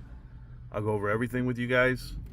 And Amber says, the funny thing is they could use that cash to do something, but Ryan hasn't announced any plan, not even a bad one. That's what gets me. They do have the opportunity to do virtually anything. Like, I can't even criticize it because there's no plan to criticize. Like, they have so much potential. They have so much cash, but they're not doing anything with it. They're just letting that cash devalue. It's very confusing. Didn't he get fired? He did. He got a new job. I'm not sure where. He's being tight-lipped about it, which is probably the smart thing to do. Line by line. But right now I'm going over a different chart. For those of you that don't know, I was reading the NVIDIA 10Q. Something really interesting I saw, because I saw it on Twitter, and only because I saw it on Twitter doesn't mean it's true. I have to make sure I see it like for myself. So I'm looking for it right now, but when I do, I don't even tell you what it is, guys. There's no secrets here. If you realized that Jensen Hung said they delivered 10 million or however many GPUs, it looks as if they're counting 2 GPUs a unit. So they're not actually giving you the real number. When he says 10 million, it's not that they delivered that many chips. It's 2 for 1. Only in China is it 1 for 1. So something to that effect. So I'll go read it. I got to make sure I have it right. But this whole time he's been lying about delivery. But who cares? Ryan Cohen's gonna deliver right now. Deliver it, Ryan. Deliver it. I'll see you guys. Oh God, do we have to watch the bad GameStop rap songs? I think we have to, right? Let's give it a shot, shall we? Oh, fuck. Deliver it, Ryan, deliver it. Fuck. Deliver it, Ryan. It's so bad. Deliver it. Deliver it, Ryan, deliver. Yeah, he gonna deliver the package with the NFT marketplace stacking. Packaged in the bag with the GameStop savages. 125K and we're the baddest, and I feel like, you never seen a revolution so strong. Come along, put your flags, put your mother lover hands up. Coming up the ass with the cash and the shivering, considering the RC's delivering. Yeah, they did close that NFT marketplace, so I guess it wasn't stacking. This is not a quick fix, pump and dump flip. This a chin kick to the seller box fiends. Pissed cause the MSM plays to the ears of the fears and the sheep just eat it up. If you wanna break out, read some due diligence. Broken down Puerto Rico to illiterate. And we're not forgetting that the chairman wants memes, we deliver it. Deliver it, Ryan, deliver it. Deliver it, Ryan. Deliver it, Ryan, deliver it. RC, deliver it, Ryan, deliver it. They ain't seen me since last time, and I know they wanna see me. Deliver it, Ryan, deliver it. Deliver it, Ryan, deliver it. Last time, yeah. Deliver it, Ryan, deliver it. Last time people were excited to see me. I might get a can of mayo. Put it in the air, maybe attract some fakos. So many synthetics out here floating about. And we get labeled as schizophrenics when we call it out. I just want some. Fennikagami says, correct me if I'm wrong, isn't Nvidia stock down too? I heard that's part of the sign that the tech bubble's about to burst. I actually don't know what theirs is right now. Let me look. Yeah, it looks like they're down over the last month 6%. So it does look like it's starting to collapse a bit. Balance, it's a challenge. Feel like I'm Still up over 6 months and year. So just the last month it started to fall down a bit. DK trying to gather bananas. You know what happens when I eat too much fruit, right? Running straight to the moon from the blue sky. Short say we're too high, it makes me want to hold till my hands are encrusted. I'm believing in the vision, the mission is trusted. The mayo flavored hands of the greed is disgusted. It makes me want to throw up my hands and just say, hey, hey, power to the players, okay? It's G America, be your own bank of the way. So batten down the hedges and wait. The GME team is gonna drop the bomb any day. Hey, hey, hey. Deliver it, Ryan, deliver it, deliver it, Ryan, deliver it, Ryan, deliver it. Yeah, yeah. Deliver it, Ryan, deliver it. They ain't seen me since last time, and I know they wanna see me. Deliver it, Ryan, deliver it. You know it, deliver it, Ryan, deliver it. Yeah, yeah. Deliver it, Ryan, deliver it. Last time people were excited to see me. Yeah, RC, get 'em. Last time people were. Did he have other bad songs? Hold on. We gotta find out. I forget if he had other... He did have a DRS song. Okay. Should probably do that one, I guess.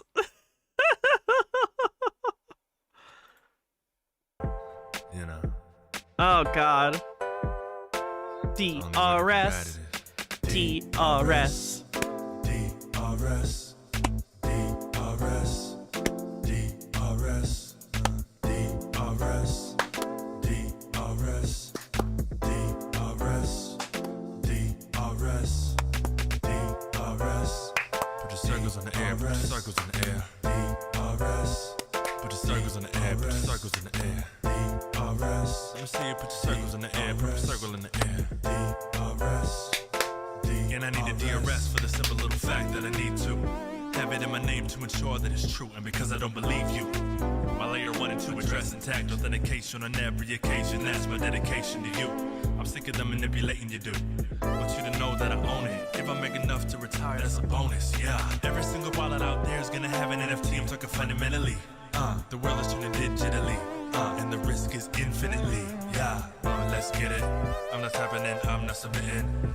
And you know it's always tomorrow until it's today. So I guess I'm just hodling it till I get paid and I DRS. DRS. Yeah. DRS. DRS that. DRS. DRS that. DRS. Put it in your name. Put it in your name. Come on. DRS. DRS that. DRS that thing. Come on. DRS. Put the circles in the air. Put the circles in the air. DRS. Let me see you put the circle in the air right now for me. DRS. Put the circle in the air. Put a circle in the air. DRS. Yeah, and I really want to have a guarantee, cause the world that I see and its anatomy is filled with counterfeits. Have some thoughts of your own. I want to break the wheel, I don't want the throne. I bet the puppeteers really hear the song, because they really fear what is going on. And I believe it, we won't be defeated. I mean it, repeat it, breathe it, receive it. Straight into your brain, hear the music, hear the dee. Feeling dedicated to the ones in the slums who become something. I'm zen as a monk, debunk all the junk. They don't understand, so they call it dumb luck. Oh my God, this song is long. Fill it up. Think we get tired, it's a joke, that's a flunk.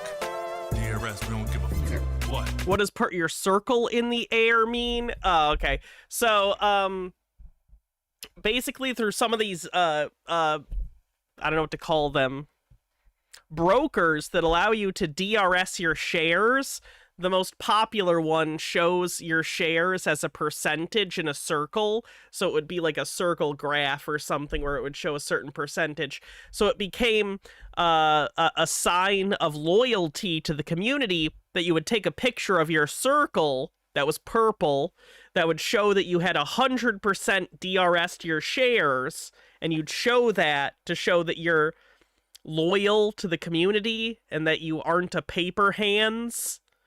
So yeah, that's what they're talking about. Don't let the DRS fuzzy beside of your mind to confuse you. I want ownership when exposure hits. I want to know what I possess. I'm obsessed with season to release the stress. I want to fix this mess. Learn it, earn it, return it to how it should be. DRS.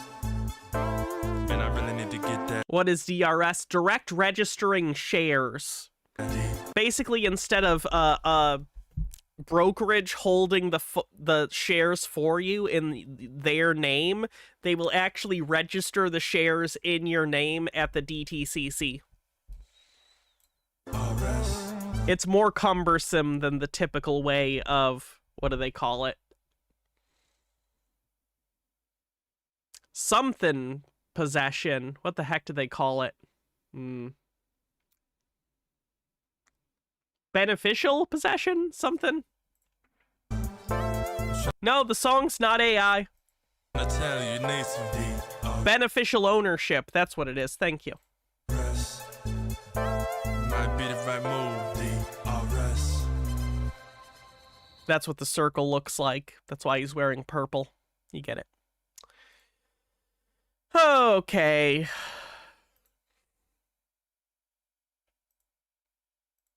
Give it up for a guy who came all the way from Taiwan, man. You're good? Why don't we, if there's anybody else in the crowd that wants to ask a question, while We have like 6 more minutes. He's fired up. Please let Travis know you want to ask something.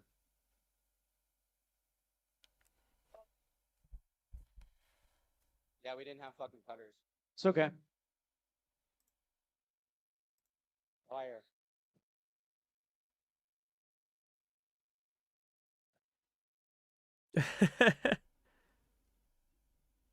Bacharo says, this is going to be one strange strata in the historical layer.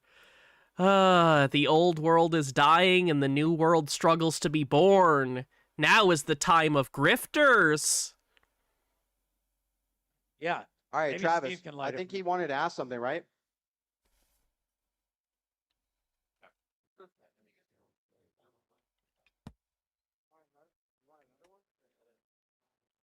I butchered that trying to. That was not good. Add maybe for Pulte or anything to that nature. Let's hear it, and then we'll start bringing the show to a close here in a moment. Honestly, like, I'm just blown away. The fact that this is happening right now is just like absolutely mind blowing. So I don't know, the butterfly effect, that shit's real, and this is a big deal. Sigrid says, sorry for bothering you about it. I was just wondering how you handle that since my older PS3 collection has begun to die. My sources said 10 to 20 years, Gizmodo Quartz if that matters. I'm not too worried about it. I have a lot of discs that are older than 20 years old and they still work fine. I think some of the earlier Blu-rays have a higher rate of failure. So luckily a lot of my stuff is a little more recent than the first generation of Blu-ray, though I do still have some first gen Blu-ray stuff. I'll just take it as it comes. I try to take as good a care of my movies as I can, you know, but nothing is forever. If they end up dying, they end up dying. That you guys are all standing here right now. So let me put it this way. I've not come up against a big issue with it in my collection. Like, I don't randomly pick out movies and have issues with them, almost ever. So cheers to everybody. The last time I had an issue with a disc was the Criterion Collection version of Train Spotting. And that was a new disc, so it wasn't a disc issue, or rather, it wasn't like an age issue, it was just a manufacturing error. That made the journey. It's sick. It really is.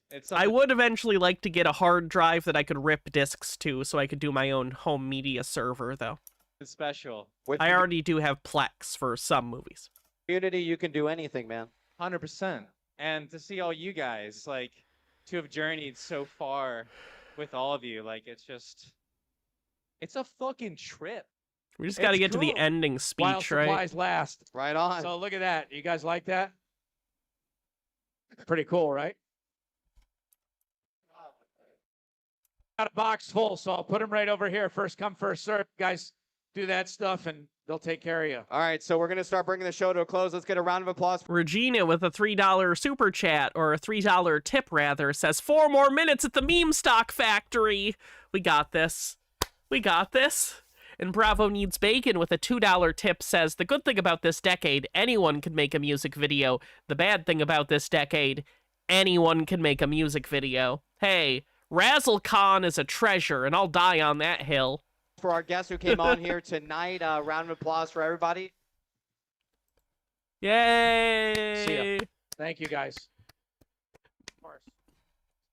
All right, so I have one. How was Wicked, Jillyfish? I watched the first Wicked on streaming a couple days ago.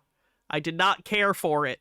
One last thing for like, I feel bad because like the songs are clearly good songs, but the leads are not good singers. And I don't have anything against them personally. I think they get a lot of shit. I just don't think they're particularly good singers. I don't know. Bill Pulte here. Yes. So on behalf of the PP community, we do want to award you with the Dildo Award tonight. Oh, God. The music isn't as good as the first one. Oh, see, that's a bummer, because I didn't even really like the music in the first one. The performances, specifically. Skifazoa with the 100 bit says, let's not forget Michael, I think it was him, got 10,000 from Pulte and instantly went, fuck you, I got mine. He did. That was fun.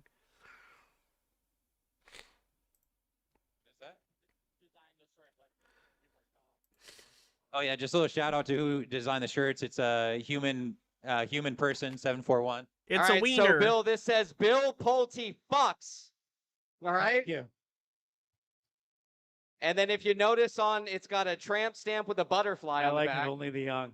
One ass cheek set. Yes, it does say only the young on the back here.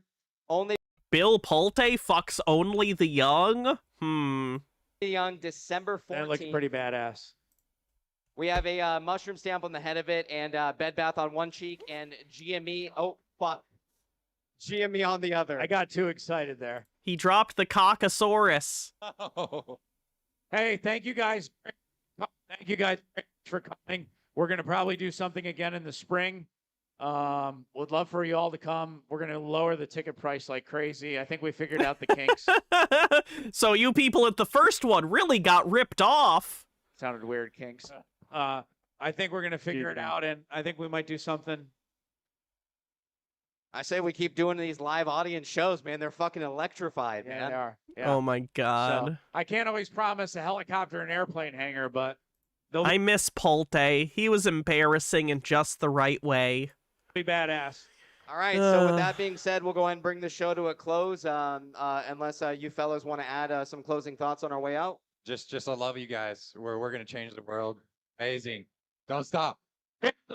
Let's change the world and let's take back these companies from people who don't own them.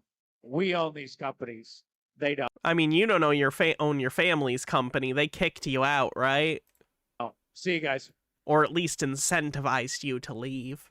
There you fucking have it. The PP show. Hold on.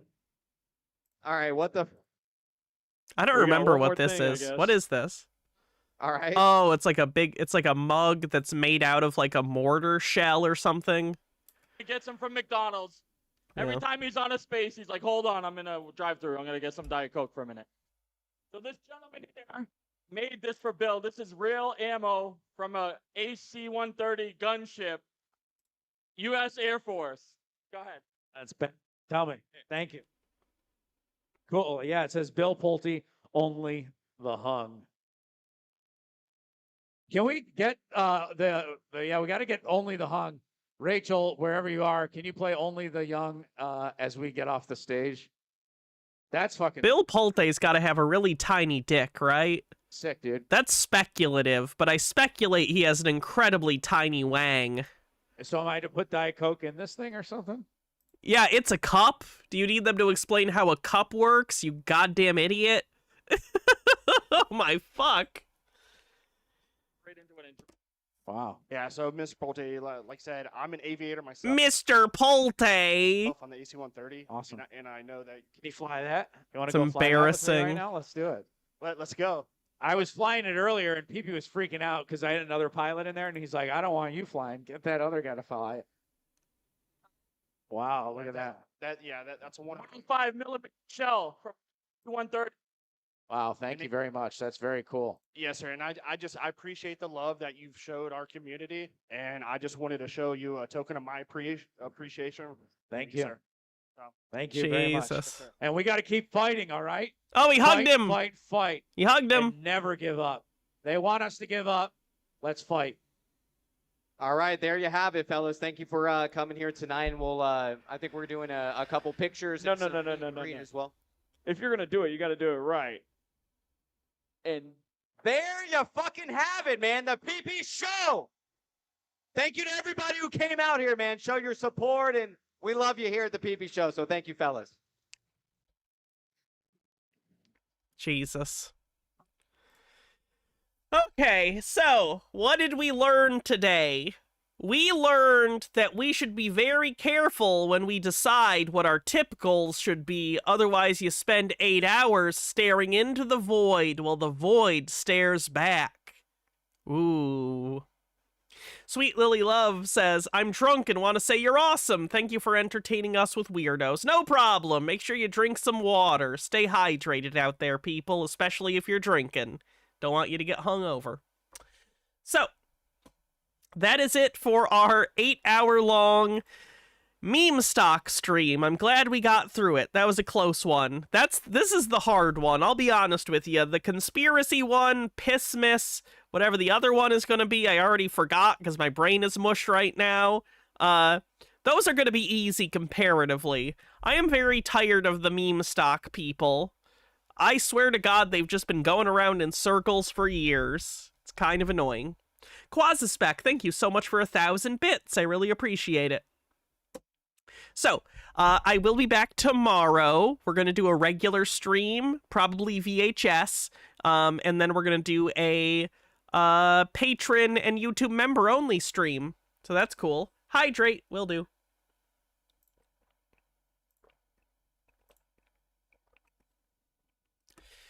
So, yeah, let's see who we're gonna raid. We are on a hype train, but we already got multiple hype trains today. I'm still gonna do the raid.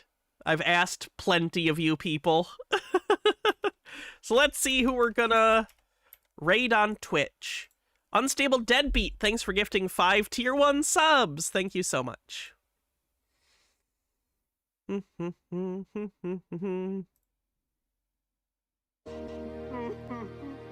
We will raid Queen Pib.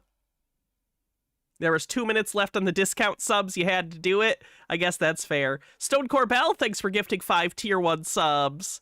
Wow, lots of gift subs today. Thank you, everyone, for helping out and taking advantage of that 35% off. Really appreciate it. Helps out a ton. Couldn't do the stream without you guys. All right. Wait, raid Marcy Monster? Let's see who that is. We've never raided that person before, so I like to do Marcy Monster. Yeah, if you guys ever have people you want me to raid, just ask. Like, I know there's a lot of small streamers out there, and I'm lucky enough to have an audience, so I'm happy as long as you guys suggest them. I trust your judgment that you guys would only send me to raid decent people that share our values. So yeah, no problem. We'll do that raid. Have a great night, everyone. I'll see you tomorrow for VHS, and I'm going to go eat some food. All right, have a great night, everyone. I'll see you soon.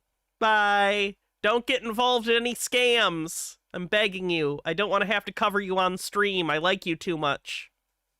All right, bye, everyone. Have a good night. Like the stream on YouTube. Adios.